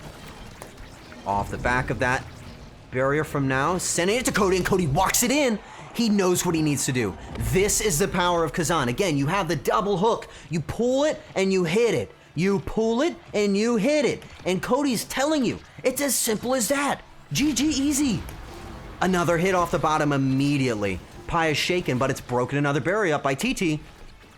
Cody misses it, he whiffs it. Pi might take advantage of that. The pressure's on, he's gonna get the double hit in. Barrier goes through. He needs to stay on top of it. Jaws is in his face now. He knows he's back there. Punter, too scared to get aggressive, too low health. Cody, just dominating this game. Off the bottom, there's Jaws, keeping the pressure on Punter. He misses his hit. Pi's got the core flip. You know he's not going to let it through. TT just gently misses the barrier. And maybe a score coming in for VC must lose. There's always a chance. Off the bottom, hits it. Gets a stun, the core flip. Oh, but he couldn't get it. Off the top, they got to keep it away from Cody. Jaws doesn't want to let it go that way. If Cody gets it in his hands, he's going to take it home. Pi's got to play super defensive. Punter needs to get aggressive. Liffy should be... Oh, the core flip, but it just didn't look like it was going to make it. Jaws has his core flip. He knows he can take it home. Cody's going to pull it. He lets it go. There's the overtime. Now we're in a dangerous place. There's the pressure, and Cody's keeping it on him. Jaws wants the aggression, and it walks it close, but he saves it just at the last second. Jaws stops him. A double barrier bounce, and he takes it in. Oh my God, no way. Another huge, huge play by Jaws. A barrier bounce off the bottom. Oh no. Low ball hits it slow. Almost gets the barrier break against Pi. We're just not seeing the player that Pi used to be right now. There's so much pressure. A good hit on the bottom barrier against TT. Another one on the top. This is their chance. There are a lot of core flips on that side. Pi leaves his top open, but he's playing that defensive bottom. Liffy can keep it in. The core flip to save it. Cody wants it. He hits it. Core flips it. Waits it. Oh, a good deflect by Punter and Pi. Gentle walk in. Take it to the top. Punter knows he needs to do more, and he's just not got it in him. Liffy and Punter staying stacked. Cody wants it. He misses his own hit. Lets it go. Jaws passes it to him. Cody misses it again. A little flustered. A gentle walk in from Liffy. It was never expected. They didn't know he was even there. What a score. He's not out yet. We're going to see a low spawn on this. Yep, the core spawn's low. They hit it high, sacrificing the easier barrier hit, but taking the top one anyway. Cody's going to keep the pressure on. Punter is aware of him. See how much damage Punter's putting on Cody. He knows he's into it. Top barrier's broken down. Taking it back to the top again. Punter's going to pass it to himself. Jaws is waiting. He put it in stasis so he couldn't be affected by it. Teleports behind you. Omaiwa Shinderu. Ah, a shame. He actually did he just lost. Barriers still taken off the top, but we've got the bottom barriers around, walking it slow. They know that they should probably be aggressive, but they're waiting too long. Liffy, another whiff. Man, if he was just a little bit faster, he would have this. A little hit off the side, bounce it off the barrier. A really well-timed barrier by Jaws, doing defensive work for everybody. TT barely even have to show up to work today. Pi's getting aggressive, leaving his goal, leaving himself open though. Cody knows that. He's putting the pressure on. Jaws waiting for him. There's the back and forth. Jaws just barely misses it. Off the top, a good core flip by Punter. Not what we needed from the follow-up on Liffy though. Let it go. Overtime power, that's what we want. Another hit. Sending it over to Liffy. Liffy not aware. Ooh, the bounce. Now that's the one punishment of having a long-lasting creation on the field. Jaws did score on his own barrier, but that's not necessarily his worst fear. They still have to capitalize. Liffy just a little bit slow. Doesn't know that he can just do a light hit into those core flips. He doesn't have to use an ability. So he's actually delaying himself on those. Sending it up to the top. Banished by Jaws. Setting it down. Jaws set it to himself. Both goals are open, and this is a very scary place to be. And he walks it in. Cody is a monster. Oh my God. Now it's all down to the wire, people. This is it. If Team I Like Men for real seriously win this, it's over. There are no more games and they are our champion. It is down to this match. They have to bring it back. Team VC must lose. You're not done yet. VC lost, but you haven't won. You have to take it back.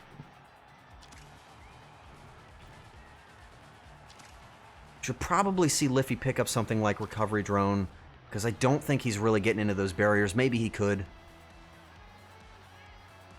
It's honestly not a bad pickup for everybody. Hot Shot's not too bad on Pi either. He's actually going to get a lot of value out of that, and he knows it too. All right, low barrier break, another easy barrier break. Of course they would. Take it off the top, down to the bottom. Hitting it in the middle like that is something that it seems Liffy is very used to doing. Unfortunately, it's not where the barrier is, so you're just not going to get anything out of it. Hitting it back up to the top, letting it go past Pi. Just a little bit too slow on the draw. Tries it off the top. Cody's very dominant. He's just dominant. We've got 2 scores and the game could be over. Oh, it's a scary thing. They've consigned themselves to this fate. They know what's possible. This is really not an advantageous map for them. Off the top, get an easy score off on that barrier. Pi doing the game himself, trying to send it to Punter, but it seems like there might be a lack of communication. Oh, disabled Pi, giving them the free barrier on the bottom. Punter not ready for it. Cody trying to take it to the top, sending it down to the bottom again. Punter getting the free hit. Liffy, just wait your turn. You've almost got this, man. A little hit from Pi, down to Liffy. Ooh, Cody intercepts it, brings it down. Pi up to the top again, sends it to Jaws, who's waiting for it. Cody gets the free hit. This could be it. This could be the big hit we're waiting for. Cody knows that he's got it himself. Pi with a great defense. Cody with the premature ejaculation. Another hit off. Pi just has to hit it low. Liffy just needs to wait for it there. Punter's banished. Waiting for the strike. Here it's going to go back in. As long as TT doesn't lose sight of it, this is free defense for him. He's got to get it around Cody. He plays Cody's mind. Very good. He's got his core flip. Pi is ready for this. An easy hit up from Punter. Just got to send it down to Liffy. Liffy looking a little lost. He knows he wants to hit it into that dead center. Oh, Cody. What more is to say than a team play like that? Smooth as silk. Gentle as the wind. And with one more score, this could be the end. All right, here we go. Cody knows it. Maybe they're getting hungry. Jaws sends it up to the top gently. A core flip from Pi, but it gets reversed and sent down to the lower barrier. Keep the pressure on. This is what it's all about. Pi cannot let them get that barrier. If they do, it's all over. There's nothing left but to fight for his life. The reverse from our rune. Jaws knew what he was doing. He places those so well. It's Cody taking on 3 on his own. He's just stuffing them in there like it's nothing. Jaws sends it up to the top. Doesn't get anything. It comes back to TT. He's passing it over to Liffy, but Liffy's too focused on punching.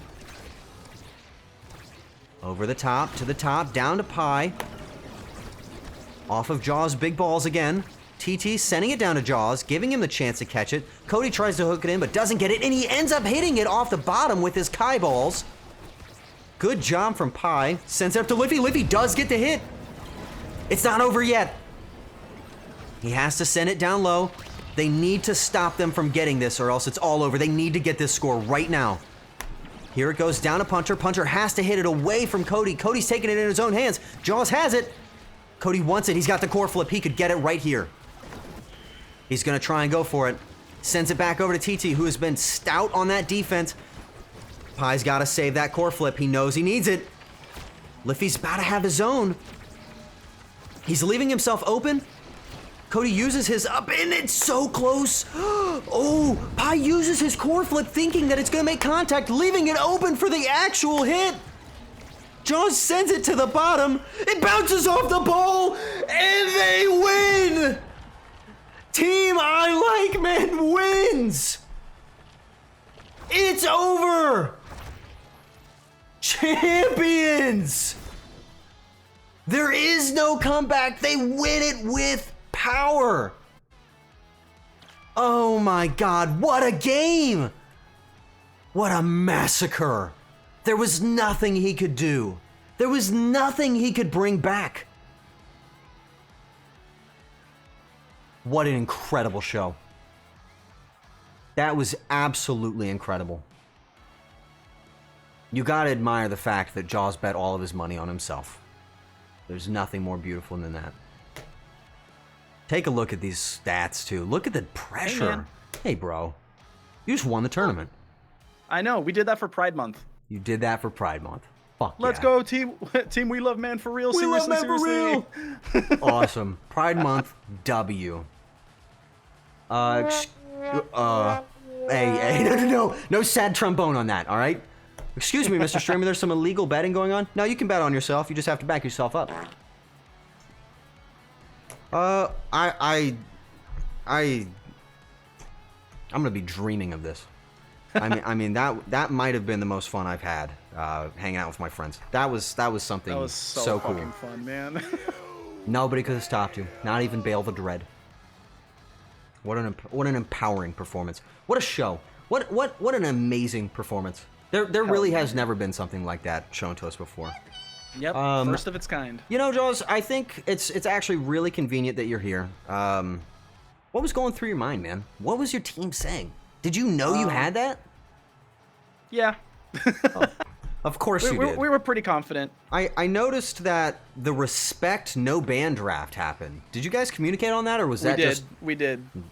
You we knew. explicitly said, just fucking no bans. Just let everyone play what they want to play. That is huge respect, because it definitely crushed them. We were half planning to just do everyone plays something random that we've never played before, but we ultimately didn't go through with that. That would have made for a different kind of game, I will admit. It would have been fun. But you know what? I think what you guys gave us was really special. Honestly, I was very impressed. And that's the first Slime Controller Omega Strikers champion.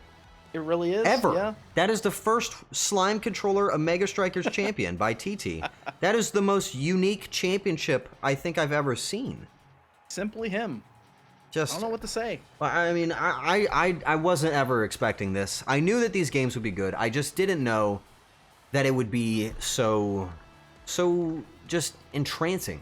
You know, some of these back and forths, I've seen a few volley. There was a volley between you guys back in the winners bracket before you sent him down that it was a few minutes long on its own.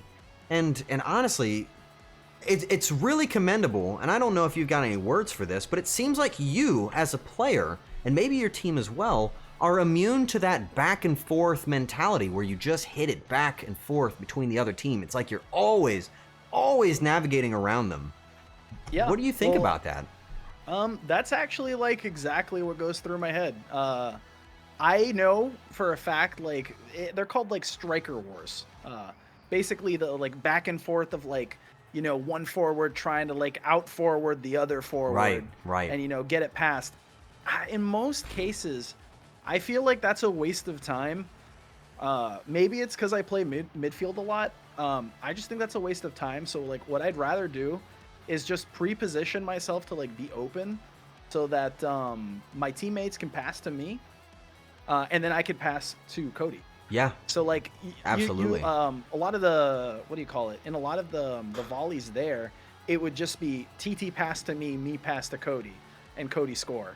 Yeah, and it works absolutely, like a charm. You know, and it was honestly really impressive. You know, for as much as TT showed up, he also really didn't. He didn't need to. You know, Slime Controller or not, he was really well guarded. You played a very good defense, and you almost played two roles. Yeah, I did actually. That's so. I watch a lot of tournaments and stuff like that, and one thing that I've noticed in the pro player tournaments is that like they kind of do that.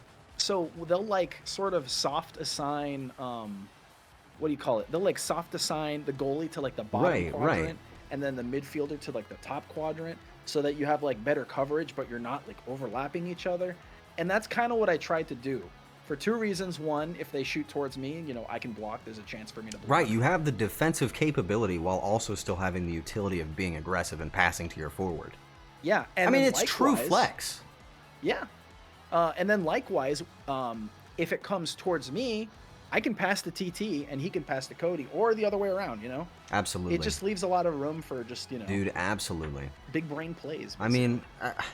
I just don't know what else to say, other than the fact that, you know, we said, oh man, Jaws is in the tournament, he's going to win, and he did. It almost feels bad now that I'm thinking about it. I could have called that one a year ago. Well, there's that, but also, like, again, like I said it at the start, it's it's not really always just one player. Absolutely. TT and Cody, like, they've been fucking locking in, like, really, like, the past I week was or very so. impressed. I was sincerely so impressed with their performance. I mean, They have gotten they good never. so fast. I saw a few whiffs by Cody, but his Kazan was honestly Dude, so sincere. He is he cracked. knew. Kazan. He didn't dick around. Now, I know I've been asking you questions as a player, but as a co-host, were there any matches that you watched that you felt just so much attachment, so much joy playing and seeing? I gotta say, the match before ours, that was the one. Dude. That was the one. The God. stakes, the back and forth. Oh, that was good shit. It was honestly so cool. There was so are good. some games that I'm probably gonna watch back on my own just to see the things that I missed. I've never casted this before, and I feel like I missed 100 different things. But there were so many saves by Pi that were so mind-boggling, He's insane. well timed. A team with you, Cody, and Pi. I mean, it's not like you needed it. TT was good too. I mean, shoot. Yeah. I don't even know. Well, we've actually played. Me, Pi, and Cody. We've played a lot in competitive actually, and we played some crazy matches. Let me tell you, shit gets crazy. It's fun. I can't agree anymore. I mean, it gets crazy. It's hard to keep up with. I'm looking over my MVP lineup, right? I'm looking at the players that I think really stood out to me. And I just want to bring up a couple of performances because I really enjoy your insight. You know everything. Also, I did not acknowledge it, but Liffy, thank you for depositing your dump load of friends to join us in the wrap-up of the tournament. You played very well. Thank you, bro. Raiders. Thank you, bro, for that. You know I appreciate you. So let's go down my list of MVPs because there's a few people that just nailed it today. Absolutely nailed it. First off, at the top of my list, I think the most honorable mention, I don't know if he's still around, but Toto, stepping in, never played the game before, installed it just to contribute to a team. No, he did not have the most breakout god-tier performance, but he showed up and he said, I don't care if I win, I just want to be here for you guys. And honestly, I'd say that makes him one of the most valuable players in my book, at least. That's my number one. Listen, too, even that, like, all things considered, for having just downloaded the game, He like, did on pretty the well. spot, I was he did pretty pretty impressed. fucking good. Like, I was like, damn, he has a really good chance at this. I was That's what honestly I'm so saying. impressed. I thought it was I was really not cool. expecting that, like, legitimately, because, like, most of the time when people open the game for the first time, especially against other people who have played it more than them, it's just, like, an absolute slaughter, but, like, did pretty fucking good, all things considered. Like, I was just like, damn, Toto is a okay. gamer. We already knew that, but This dude, like, he fucking just downloaded he geometry really in did his it. brain. He was just he did. He was ready. Next up on my MVP list is so this is my top goalie. Can you take a guess who my top goalie is? I wonder if you can just I don't take know. a gander. It might be a little bit of a tough call. Yeah. I think it might just be. I think Me. yeah. Me as second goalie. Let's go! Goalie number 2. No, it's obviously Pi. It's Pi. Pi. I don't know what to tell you, Pi. And please do not mince my words. I want this to be very clear. I think Pi's team was exceptional, but I Sure. will say Pi was the forward that they didn't have. And it shows. I'm not saying Liffy's performance was extremely poor, but it showed that he didn't know a lot of the mechanics of the game, and it really bit him in the ass because they made it to the championship. They took it all the way to the end. And when you start to see players without those core mechanics, you can get punished very well. But I'm telling you, Pi was a monster. A monster. Personal MVP, like, just in general. He really nailed it. Now, I think I should mention one more goalie, one that I think, if it were not for the odds that they were going up against, I think would have probably been the best goalie in the match, and I think that was easily Comey. Comey was very cracked. Frame perfect. 3-player defensive plays. Things I've never seen before. You see, Pi was never put under that level of pressure. Pi always had a forward team, and only when the pressure was on by you guys did he start to suffer. Right. Comey was a master and was showing us work with, who was it? Mako, I believe? Yeah, Mako, Things we haven't seen. Some real like jaw-clenching, like gut-wrenching, awesome plays. Just, I was cheering for Comey more than I was cheering for the game. I just wanted Comey to do well. I was like, this is Comey's game. I'm so in on this. This is awesome. Okay, but enough of the pandering. I just thought that one was really cool. Okay. Fine, we'll talk about him. Can you guess my MVP for Flex? Who? It's you, bud. Oh, yeah. It's okay, you. Yeah, It's you. You were beyond what a flex could possibly be. You somehow played the role of a forward and a goalie and a mid laner all at once. And like I've said, like water, man. I mean, seriously, it was smooth. It was really, really impressive. You know, I don't really understand it. I don't really know how. I guess it shows the experience and the knowledge, but it just felt like you never felt pressure. You know what I mean? It just felt like you had some sort of understanding of the game, as if from a lot of experience, where you just weren't ever concerned with your well-being or where the core was going. You just always had it. You were always there. It was honestly, it was endearing to see what you're capable of as a player. Because I know you resist and you hold back for your friends when you play with them so that you don't burn them out of the game. Even players in competitive matches. But when you let it out, man, I'm not gonna lie, it is actually so exceptional. It's really cool. It's like 3 players all in one, you know?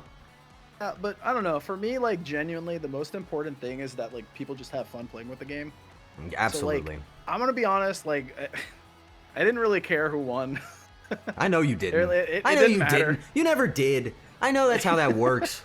I just, like, literally, I'm just happy people are playing this game. I fucking love this game so much, man. I definitely see another tournament in the future. If we can get the same amount of people, and I know I don't have to, but I really would like to get a prize. I don't know. I just, you know, just a little something. You guys play hard. And maybe get you guys training a little bit. You can enter? Absolutely. Absolutely, yes. I don't host it from here, but if you guys are interested and you haven't already, you should probably join my Discord, the nexus of my communication channel. Just pop it in if you want to, and maybe we'll get you in on the next tournament. I'm not saying Omega Strikers is me and that's all there is, but I will say that I really got into that. That was awesome. But that's not the end of it. We need to get on to our final MVP, which is our #1 forward. And this one, I don't know if this is going to come as a surprise to you, but I mean, pretty dominantly, I really didn't think it'd be like this, but it was Cody. It was definitely Cody. Dude was a monster. Like, it's almost like he had 2 giant, stretchy, like gumbo arms. He could just be on both ends of the lane in the center and just... It's like he was Michael Jordan. Dude was just going right under him. It was insane. I honestly, true. I didn't know he could do it. It was really, really cool. He popped off. I couldn't believe it. I don't know if you noticed, but literally all the characters he was playing all had abilities that he could grab the ball. Yes. And that's what I noticed is like, he just played the, I will take this from you and I will hit it over here, guys. And he did. And it's so funny because nobody put that pressure back on him, you know? And you can't do anything about it unless you really, really deny him that character. So I thought that was really cool. It was neat to see when he got banned off the Kazan that he moved to the Rasmus and was still just the same player, you know? He's been playing so much of both those characters. So for him, it was just kind of like, whatever, man. Whatever. Left hand or right hand, you know? Yep, exactly. It was really cool. Locked the fuck in, honestly, dude. That was awesome. But I think that is, going down my list of MVPs, I think, got one more. Last MVP on the list is for you guys in the audience, for being awesome, for cheering it on, and being here and supporting it, and enjoying this game that a lot of you have never seen before. You know what I mean? It was awesome. I mean, Oh, yeah. seriously, I have a feeling that some of you out there might want to play the game now. Or maybe you just might have enjoyed the excitement of the casting. And I felt that too. There was an energy in the room that I think we all got to share. That was really special. This truly was a sports ball moment. This was a real sports ball anime moment. Now, I would be amiss to not mention two of the most important people in this whole thing. And I mean this, okay? I'm talking to you specifically, Hoax and Suki. You guys helped me host this in a way that I could have never done on my own. You got my lobbies for me, you scheduled, you got the teams, you got the seeds, you compiled the parties, you did all of the listings. You helped me the whole way. Both of you, I know you help in the beginning, you help in the end, you both helped me, and I cannot thank you enough. You guys are the reason I did it. So thank you very, very much. I really appreciate both of you very, very much. I could not have done any of this to this degree without you, okay? So thank you. Goats. Those are my two goats, for sure. I really hope you guys will help me on the next one, because I would like to do more. But that's it. That's all she wrote. Did you think there were no notes on here? Look, pages of notes. You can't really see it, but there's literally pages of notes. I've written down so many things. We've been getting a few comments in the chat section about a post-game interview with a certain green capybara, Smug. You know what? I would love to talk to that capybara. Let me tab out of the game. It's gonna get a little quiet for you guys. I'm gonna give him the special ability to walk in the door on his own. Let's see if I can find him. There he is. All right. If he is down for an interview, he can come on in. It's up to him. I don't know where it'll put him. He might sit next to you, or on top of me, which is fine if he does. I don't know. That's all my notes, guys. So, for here's the after party. Tournament's over. Good job. Now we just sit here and wait. I don't have to wait. I could just drag him in. You could. I could just drag him in. That'd be kind of funny. Hey, man. Hey. Hey, what's up, guys? Are you down and consenting to a post-game interview? Yeah, let's do it. Do it. Feeling All right. pretty good. So I've actually got a couple of prepared questions for you, though I didn't know that this interview was going to happen, so I'm glad that this is actually happening. Because you're in a really interesting seat as one of our finalist players with an incredibly small amount of experience. That's right. Started playing yesterday. So man, what an accolade to make it that far. Would you say you were intimidated at any point getting that far? The whole time. The whole time? Oh, yeah. Even though you had the From the first greatest game. goalie on your team? Oh, I wasn't worried about Pi, but myself, yeah. Did you feel lost in those games? The whole time. Now, I noticed also, dude, that you had all of the right plays, all of the right momentum, but you were just off by fractions of a second. Did you feel like if you would have just been a little bit more prepared, you would have been somebody in this game?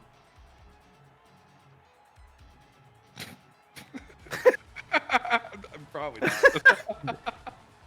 Good answer. I feel like everybody has like been preparing for this for like at least 2 weeks now, and like playing for like a couple weeks, and I'll be completely honest, I completely forgotten that like I was even signed up for it. That's until, right. like, maybe That's 2 right, days because I ago. gave you a month to prepare, and And I instead just you didn't. used a month to forget.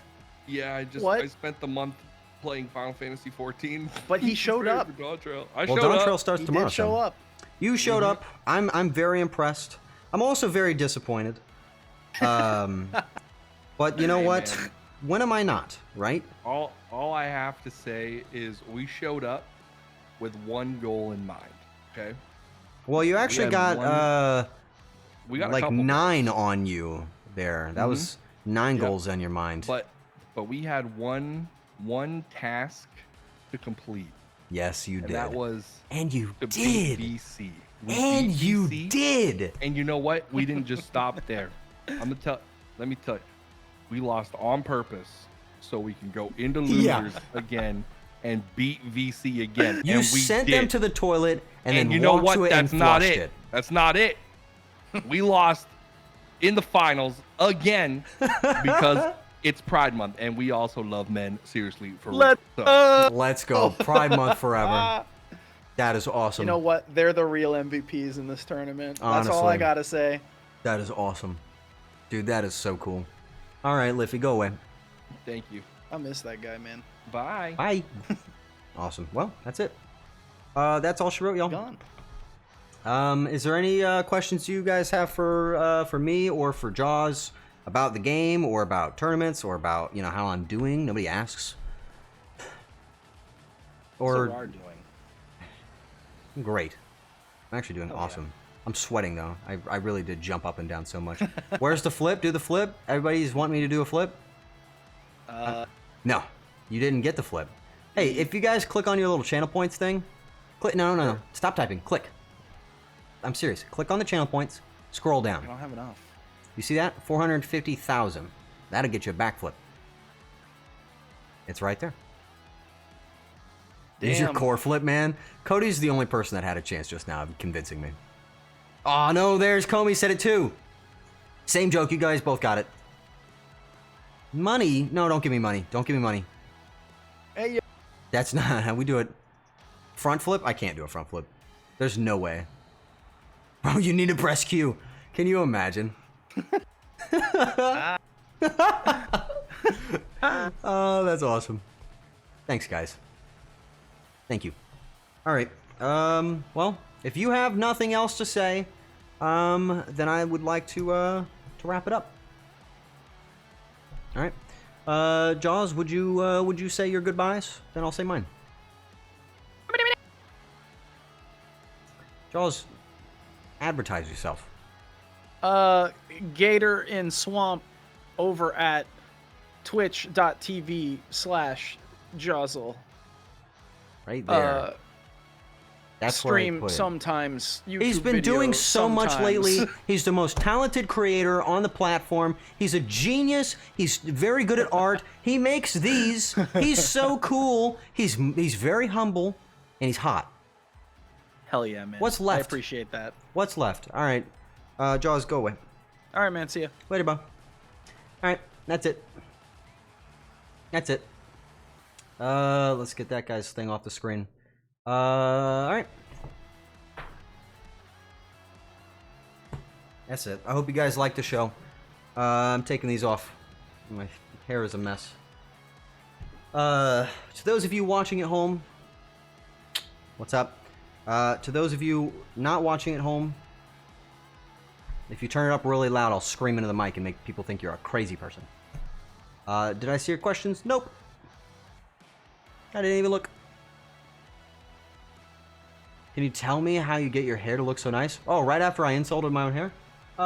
It's actually because the camera can't tell you, but I have very fluffy hair. See that? Very fluffy hair. Look. See that? Look how fluffy that is. Fluffy and light. Look at that. Wow. Cool guy, huh? Anyway. Volume's turned up. I won't do that. Where'd you get your 6 shirt from? This is from, I think, Target. Pretty sure. Alright, hey, you guys are distracting me. It's time to wrap it up. I would say that's it. I hope you guys had as much fun as I did. Like I said, if you didn't before, I'm just going to type it again because I just need to remember. I am doing more of these. The next tournament's not going to be for another month, though, so don't hold your breath. But I will be streaming probably tomorrow, and probably Monday, and probably Tuesday, and then so on and so forth. If you feel like seeing more streams with the same level of energy and a tiny touch of Jim Carrey having a stroke, that's me, and that's what I do. So show up if you want. I don't know. It's up to you. I hope you had fun. For now, I'm wrapping her up. So thank you and bye-bye.